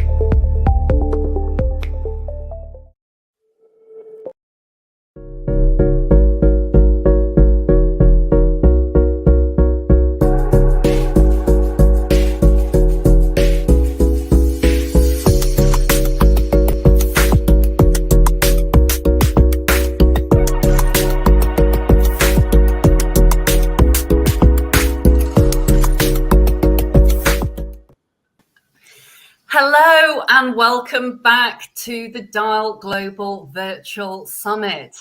I'm so excited about this next panel with our guests who are on the virtual stage right now. We're going to be talking about smashing mirror recruiting and how we access diverse talent pools. I'm joined by three wonderful individuals. Their names are Viv Burnett, Global HR Director for HH Global, Jamar Johnson, Chief of Staff at the Open University, and Jetan Crocker, Employer Brand and Diversity Attraction Strategist of Unilever. So, it's widely accepted that large organizations seek to reflect the communities in which they serve and thus need to measure team demographics.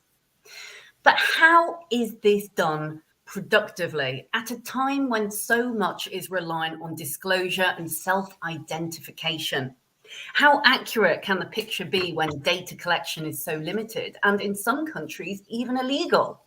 And if there's no accurate snapshot, how do organizations know which demographics they need to increase?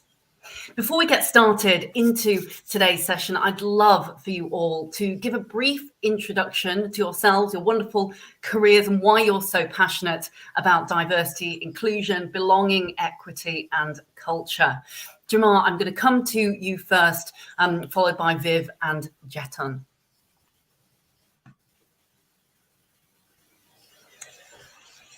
Oh, we can't hear you, Jamar. We can't hear Jamar. Just whilst we're getting the mics back on, I'll come across to Viv. Oh, Jetan, now we've lost Viv, as is the way sometimes with technology. Jetan, may I ask you kindly to introduce yourself first? Sure. So mic check, we're all good? Fantastic. So I lead diversity, attraction, and employer brand at Unilever. And in my work, I often see the inequities that happen across many different businesses.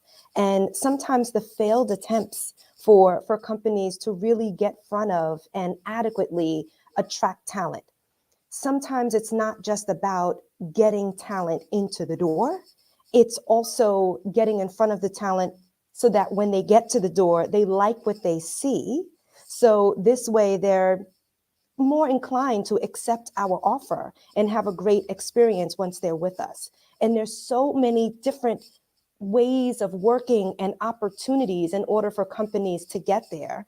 And so with it being part of my scope and my role, when we think about engagement and talent attraction and really driving diversity as it pertains to us bringing talent in, it's a huge area of opportunity. And I am extremely passionate about it, especially being an individual of color as well. Well, thank you ever so much, Jetan, and already some very valuable points just in a brief introduction there. But you're absolutely right. Getting in front of talent, seeing this as a two-way street, so incredibly, incredibly important. Viv, I'll come to yourself now, if I may. Yeah, and apologies for the tech problems. Yeah, look, we as a business, we operate in lots of countries, circa 60 odd countries. And by that, we're very lucky because it puts us in such a unique position. But that actually helps us build but not only our current employees base, but those that we are looking at. Where we are as a business, we need to know exactly what that makeup is. And we need to improve on that, and we can work on that together. And I think it's so important to bring that into part of our culture that we are all striving to that. So we're, like many people here, we're on such a journey, and to be part of Dial and then join into things like this to share our experiences and where we can all learn. So really looking forward to this session today as well and sharing that knowledge. So thank you.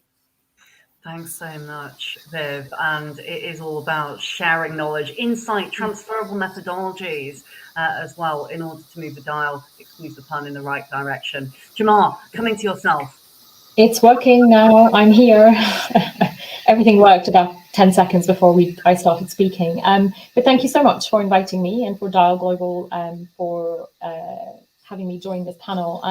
I'm Chief of Staff to the Vice Chancellor at the Open University, which is Europe's largest and possibly the world's largest when it comes to online supported learning. My responsibilities, of course, include the Vice Chancellor's office, but I'm also responsible for all our alumni relations across 158 countries and all our fundraising.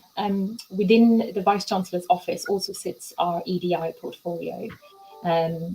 We established it 2 years ago as something that we felt was really required to move the dial within the Open University, but also how we show up as an educator, as an employer, and as a member of the community. So last September, we launched our new university strategy, and one of its 5 goals is equity. So looking at how diversity and inclusion play out in everything that we do and everything that we achieve. It's very fitting, and I'll stop after this, that today is St. David's Day, and he believed in the small things, that everybody could do little things that would add up and make a big difference. And I think that for me, this subject, I'm not an expert, unlike Jetan and Viv in many ways. I'm learning every day about things that happen in this space, but I certainly think that all of us have an individual responsibility about our own behaviors, our actions, and how everything else as a result of that flows from that. So I think if we are to make a real impact, then we have to think about how we show up as an individual and how we show up as a collective. Thanks. Thanks, Jamar. And something that you said that I'll just play back there around these small things makes me think very much of inclusion nudges. It is those daily nudges that we make that drive that bigger, more holistic change, not only individually, but from an organization-wide level. And bringing all of you senior leaders together today from such different backgrounds personally and professionally. It is something really to be cherished. Now, I'd love to dive deep into the first question, which I'll come to yourself, Jatan, if I may. And this is all around measuring to manage. Why is measuring to manage so important to you? It's important to me. I remember being back in university, and the biggest goal at the time for anyone related to providing people services or human resources in general was having this seat at the table. Everyone wanted a seat at the table. And I feel like from an HR perspective, we're finally here. You don't hear that as an ambition anymore because we are literally here. And now that we are here, we need to make sure that we're able to quantify our efforts. If it's about a bunch of different activities and how people feel, that doesn't have any long-term effects. Because when the people that are enrolled today are gone, retired, out of the workforce, etc., where is the history? What do you have that you can look back on and say, these are the things that we did, this is the result, and this was the impact? You can't measure impact if you don't have the data. And so it's very important to measure, in my opinion, because that's the only way that you can prove the value and continue to have this seat at the table that was so coveted many years ago. It's such a good point that you make there. And I'm sure there's many HR and people leaders nodding profusely in the audience, because it's easy to forget, isn't it, that actually HR people officers, D&I leaders didn't have this seat at the table only perhaps a decade ago. And so to see the change in dynamic, not only in the fast-paced moving world that we live in, but also within the organization, is absolutely astonishing. Jamar, Viv, I'd invite you just to jump in as well, and love to know your take. I know that we've got some really powerful leaders here today, so feel free to jump in at any point. Don't wait for me to ask. But Jamar, I'll come across to yourself. If I may, I might look at it slightly differently. I think data is incredibly important, but it's not the only tool in the box. I think if I'm allowed to, I may go as far as saying that, having data without any action is completely meaningless. So for example, in my sector, in higher education, in 2021-22, in the data that came out, there's 23,500 professors across the UK, of which only 160 are Black, and only 45 of them are women. There is one Black Vice Chancellor out of 285 universities in the UK. So we know that the pace of change has also been very glacial. So when we have to think about what are we going to do to shift the needle, we have to then think about some very deliberate interventions. So the university, for example, along with our Vice Chancellor, have been supporters of 100 Black women professors now that looks at increasing the number of Black women in the academic pipeline. He's been involved in the mentoring, but he's also a very proactive champion of the Dean of EDI, who we established 2 years ago. I think data is very important. I'm not saying that it isn't, but I think just like inclusion in some ways, data can be nebulous. Inclusion can be nebulous unless they are paired with action that is meaningful and action that is deliberate, based on that evidence, of course, but the absence of good data shouldn't become an absence of action. Very interesting perspective. Viv? I'm nodding because, yeah. I think also it's very easy. I take both of those points, the data and the actions, very much so.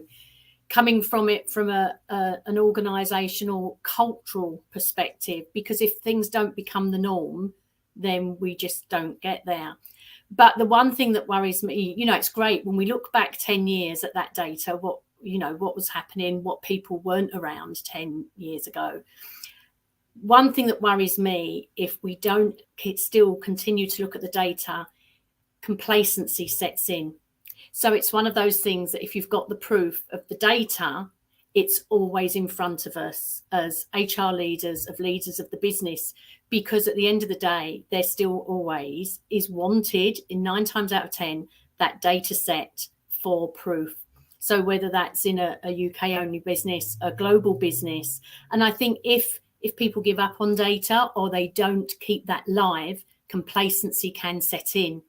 And that complacency, then they just think, we've got there, that's it, we'll put that on the shelf, don't worry about that anymore. And now we won't actually continuously improve what we're doing to move that dial. So what I'm hearing you all say here is we do love data, but the absence of the hearts and the minds without the data, it's a one feeds the other. I often say to my team at Dial, it's about being a scientist and also being an artist, because we have to share the story and buy in the rationale, because we do this because we're so passionate about it. Yet at the same time, without the figures and the facts and being able to prove back often the business case in terms of return on investment, in terms of driving that innovation, that talent pipeline, then stories have less impact. So talking of pros and cons of data collection, and also being as provocative as we can, because it's always great to provoke further conversation. I'd love to know what you all think of these pros and cons of data collection, what you measure, and why we need this within our respective organisations. Jamal, perhaps I'll come to you first on this one. Great. Pick on the non-expert in the room. But you did say provoke. So, I completely accept evidence. Being evidence-based is incredibly important. It helps us to understand the problem. It helps us to think about the work that needs to be done. It helps us to frame actions, think about outcome, measure outcome, all of those sorts of things. But I also think sometimes, what if you are an organization that doesn't have the data or doesn't have the means to have data? So I'll use disabilities as an example. So we know that very few people declare a disability because of fear of harassment or stigma, etc. We also know, and actually I say we also know, I didn't know this until I started doing some prep for this particular panel, that the world's largest minority, 1 in 8 of us, are people who have a disability.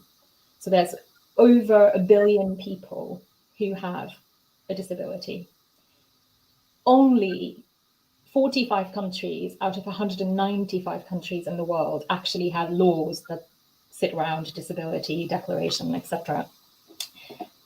In the UK, within FTSE 100 companies, for example, 75% of them don't meet the basic web accessibility requirements. So when you start to pull all of this together, and then you look at what research is telling you about how little it costs in comparison to make adjustments for individuals who have disabilities, how long they stay with their employees and with their employers, retention, etc. You could sort of say, look, we don't have data at a local level as an organization, but at a macro level, there is a lot of data that exists.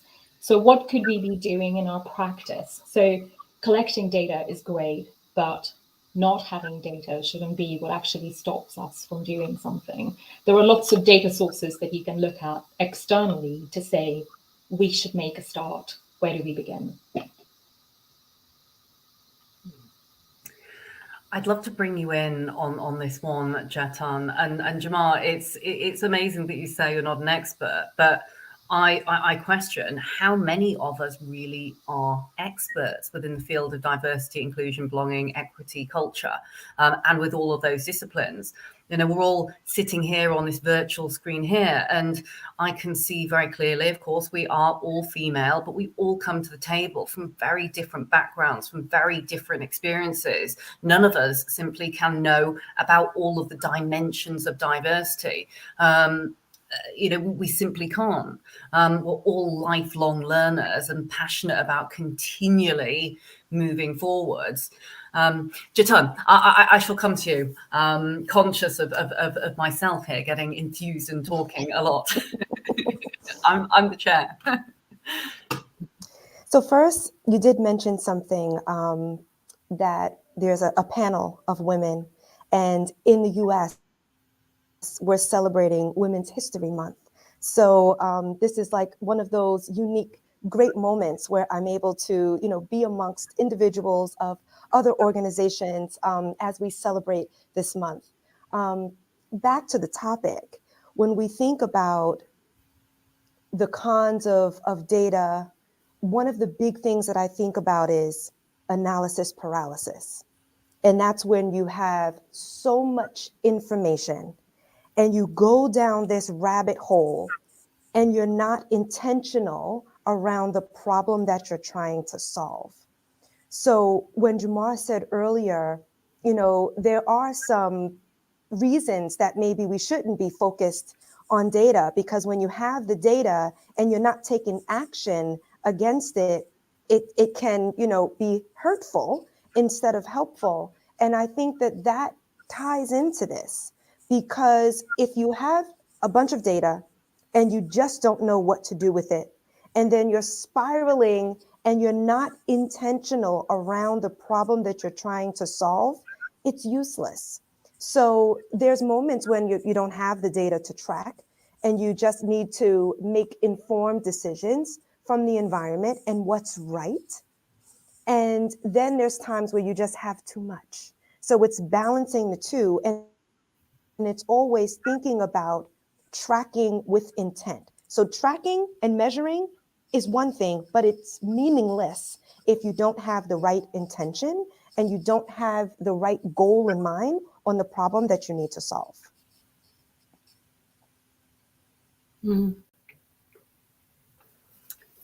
I think we're all nodding profusely here.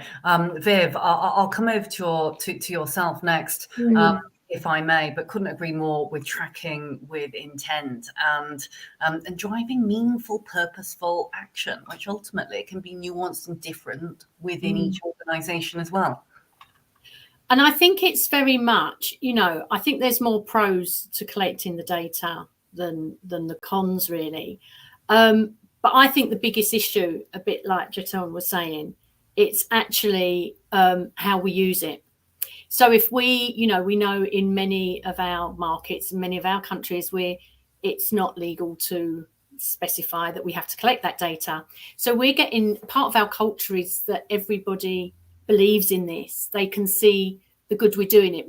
They can see that if we're using the data appropriately, it gets us to a goal. It helps us put that baseline in place of where we want to go, whether that's with any interventions that we have with our current employees, and most importantly, those candidates that we wish to target and to bring in to continue with that diverse workforce. And because we know that, you know, we're teaching you to suck eggs here, but, you know, that is what makes businesses successful, is their workforce, the diverse workforce. So it's really getting that buy-in with your workforce to voluntarily give that data. Now, we all know that, you know, from time to time, we're asked to fill in surveys, we're asked for information, and then it just dies a death. You don't see what happens to the end of it. So I think all the time that we are collating data, we need to collate the meaningful data and take action on it. So then it just becomes part and parcel of it without, like I said earlier, the complacency. You need to refresh that data all the time. So I think that's the biggest advantage of collating that data. Viv, thanks so much. And I wonder whether you've got any examples as well within our respective organisations, or even individual examples. Drawing on some of the work that we do here at DIAL, we look at measurement of 10 dimensions of diversity. And at the time when we launched our review, people were saying, why so many? Why so many? What is diversity? And of course, I'm probably preaching here to the wonderfully converted, but actually there's so many different areas of diversity that we can look at, that we come to the table with. I give an example. I'm Chinese female, adopted by white British parents. I have recently been through IVF. I've got a 9-month-old baby. I'm dyslexic. You know, all of these different things form a part of my identity. And actually, if I'm to look at the holistic facets and intersectionality, the realization is that actually a number of those different areas I would fall into. And the same is true now for a lot of the data sets that we're seeing within organizations. There are areas, of course, that we can't necessarily track, but actually having the safe space, the capability to speak out and share something of ourselves as senior leaders, then has that beautiful trickle effect into the organization that helps uplift the surveys, the identifications, the people wanting to then share that data. I mean, my view, it's not necessarily an example for myself, but my view is where it is so important to draw that out. We have recently gone through a large project to bring in some new tools and a new HRIS system, basically. But one of the main priorities, our top 6 priorities for that system, is so it actually embraces diversity. So everything, the way we build it, the questions we ask, the information we hold, the languages, you know, it's going to be a global system, so that we really can celebrate just through that system alone, the diversity. You know, as you said, Layla, there's so many, you know, it's not just one part of diversity, that's my color or that's my background. It's actually numerous. So we want to gather that through the tools that we have, yes, to make it kind of easier, but to make it again part of our culture. And the tools that we use draw on letting people understand that there's a whole facet of diversity, you know, out there that we can bring in. So the tools to have it, and we felt that that was really important part of the system that we have chosen.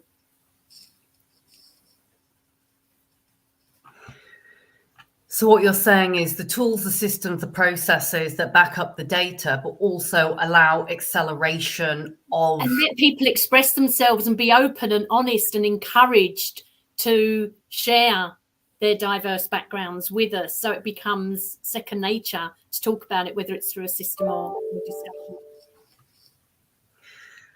Absolutely. Chetan, I'd love to come back to you on this. Obviously, we have global businesses here, and we have a lot of days happening in the States, and we have different cultural nuances, you know, as well with our days. Even some of these same days would be different dates within, say, the UK to the US. Talk to us a little bit about your take on this. Yeah. So when I think about Unilever's goal, which is to be a beacon of equity, inclusion, and belonging, all of our intentionality is around allowing people to be their true and authentic self. And the only way you can feel comfortable being your true and authentic self is if you are transparent around who that is. So many individuals put on a mask before they go to work every day. I wore a mask for many years. And Unilever is the first organization that I felt comfortable taking off my mask completely. Over the years, I would take off a little at a time. It was like armor. But coming here, and I think that the more people can talk about and be transparent about who they are and their different experiences, the more the company can provide resources and tools to help accelerate from an equity perspective to make sure that everyone is having the same unique experiences. And when I say the unique, I mean positive. And it's just the intentionality around encouraging people to speak up about what's going on with them also helps from a performance perspective. Because when you're secretive and you have on this armor, it encourages people to start creating stories around what's going on. So maybe you were moody and you weren't feeling well because you suffer from depression. Maybe you're bipolar and you don't want anyone to know for whatever reason. And you come to work and you're with your colleagues and you're showing up different than you normally do. Now your colleagues don't know. So they're trying to figure out what's going on with this individual. They start creating narratives and stories that are probably untrue. So it's of benefit to the individual and benefit to the company so that resources can be implemented to help people to deal with some of the everyday things that can be looked at as challenges. Oh my goodness, it's such a powerful point that you make, Jamar, and it makes me reflect on a statistic that I had heard around people who are covering or the minority in a situation. Let's say we show up in a boardroom, we are the one and only, or the one and lonely, as I've heard quoted recently, walking into that room, not feeling comfortable, not feeling that sense of belonging. And, I recall earlier days in even childhood, that skin prickling on your arms and, that feeling of anxiety and nervousness that you want to fit in and you kind of don't think that you do. Well, the statistics say that those who do feel that they fit in a certain environment or amongst, say, their peers within a group, are 30% more likely to drive productivity, i.e. they're 30% more likely to be worrying about how they're looking, how they're behaving, how they're feeling within that circumstance. And you think, oh my goodness, if that went into productivity, imagine what would happen to our businesses, our communities, our the environment in which we live. It really would make such a drastic impact to the economy and the bottom line, frankly. I'd love to come across to yourself here, Jamar, because I could see you nodding there as Jatun was speaking. Thank you. Sorry, I had to go on mute because the cat has decided that now is the time to drag all the furniture around in the living room upstairs so you can hear it. So if you hear anything, I'm so very sorry. She's having a bit of a moment. I think I was smiling because it sort of brings together what has been said earlier as well around culture, intent, the understanding the context of an individual's life, who they are, how they show up, how all of them shows up, really, not just a part of them. What is going on with them, how far they have to travel, what is happening at home, all of those sorts of things. And it just made me realize it's really difficult for an organization, I think, no matter how well-intentioned you are, it's very difficult. You almost certainly will never get it right. But you should die trying. There's always a lot of work to do. We by no means have the best data in the world. If you talk to our EDI team, probably their biggest barrier to doing what they need to do is our data. But the intent to do things, the intent to bring the whole university with them, to make this everyone's responsibility, the fact that this is going to take us a while, recognizing that this is not, there isn't a quick fix, there is a lot to do. I think all of those things make up what becomes part of the culture of an organization. I was chatting with somebody the other day who's in a wheelchair. He's part of a group of scholars that we have, and he was sort of explaining that there are lots of very well-intentioned people who think of his wheelchair as a tool, like a car, basically, but not as his legs. So they feel it's perfectly okay to touch his wheelchair, to move his wheelchair without permission. Whereas he said, well, if you thought of them as my legs, would you inappropriately touch my legs, you know, without my permission? Would you enter my personal space without my permission? And actually, I'd never even thought of it like that. And it really made me sort of think, you know, in an attempt to be helpful, I was inadvertently also guilty of doing something that was incorrect. You know, even if it's coming out of a good place of, let me just help move you because the door is narrow. Well, actually, not really. You wouldn't hold somebody and go, you're not going to get through a narrow door. Let me guide you through it, would you? So I think for me, the sum of the discussion so far on this particular point is about how important it is to get that culture right and how long it takes to get that culture right.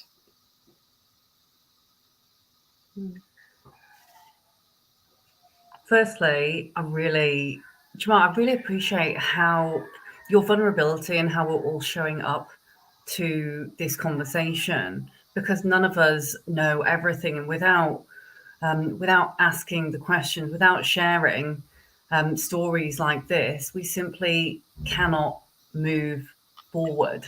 You know, we simply cannot. And it's interesting your point about good intention and well-meaning, and also how that feeds into the culture of the organization. And perhaps in some senses, if we saw more people who looked like us, were female, were in wheelchairs, were open about their battles with mental health and wellness, we would get to a far greater place of understanding.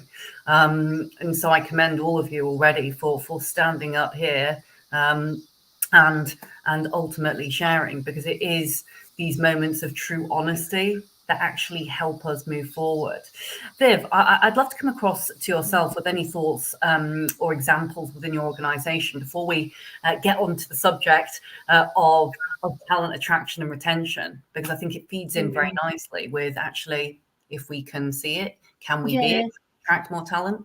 I think, look, without jumping too far forward with the attraction of talent, something you said, Jeton, about, you know, people wear a mask, you know, and that's employees, but it's really something that, without going on to too many specifics, but it happens on a regular basis when someone is coming along that from an attraction, from a recruitment perspective, you're talking to them, you're building up a relationship with them, there is often the mask, because it's only actually until they manage to take that off or you make them feel comfortable enough, we as businesses or whatever are missing out on bringing in more diversity into our business if we don't set the scene with those candidates at that point.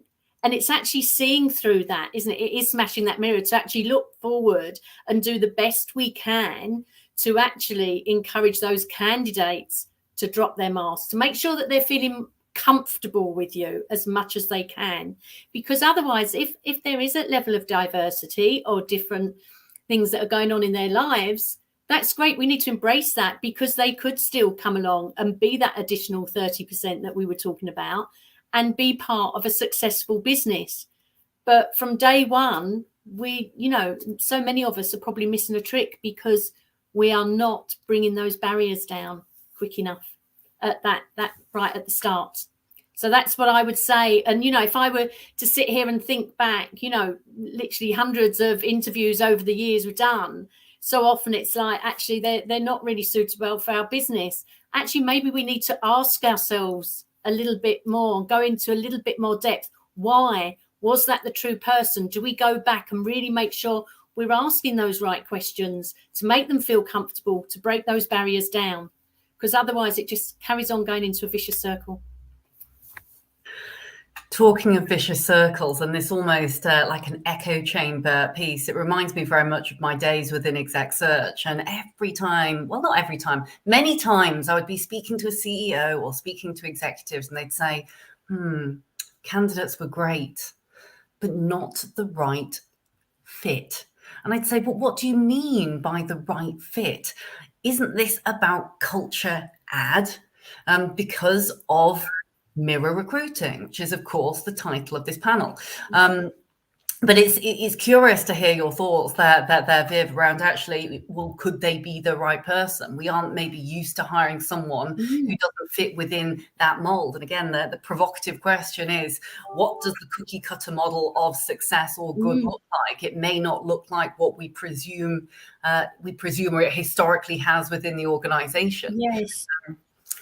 And that leads me to ask, how useful is the data if it's not, I guess, accurate? And when it comes to recruitment, what is expected from leaders in terms of accessing these diverse talent pools? Any thoughts at all on this? Jeton, I'll come to yourself here first, and then I'll go Jamar and Viv, because already the time's going so quickly, and I'm sure we could quite happily do another panel on many of the different things we've touched on today. Jeton. Yeah, unconscious bias is the term that comes to mind as we're talking about this topic and accountability of leaders. It makes me think of like a hamster on a wheel, doing the same thing over and over again, but expecting a different result.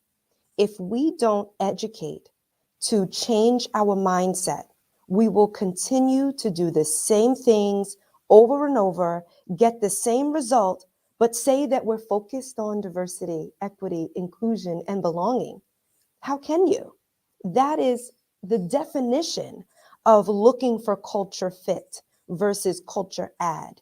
And the accountability that we put on our leaders is to be aware of unconscious bias. And that's why we have so much training and upskilling around it, because it's critical to understand what your blind spots could be and your, kind of perceived notions around what good looks like, because it's familiar to you, because this person reminds you of your nephew or, your sister or someone that you worked with that has the same work style as you.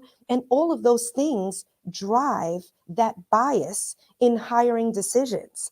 And that is the reason that we are working on this new approach to recruitment that requires different aspects of diversity included at every stage. At every stage, from the panels of people that are interviewing talent, of the slate of candidates that are presented to the business, of the slate of candidates that the business decides to interview. We're looking for diversity in all of that. And then we have also defined what diversity looks like in our specific cluster in order to help drive that. So it's something that we're working towards. I'm not saying that we've mastered it or we're, doing it well yet, but it's something that we're working towards. But the first thing that came to mind when you said that was unconscious bias, because everyone has it, even within the same dimension of diversity. Women have it against women, moms have it against other moms. It's, incredible how we have been programmed over the years. And now we need to unlearn those things, learn what's right, what's equitable, and what's morally the right thing in order to move forward. So much work to do. And as Jamar said, and we need to die trying to get there. Shall I pick up the thread, Layla? I think I'll keep it almost in terms of how we think about students, access and success. In the case of this discussion, it's diversity and inclusion. It's one thing to attract people. It's another thing to make sure they'll stay, they'll succeed. You can't do one without the other. So I think whilst we're thinking about how do we access talent, we also have to think about how will they thrive? What kind of an ecosystem do we have where they can be the individuals they are? So as Jeton said, there was a mask until she arrived in an organization where she didn't need one. How can we be that organization? We have to ask ourselves that at all times. So access and success. All of these quotes, I'm thinking all of them could live happily on a t-shirt, and I can see people walking around with them. They're brilliant. I've been frantically scribbling away here, kind of masking and unmasking, you know, how we thrive from access to success, our blind spots, from unconscious bias to conscious inclusion. This is such a thought-provoking panel. Viv, I'll come to yourself here for some final thoughts, conscious of time. I can't believe already that 45 minutes is nearly up. I just think, sort of final thoughts, this has been great. You know, we first of all started off talking about data and how that can help. I think some of the things that have said here, it's still a journey. You know, we've come a long way in the last 10 years, but by golly, we have really got a long way to go, I think, you know, and the best practices, you know, that we can actually take forward, learn from each other and learn from people when we're talking to them, whether it's through a recruitment process, through it's, you know, onboarding them, our employees, backing up by data. And, you know, over time, what we'd like to see is the results over time will become obvious through the build of our diverse workforce and the success of the business. But I do think data plays a big part in getting us there, in helping us get there in the first place. Any final thoughts at all before we wrap?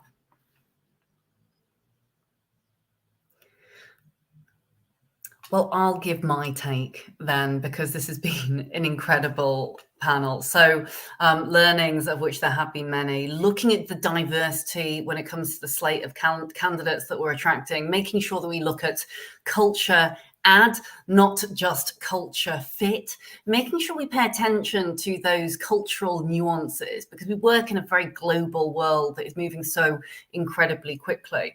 Understanding and listening to those nuances and really trying to apply them to our regions, knowing that data is at the heart of a lot of decision-making process, but not forgetting that the hearts, the minds, the stories, and showing up as you magnificent leaders have done today is also key to moving the dial now and for future generations.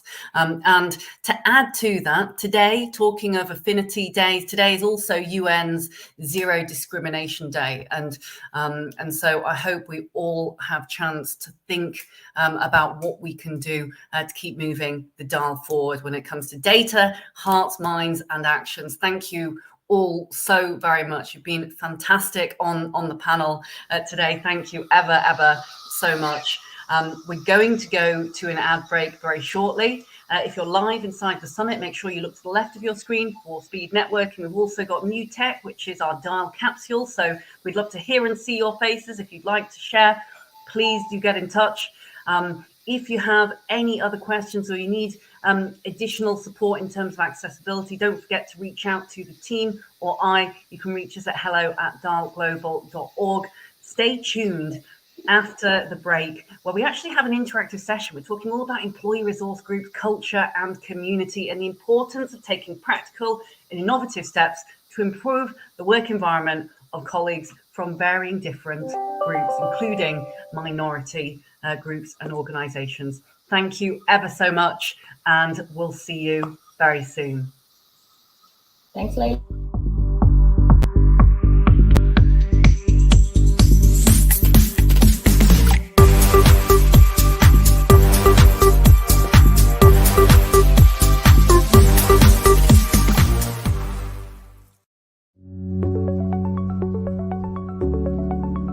Delighted to announce our newest initiative, the CEO Activist Moving the Dial on Diversity Pledge.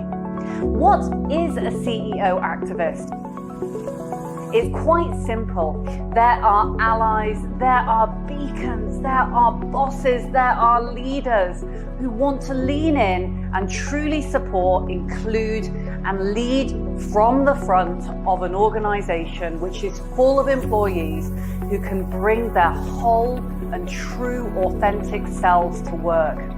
They're the leaders who know inclusive and diverse workplaces are economically sound and make good, strong, strategic business sense. They're the leaders who want to make their world a better place now and for future generations of leaders to come.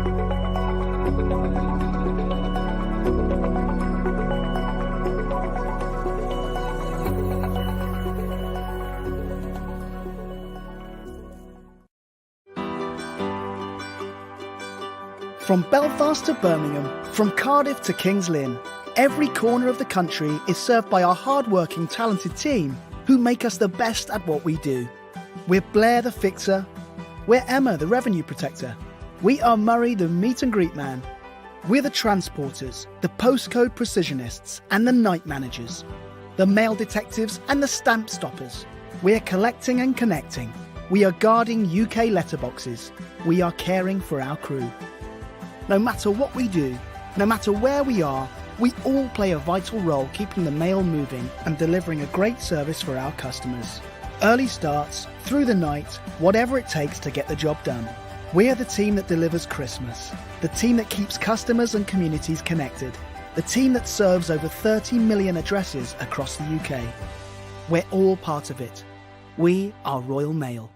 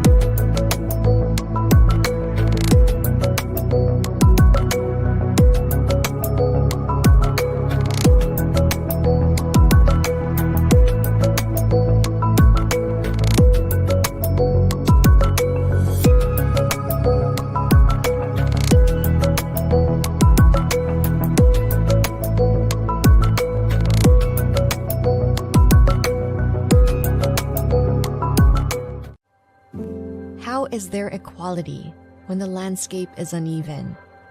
When skin color and gender define the opportunities we get and don't? When it's easier for some and harder for others? When we're judged for who we love and how we are? When some have to fight to live within their right? That's why equality isn't equal. Equity is. And why Unilever is working to level the playing field. For a more inclusive and equitable world, where we see allies in each other. And fitting in means being you.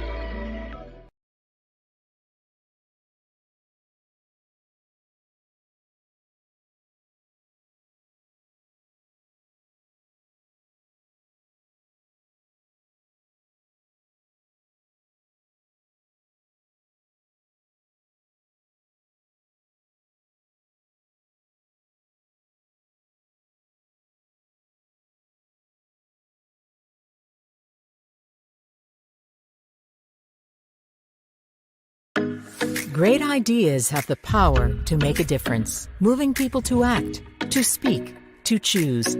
But to create value, those ideas need to connect with the right people at the right moment, everywhere in the world. HH Global is the first truly tech-enabled creative production and procurement partner for brands seeking stronger, more sustainable growth. We understand better than anyone that ideas are only as powerful as their execution. With the largest global network of experts, suppliers, and capabilities, HH Global gives you the power of big impact across every channel and market, turning your big ideas into real growth.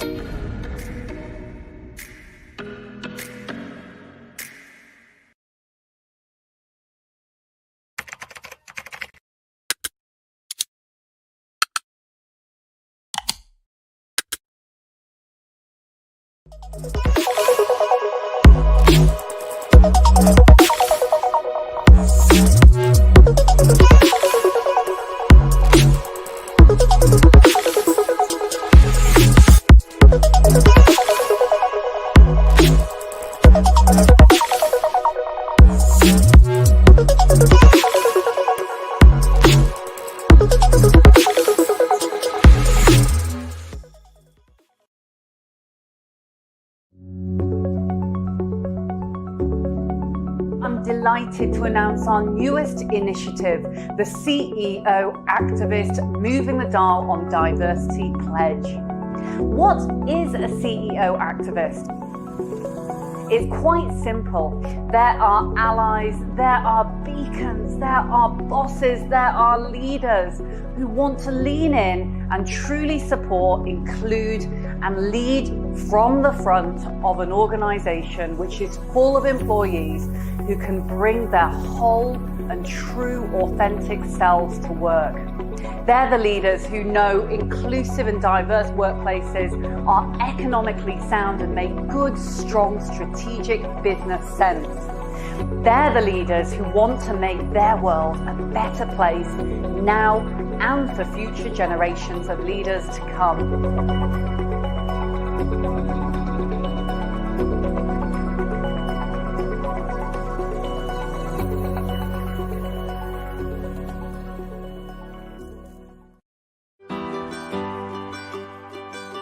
From Belfast to Birmingham, from Cardiff to King's Lynn, every corner of the country is served by our hard-working, talented team who make us the best at what we do. We're Blair the Fixer. We're Emma the Revenue Protector. We are Murray the Meet and Greet Man. We're the Transporters, the Postcode Precisionists and the Night Managers, the Mail Detectives and the Stamp Stoppers. We're collecting and connecting. We are guarding UK letterboxes. We are caring for our crew. No matter what we do, no matter where we are, we all play a vital role keeping the mail moving and delivering a great service for our customers. Early starts, through the night, whatever it takes to get the job done. We're the team that delivers Christmas, the team that keeps customers and communities connected, the team that serves over 30 million addresses across the UK. We're all part of it. We are Royal Mail.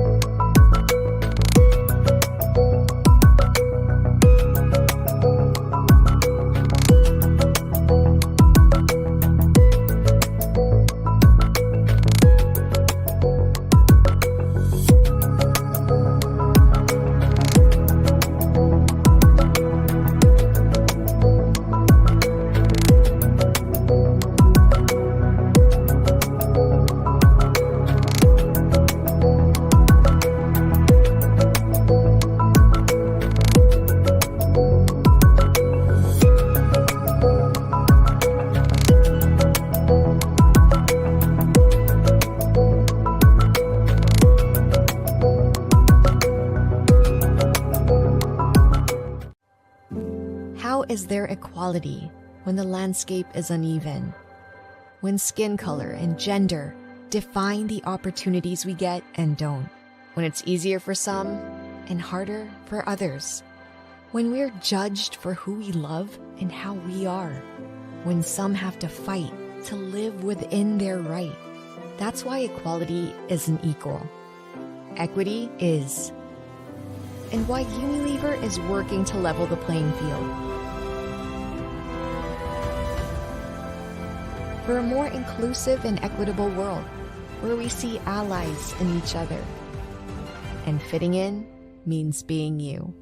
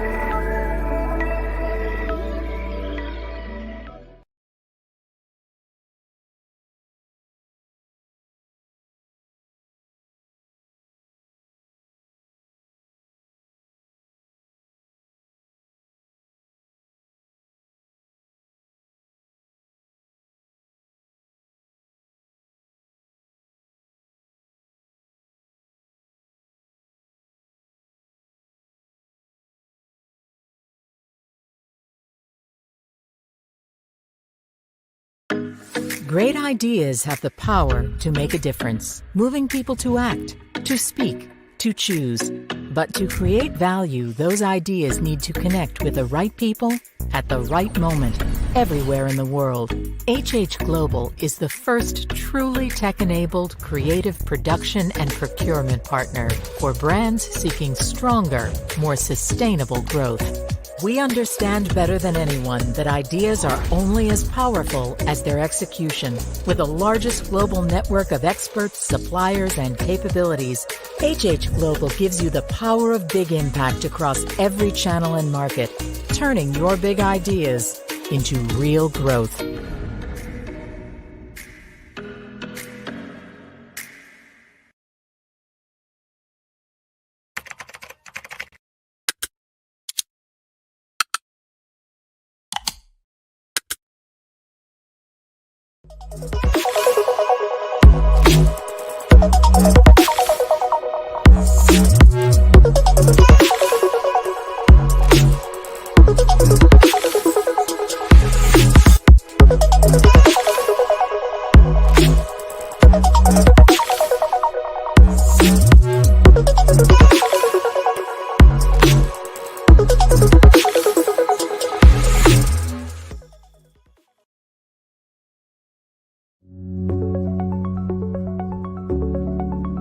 Delighted to announce our newest initiative, the CEO Activist Moving the Dial on Diversity Pledge.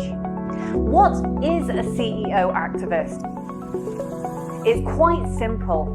There are allies, there are beacons, there are bosses, there are leaders who want to lean in and truly support, include, and lead from the front of an organization which is full of employees who can bring their whole and true authentic selves to work. They're the leaders who know inclusive and diverse workplaces are economically sound and make good, strong, strategic business sense. They're the leaders who want to make their world a better place now and for future generations of leaders to come.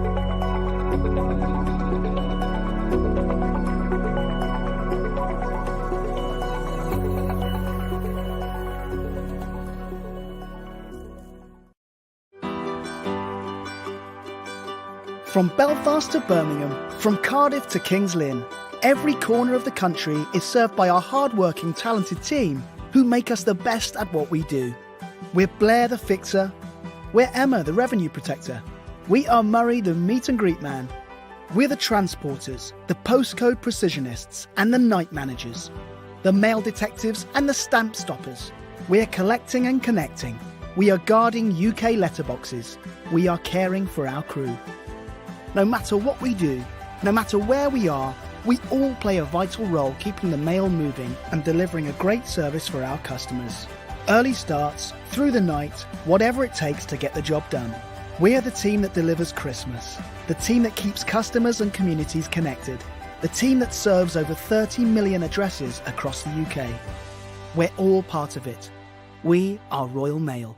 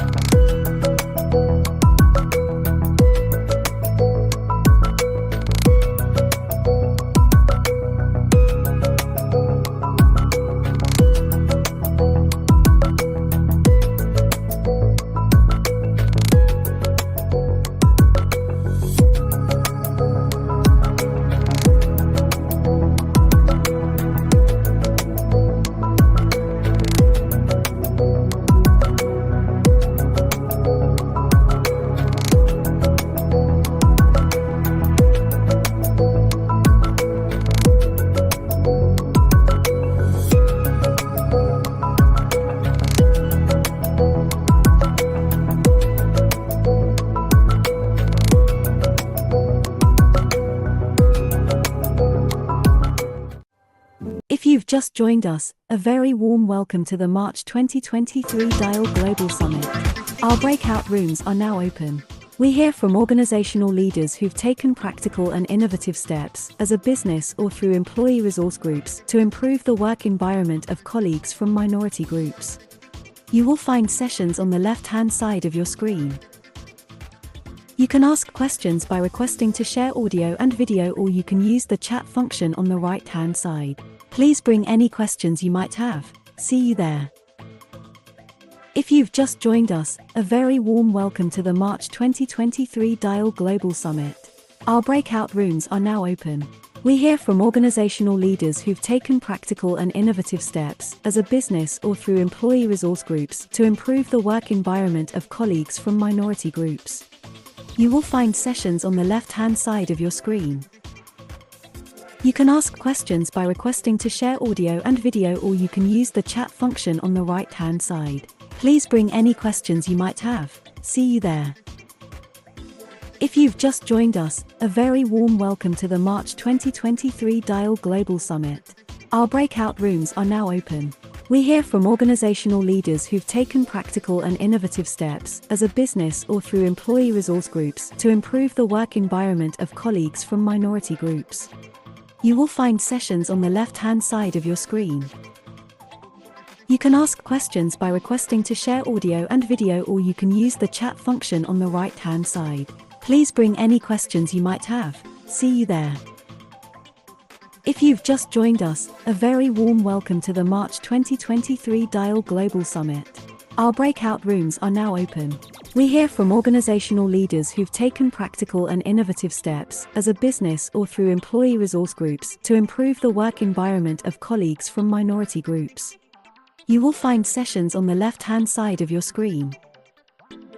You can ask questions by requesting to share audio and video, or you can use the chat function on the right-hand side. Please bring any questions you might have. See you there. If you've just joined us, a very warm welcome to the March 2023 Dial Global Summit. Our breakout rooms are now open. We hear from organizational leaders who've taken practical and innovative steps as a business or through employee resource groups to improve the work environment of colleagues from minority groups. You will find sessions on the left-hand side of your screen. You can ask questions by requesting to share audio and video, or you can use the chat function on the right-hand side. Please bring any questions you might have. See you there. If you've just joined us, a very warm welcome to the March 2023 DIAL Global Summit. Our breakout rooms are now open. We hear from organizational leaders who've taken practical and innovative steps as a business or through employee resource groups to improve the work environment of colleagues from minority groups. You will find sessions on the left-hand side of your screen. You can ask questions by requesting to share audio and video, or you can use the chat function on the right-hand side. Please bring any questions you might have. See you there. If you've just joined us, a very warm welcome to the March 2023 DIAL Global Summit. Our breakout rooms are now open. We hear from organizational leaders who've taken practical and innovative steps as a business or through employee resource groups to improve the work environment of colleagues from minority groups. You will find sessions on the left-hand side of your screen. You can ask questions by requesting to share audio and video, or you can use the chat function on the right-hand side. Please bring any questions you might have. See you there. If you've just joined us, a very warm welcome to the March 2023 DIAL Global Summit. Our breakout rooms are now open. We hear from organizational leaders who've taken practical and innovative steps as a business or through employee resource groups to improve the work environment of colleagues from minority groups. You will find sessions on the left-hand side of your screen. You can ask questions by requesting to share audio and video, or you can use the chat function on the right-hand side. Please bring any questions you might have. See you there. If you've just joined us, a very warm welcome to the March 2023 DIAL Global Summit. Our breakout rooms are now open. We hear from organizational leaders who've taken practical and innovative steps as a business or through employee resource groups to improve the work environment of colleagues from minority groups. You will find sessions on the left-hand side of your screen. You can ask questions by requesting to share audio and video, or you can use the chat function on the right-hand side. Please bring any questions you might have. See you there. If you've just joined us, a very warm welcome to the March 2023 DIAL Global Summit. Our breakout rooms are now open. We hear from organizational leaders who've taken practical and innovative steps as a business or through employee resource groups to improve the work environment of colleagues from minority groups. You will find sessions on the left-hand side of your screen. You can ask questions by requesting to share audio and video, or you can use the chat function on the right-hand side. Please bring any questions you might have. See you there. If you've just joined us, a very warm welcome to the March 2023 DIAL Global Summit. Our breakout rooms are now open. We hear from organizational leaders who've taken practical and innovative steps as a business or through employee resource groups to improve the work environment of colleagues from minority groups. You will find sessions on the left-hand side of your screen. You can ask questions by requesting to share audio and video, or you can use the chat function on the right-hand side. Please bring any questions you might have. See you there. If you've just joined us, a very warm welcome to the March 2023 DIAL Global Summit. Our breakout rooms are now open. We hear from organizational leaders who've taken practical and innovative steps as a business or through employee resource groups to improve the work environment of colleagues from minority groups. You will find sessions on the left-hand side of your screen. You can ask questions by requesting to share audio and video, or you can use the chat function on the right-hand side. Please bring any questions you might have. See you there. If you've just joined us, a very warm welcome to the March 2023 DIAL Global Summit. Our breakout rooms are now open. We hear from organizational leaders who've taken practical and innovative steps as a business or through employee resource groups to improve the work environment of colleagues from minority groups. You will find sessions on the left-hand side of your screen.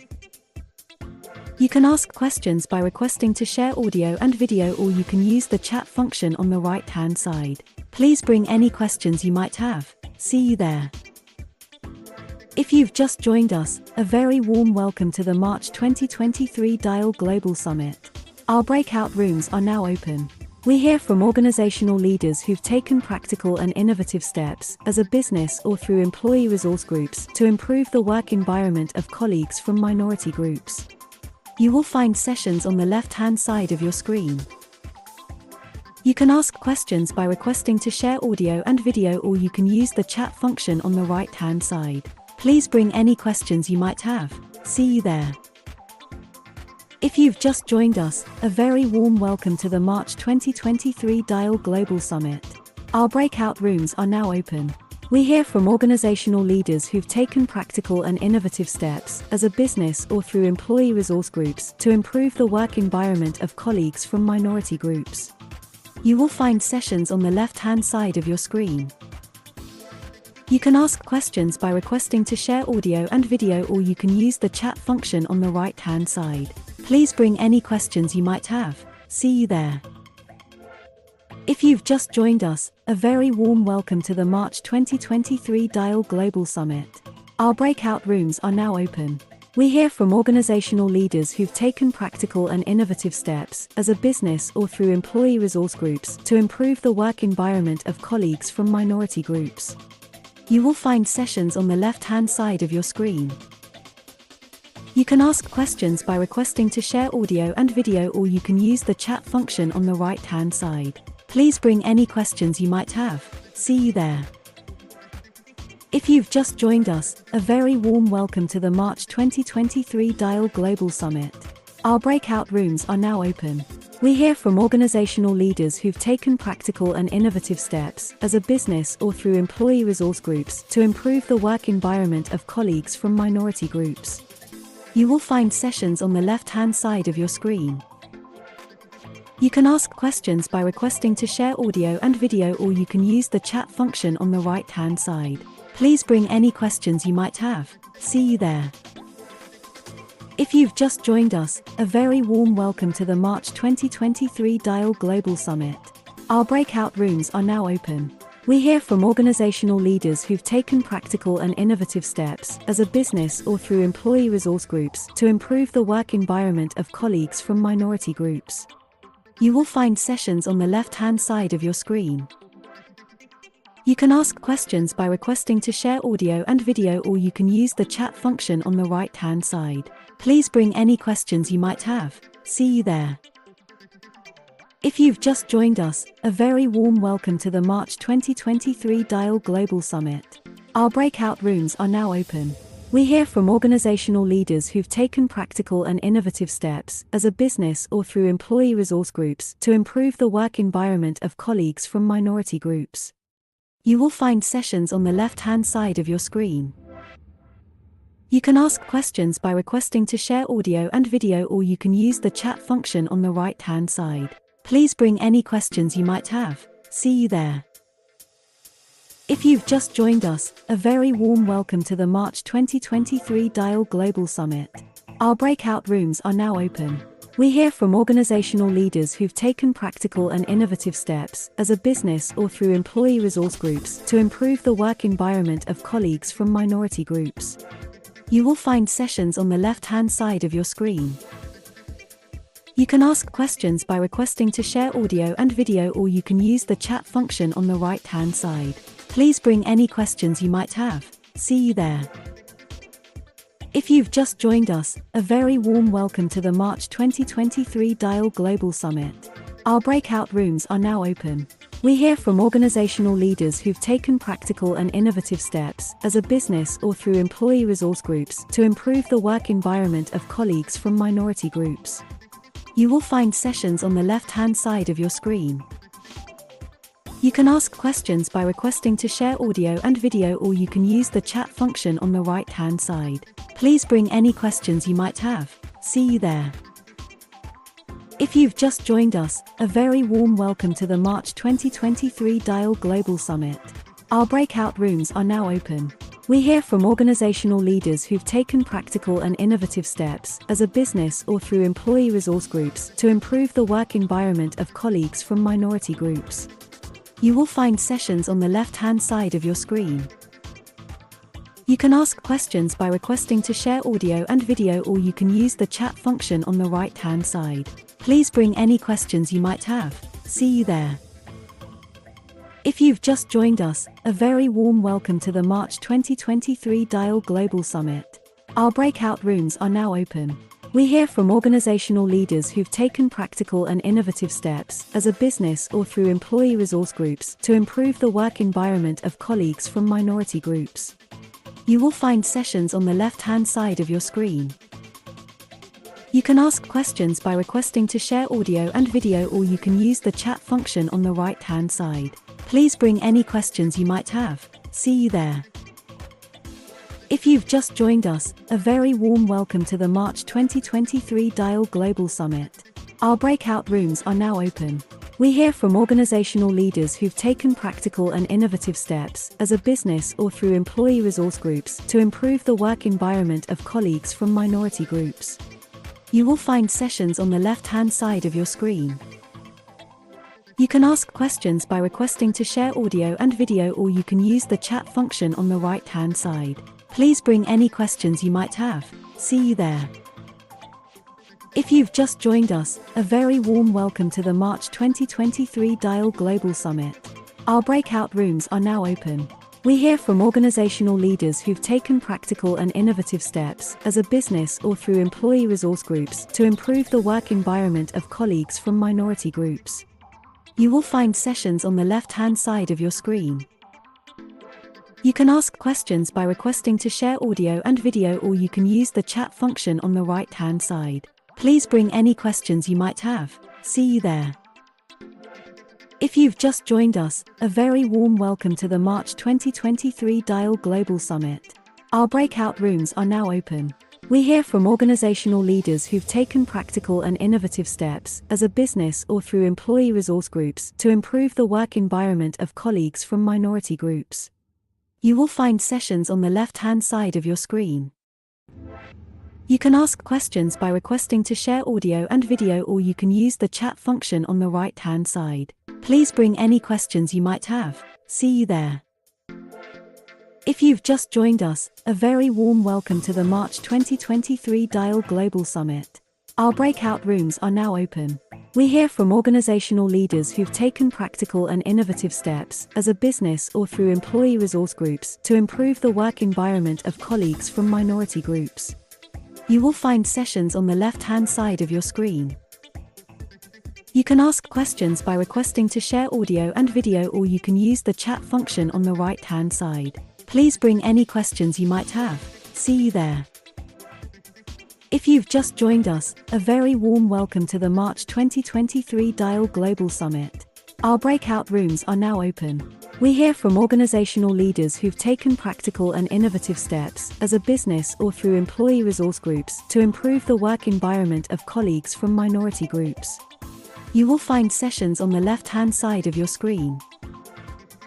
You can ask questions by requesting to share audio and video, or you can use the chat function on the right-hand side. Please bring any questions you might have. See you there.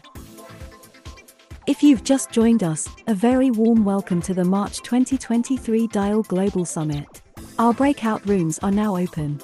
We hear from organizational leaders who've taken practical and innovative steps as a business or through employee resource groups to improve the work environment of colleagues from minority groups. You will find sessions on the left-hand side of your screen. You can ask questions by requesting to share audio and video, or you can use the chat function on the right-hand side. Please bring any questions you might have. See you there.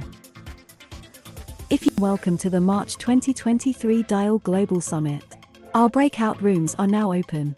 We hear from organizational leaders who've taken practical and innovative steps as a business or through employee resource groups to improve the work environment of colleagues from minority groups. You will find sessions on the left-hand side of your screen. You can ask questions by requesting to share audio and video, or you can use the chat function on the right-hand side. Please bring any questions you might have. See you there. If you've just joined us, a very warm welcome to the March 2023 Dial Global Summit. Our breakout rooms are now open. We hear from organizational leaders who've taken practical and innovative steps as a business or through employee resource groups to improve the work environment of colleagues from minority groups. You will find sessions on the left-hand side of your screen.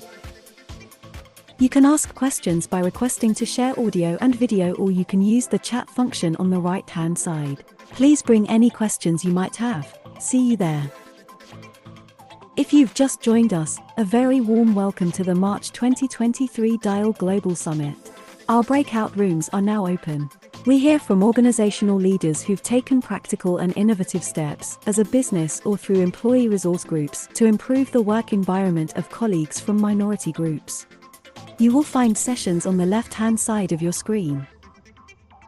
You can ask questions by requesting to share audio and video, or you can use the chat function on the right-hand side. Please bring any questions you might have. See you there. If you've just joined us, a very warm welcome to the March 2023 DIAL Global Summit. Our breakout rooms are now open. We hear from organizational leaders who've taken practical and innovative steps as a business or through employee resource groups to improve the work environment of colleagues from minority groups. You will find sessions on the left-hand side of your screen. You can ask questions by requesting to share audio and video, or you can use the chat function on the right-hand side. Please bring any questions you might have. See you there. If you've just joined us, a very warm welcome to the March 2023 DIAL Global Summit. Our breakout rooms are now open. We hear from organizational leaders who've taken practical and innovative steps as a business or through employee resource groups to improve the work environment of colleagues from minority groups. You will find sessions on the left-hand side of your screen. You can ask questions by requesting to share audio and video, or you can use the chat function on the right-hand side. Please bring any questions you might have. See you there. If you've just joined us, a very warm welcome to the March 2023 DIAL Global Summit. Our breakout rooms are now open. We hear from organizational leaders who've taken practical and innovative steps as a business or through employee resource groups to improve the work environment of colleagues from minority groups. You will find sessions on the left-hand side of your screen. You can ask questions by requesting to share audio and video, or you can use the chat function on the right-hand side. Please bring any questions you might have. See you there. If you've just joined us, a very warm welcome to the March 2023 DIAL Global Summit. Our breakout rooms are now open. We hear from organizational leaders who've taken practical and innovative steps as a business or through employee resource groups to improve the work environment of colleagues from minority groups. You will find sessions on the left-hand side of your screen. You can ask questions by requesting to share audio and video, or you can use the chat function on the right-hand side. Please bring any questions you might have. See you there. If you've just joined us, a very warm welcome to the March 2023 DIAL Global Summit. Our breakout rooms are now open. We hear from organizational leaders who've taken practical and innovative steps as a business or through employee resource groups to improve the work environment of colleagues from minority groups. You will find sessions on the left-hand side of your screen. You can ask questions by requesting to share audio and video, or you can use the chat function on the right-hand side. Please bring any questions you might have. See you there. If you've just joined us, a very warm welcome to the March 2023 DIAL Global Summit. Our breakout rooms are now open. We hear from organizational leaders who've taken practical and innovative steps as a business or through employee resource groups to improve the work environment of colleagues from minority groups. You will find sessions on the left-hand side of your screen. You can ask questions by requesting to share audio and video, or you can use the chat function on the right-hand side. Please bring any questions you might have. See you there. If you've just joined us, a very warm welcome to the March 2023 DIAL Global Summit. Our breakout rooms are now open. We hear from organizational leaders who've taken practical and innovative steps as a business or through employee resource groups to improve the work environment of colleagues from minority groups. You will find sessions on the left-hand side of your screen. You can ask questions by requesting to share audio and video, or you can use the chat function on the right-hand side. Please bring any questions you might have. See you there. If you've just joined us, a very warm welcome to the March 2023 Dial Global Summit. Our breakout rooms are now open. We hear from organizational leaders who've taken practical and innovative steps as a business or through employee resource groups to improve the work environment of colleagues from minority groups. You will find sessions on the left-hand side of your screen. You can ask questions by requesting to share audio and video, or you can use the chat function on the right-hand side. Please bring any questions you might have. See you there.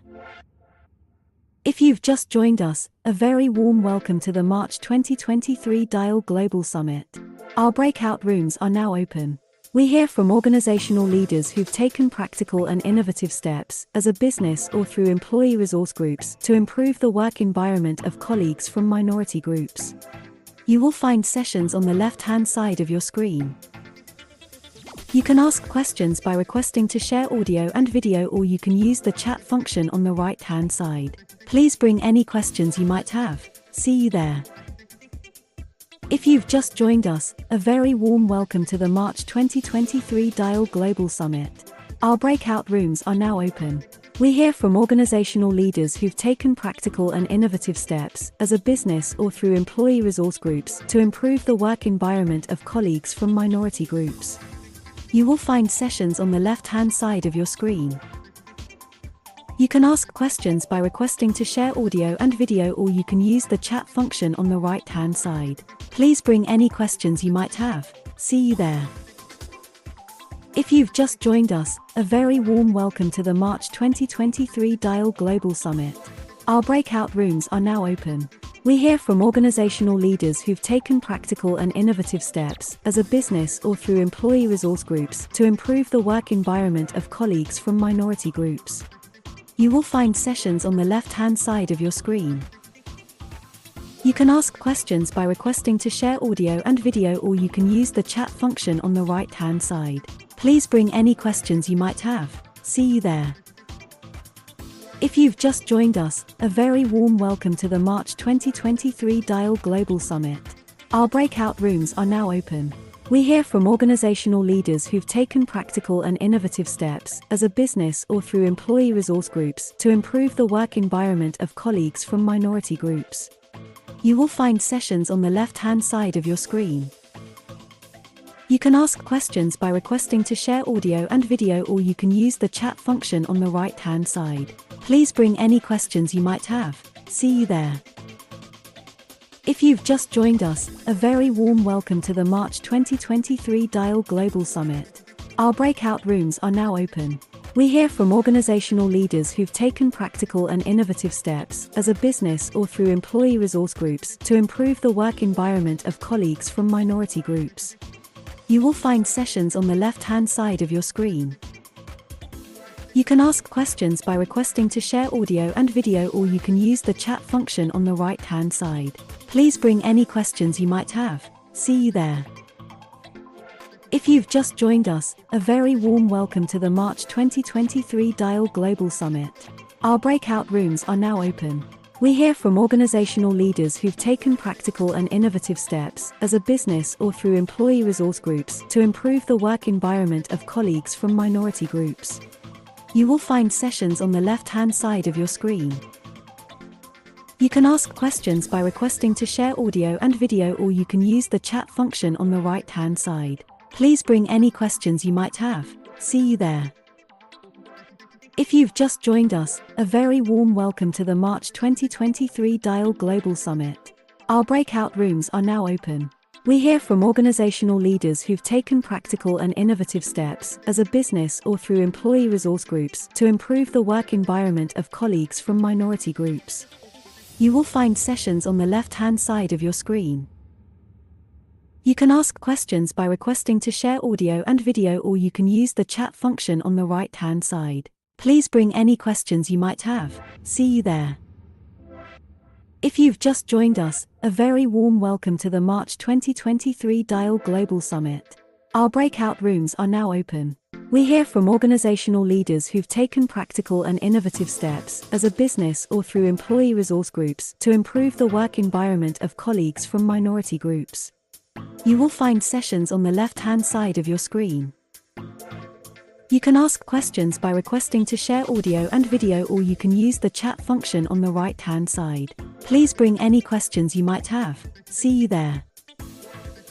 If you've just joined us, a very warm welcome to the March 2023 DIAL Global Summit. Our breakout rooms are now open. We hear from organizational leaders who've taken practical and innovative steps as a business or through employee resource groups to improve the work environment of colleagues from minority groups. You will find sessions on the left-hand side of your screen. You can ask questions by requesting to share audio and video, or you can use the chat function on the right-hand side. Please bring any questions you might have. See you there. If you've just joined us, a very warm welcome to the March 2023 DIAL Global Summit. Our breakout rooms are now open. We hear from organizational leaders who've taken practical and innovative steps as a business or through employee resource groups to improve the work environment of colleagues from minority groups. You will find sessions on the left-hand side of your screen. You can ask questions by requesting to share audio and video, or you can use the chat function on the right-hand side. Please bring any questions you might have. See you there. If you've just joined us, a very warm welcome to the March 2023 DIAL Global Summit. Our breakout rooms are now open. We hear from organizational leaders who've taken practical and innovative steps as a business or through employee resource groups to improve the work environment of colleagues from minority groups. You will find sessions on the left-hand side of your screen. You can ask questions by requesting to share audio and video, or you can use the chat function on the right-hand side. Please bring any questions you might have. See you there. If you've just joined us, a very warm welcome to the March 2023 DIAL Global Summit. Our breakout rooms are now open.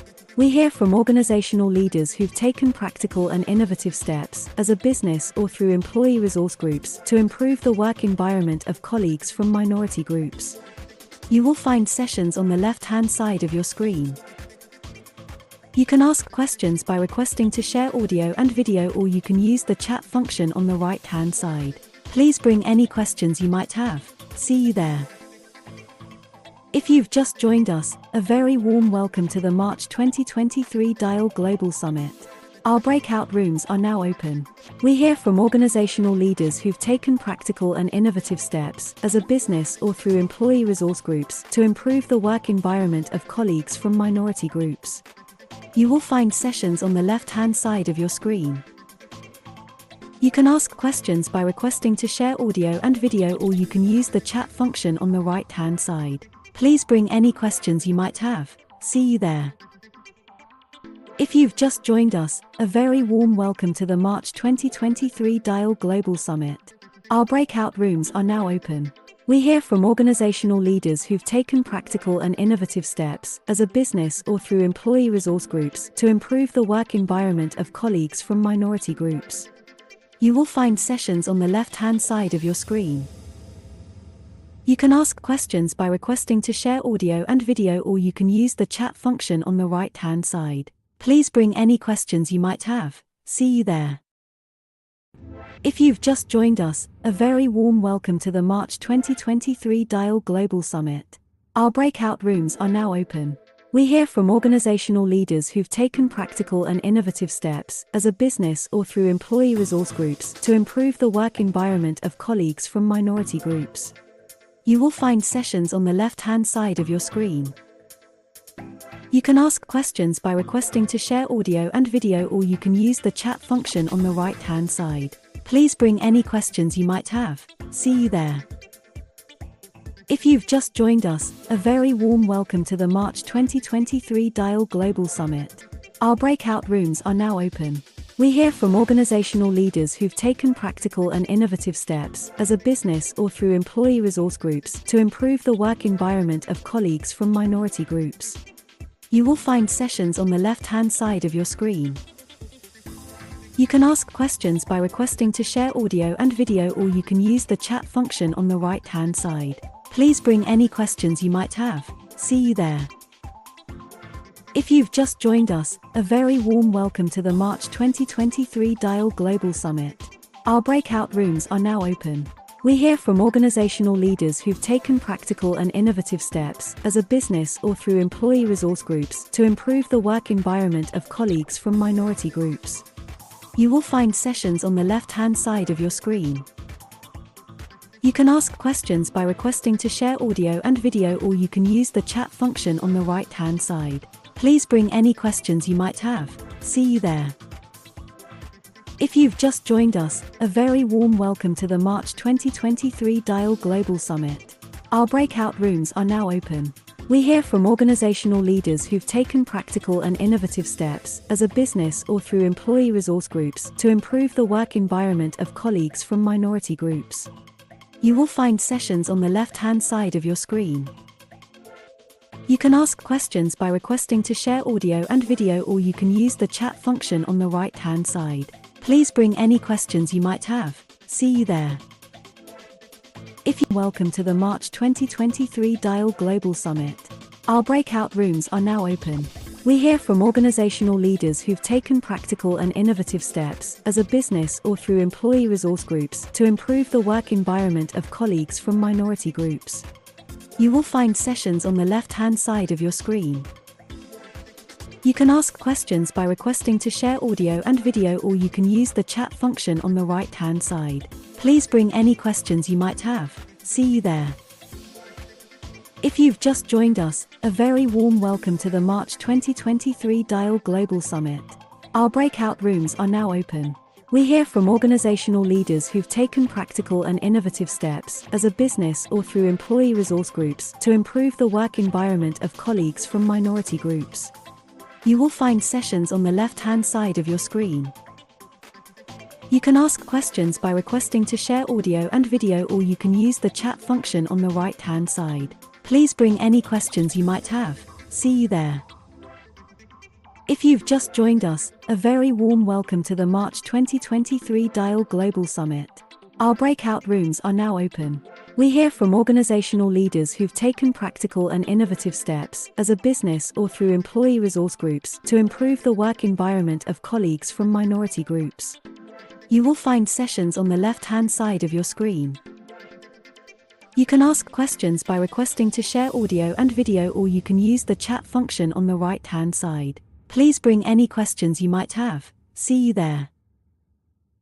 If you've just joined us, a very warm welcome to the March 2023 DIAL Global Summit. Our breakout rooms are now open.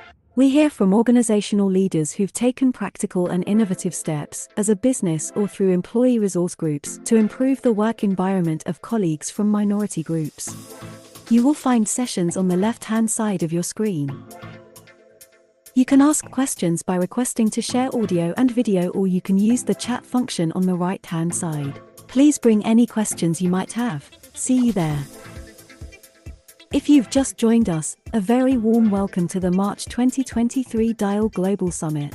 Our breakout rooms are now open. We hear from organizational leaders who've taken practical and innovative steps as a business or through employee resource groups to improve the work environment of colleagues from minority groups.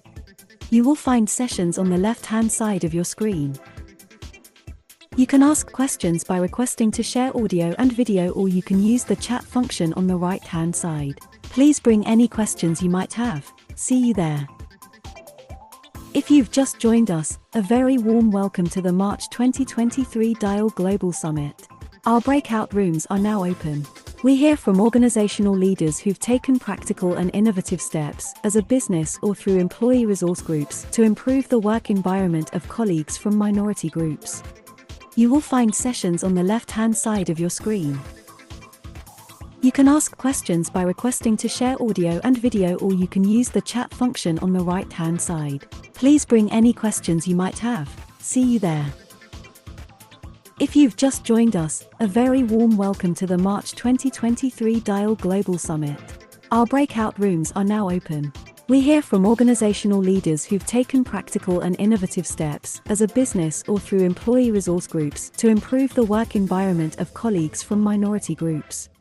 You will find sessions on the left-hand side of your screen. You can ask questions by requesting to share audio and video, or you can use the chat function on the right-hand side. Please bring any questions you might have. See you there. If you've just joined us, a very warm welcome to the March 2023 Dial Global Summit. Our breakout rooms are now open. We hear from organizational leaders who've taken practical and innovative steps, as a business or through employee resource groups, to improve the work environment of colleagues from minority groups. You will find sessions on the left-hand side of your screen. You can ask questions by requesting to share audio and video, or you can use the chat function on the right-hand side. Please bring any questions you might have. See you there. If you've just joined us, a very warm welcome to the March 2023 Dial Global Summit. Our breakout rooms are now open. We hear from organizational leaders who've taken practical and innovative steps, as a business or through employee resource groups, to improve the work environment of colleagues from minority groups. You will find sessions on the left-hand side of your screen.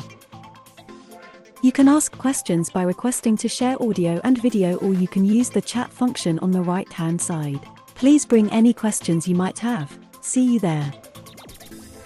If you've just joined us, a very warm welcome to the March 2023 Dial Global Summit. Our breakout rooms are now open. We hear from organizational leaders who've taken practical and innovative steps, as a business or through employee resource groups, to improve the work environment of colleagues from minority groups. You will find sessions on the left-hand side of your screen. You can ask questions by requesting to share audio and video, or you can use the chat function on the right-hand side. Please bring any questions you might have. See you there. If you've just joined us, a very warm welcome to the March 2023 Dial Global Summit. Our breakout rooms are now open. We hear from organizational leaders who've taken practical and innovative steps, as a business or through employee resource groups, to improve the work environment of colleagues from minority groups. You will find sessions on the left-hand side of your screen. You can ask questions by requesting to share audio and video, or you can use the chat function on the right-hand side. Please bring any questions you might have. See you there. If you've just joined us, a very warm welcome to the March 2023 Dial Global Summit. Our breakout rooms are now open. We hear from organizational leaders who've taken practical and innovative steps, as a business or through employee resource groups, to improve the work environment of colleagues from minority groups. You will find sessions on the left-hand side of your screen. You can ask questions by requesting to share audio and video, or you can use the chat function on the right-hand side. Please bring any questions you might have. See you there. If you've just joined us, a very warm welcome to the March 2023 Dial Global Summit. Our breakout rooms are now open. We hear from organizational leaders who've taken practical and innovative steps, as a business or through employee resource groups, to improve the work environment of colleagues from minority groups. You will find sessions on the left-hand side of your screen. You can ask questions by requesting to share audio and video, or you can use the chat function on the right-hand side. Please bring any questions you might have. See you there. If you've just joined us, a very warm welcome to the March 2023 Dial Global Summit. Our breakout rooms are now open. We hear from organizational leaders who've taken practical and innovative steps, as a business or through employee resource groups, to improve the work environment of colleagues from minority groups. You will find sessions on the left-hand side of your screen. You can ask questions by requesting to share audio and video, or you can use the chat function on the right-hand side. Please bring any questions you might have. See you there. If you've just joined us, a very warm welcome to the March 2023 Dial Global. I'm delighted to announce our newest initiative, the CEO Activist Moving the Dial on Diversity Pledge. What is a CEO activist? It's quite simple. There are allies, there are beacons, there are bosses, there are leaders who want to lean in and truly support, include, and lead from the front of an organization which is full of employees who can bring their whole and true authentic selves to work. They're the leaders who know inclusive and diverse workplaces are economically sound and make good, strong, strategic business sense. They're the leaders who want to make their world a better place now and for future generations of leaders to come.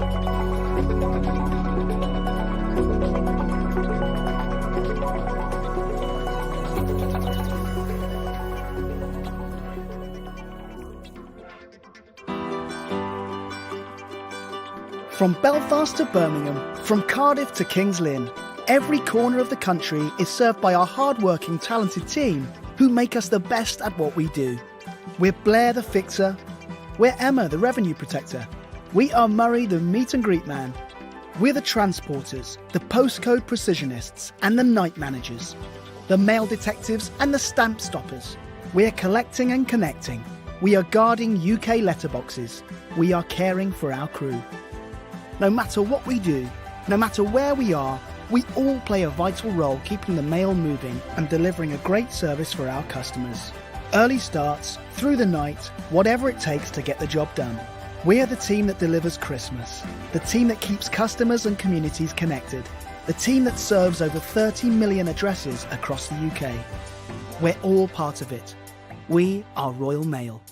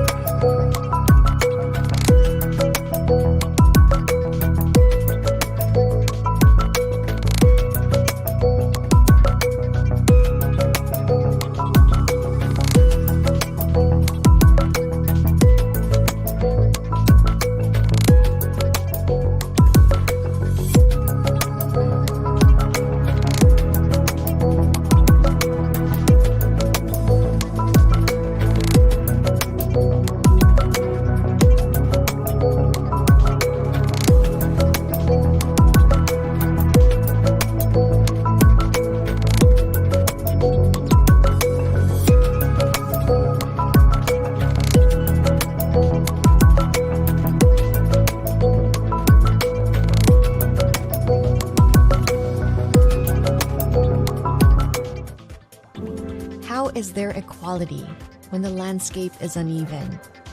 When skin color and gender define the opportunities we get and don't?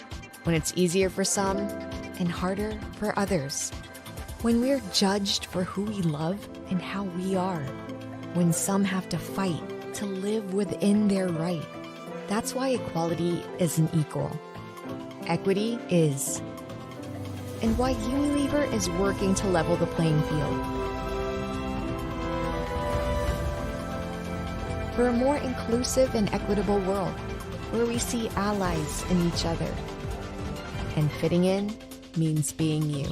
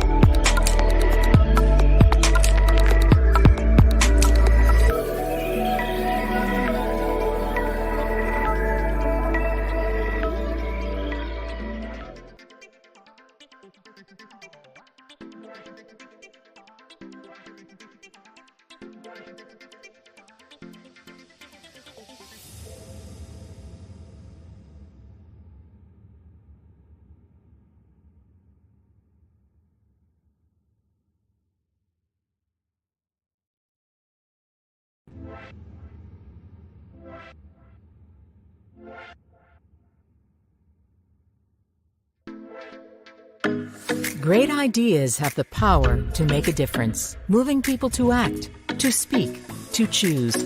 But to create value, those ideas need to connect with the right people at the right moment, everywhere in the world. HH Global is the first truly tech-enabled creative production and procurement partner for brands seeking stronger, more sustainable growth. We understand better than anyone that ideas are only as powerful as their execution. With the largest global network of experts, suppliers, and capabilities, HH Global gives you the power of big impact across every channel and market, turning your big ideas into real growth.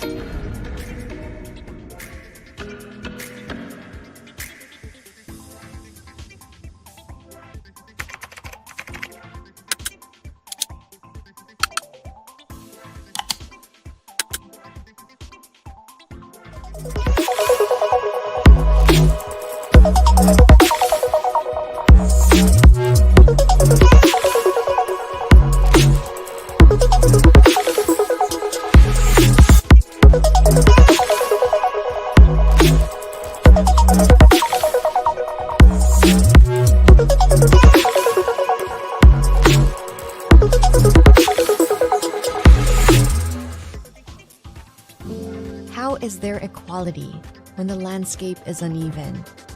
When skin color and gender define the opportunities we get and don't? When it's easier for some and harder for others? When we're judged for who we love and how we are? When some have to fight to live within their right? That's why equality isn't equal. Equity is. And why Unilever is working to level the playing field. For a more inclusive and equitable world, where we see allies in each other. And fitting in means being you.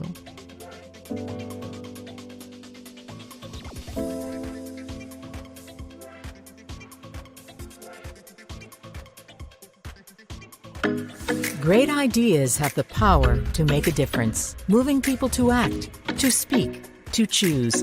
But to create value, those ideas need to connect with the right people at the right moment, everywhere in the world. HH Global is the first truly tech-enabled creative production and procurement partner for brands seeking stronger, more sustainable growth.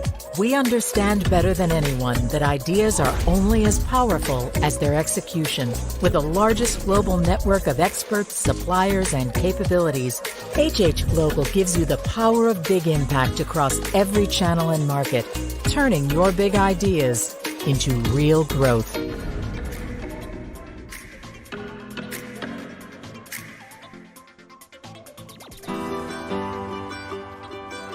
From Belfast to Birmingham, from Cardiff to King's Lynn, every corner of the country is served by our hard-working, talented team who make us the best at what we do. We're Blair the Fixer. We're Emma the Revenue Protector. We are Murray the Meet and Greet Man. We're the Transporters, the Postcode Precisionists and the Night Managers, the Mail Detectives and the Stamp Stoppers. We're collecting and connecting. We are guarding UK letterboxes. We are caring for our crew. No matter what we do, no matter where we are, we all play a vital role keeping the mail moving and delivering a great service for our customers. Early starts, through the night, whatever it takes to get the job done. We are the team that delivers Christmas, the team that keeps customers and communities connected, the team that serves over 30 million addresses across the UK. We're all part of it. We are Royal Mail.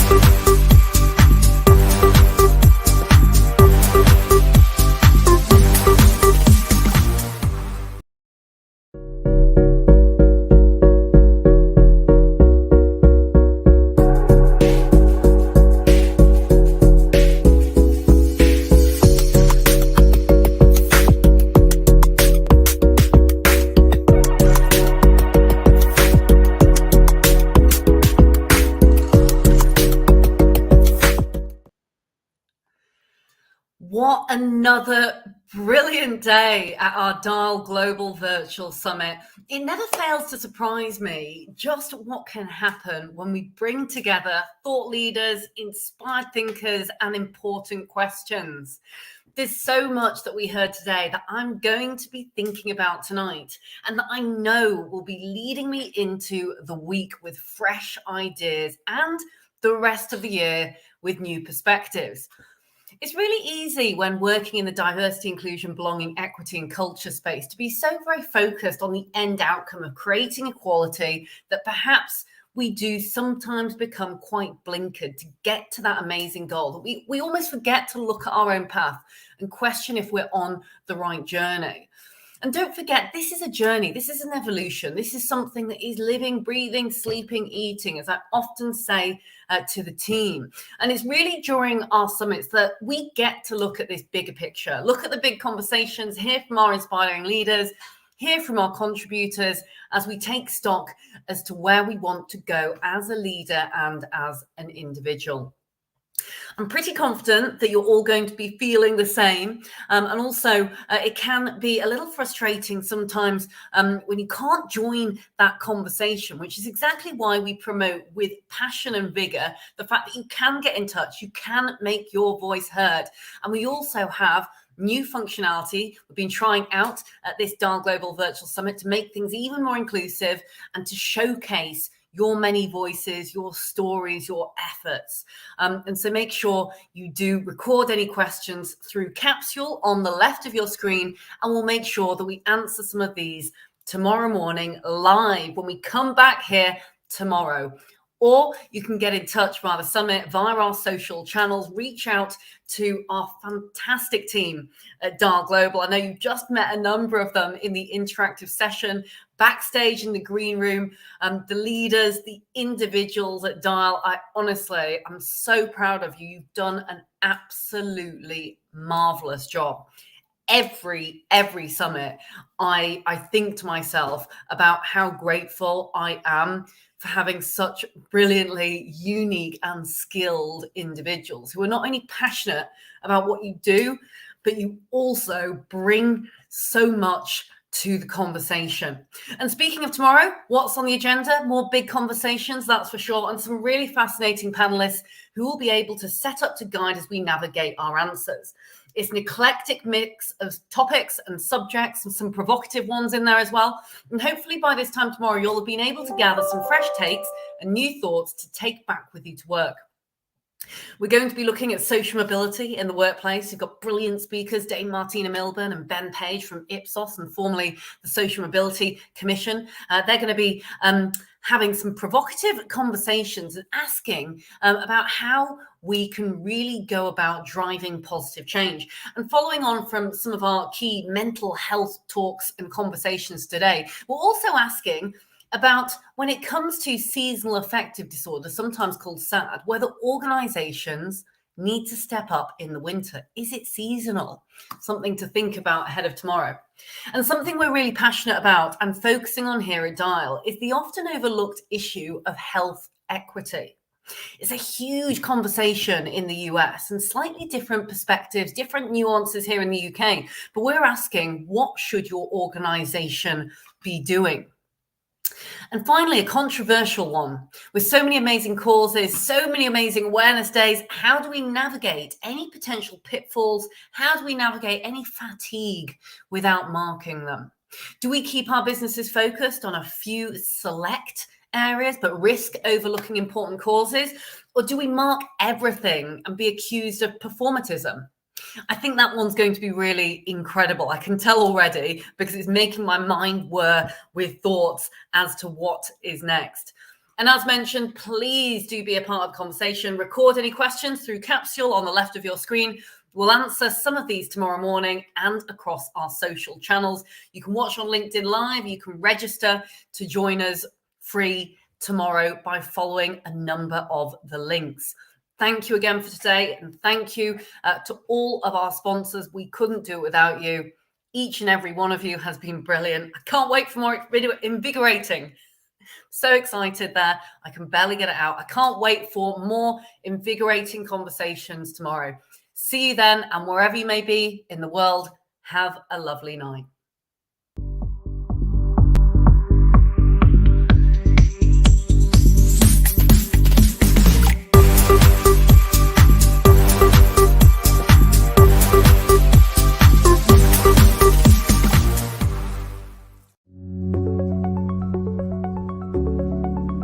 Delighted to announce our newest initiative, the CEO Activist Moving the Dial on Diversity Pledge.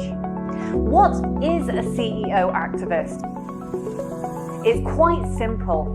There are allies, there are beacons, there are bosses, there are leaders who want to lean in and truly support, include, and lead from the front of an organization which is full of employees who can bring their whole and true authentic selves to work.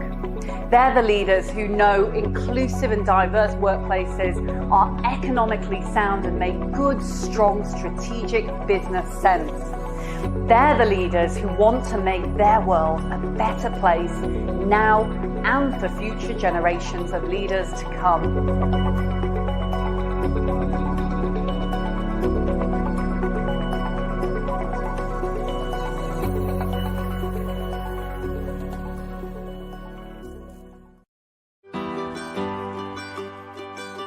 From Belfast to Birmingham, from Cardiff to King's Lynn, every corner of the country is served by our hard-working, talented team who make us the best at what we do. We're Blair the Fixer. We're Emma the Revenue Protector. We are Murray the Meet and Greet Man. We're the Transporters, the Postcode Precisionists and the Night Managers, the Mail Detectives and the Stamp Stoppers. We're collecting and connecting. We are guarding UK letterboxes. We are caring for our crew.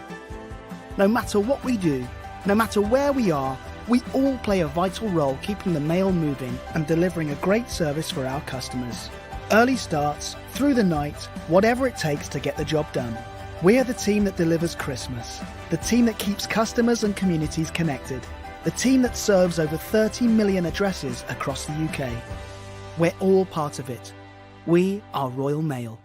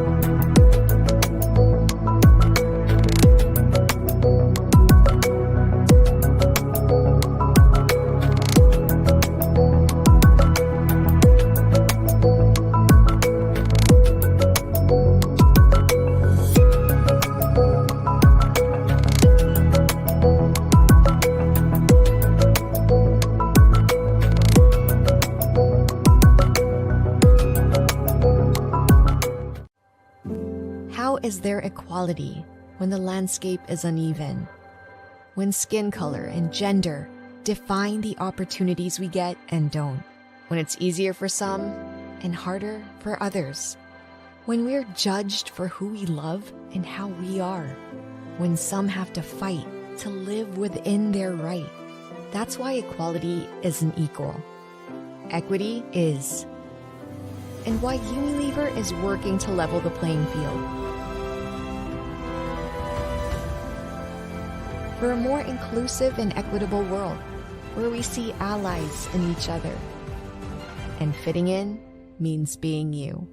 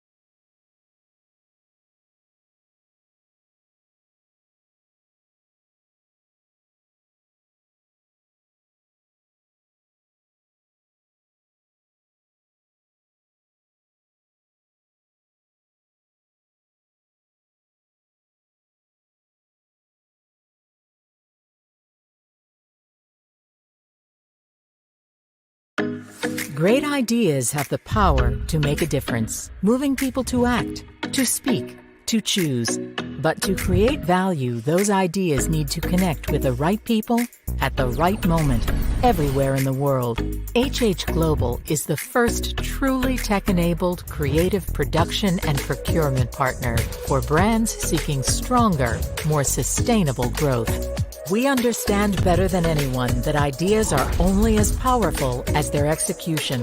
With the largest global network of experts, suppliers, and capabilities, HH Global gives you the power of big impact across every channel and market, turning your big ideas into real growth.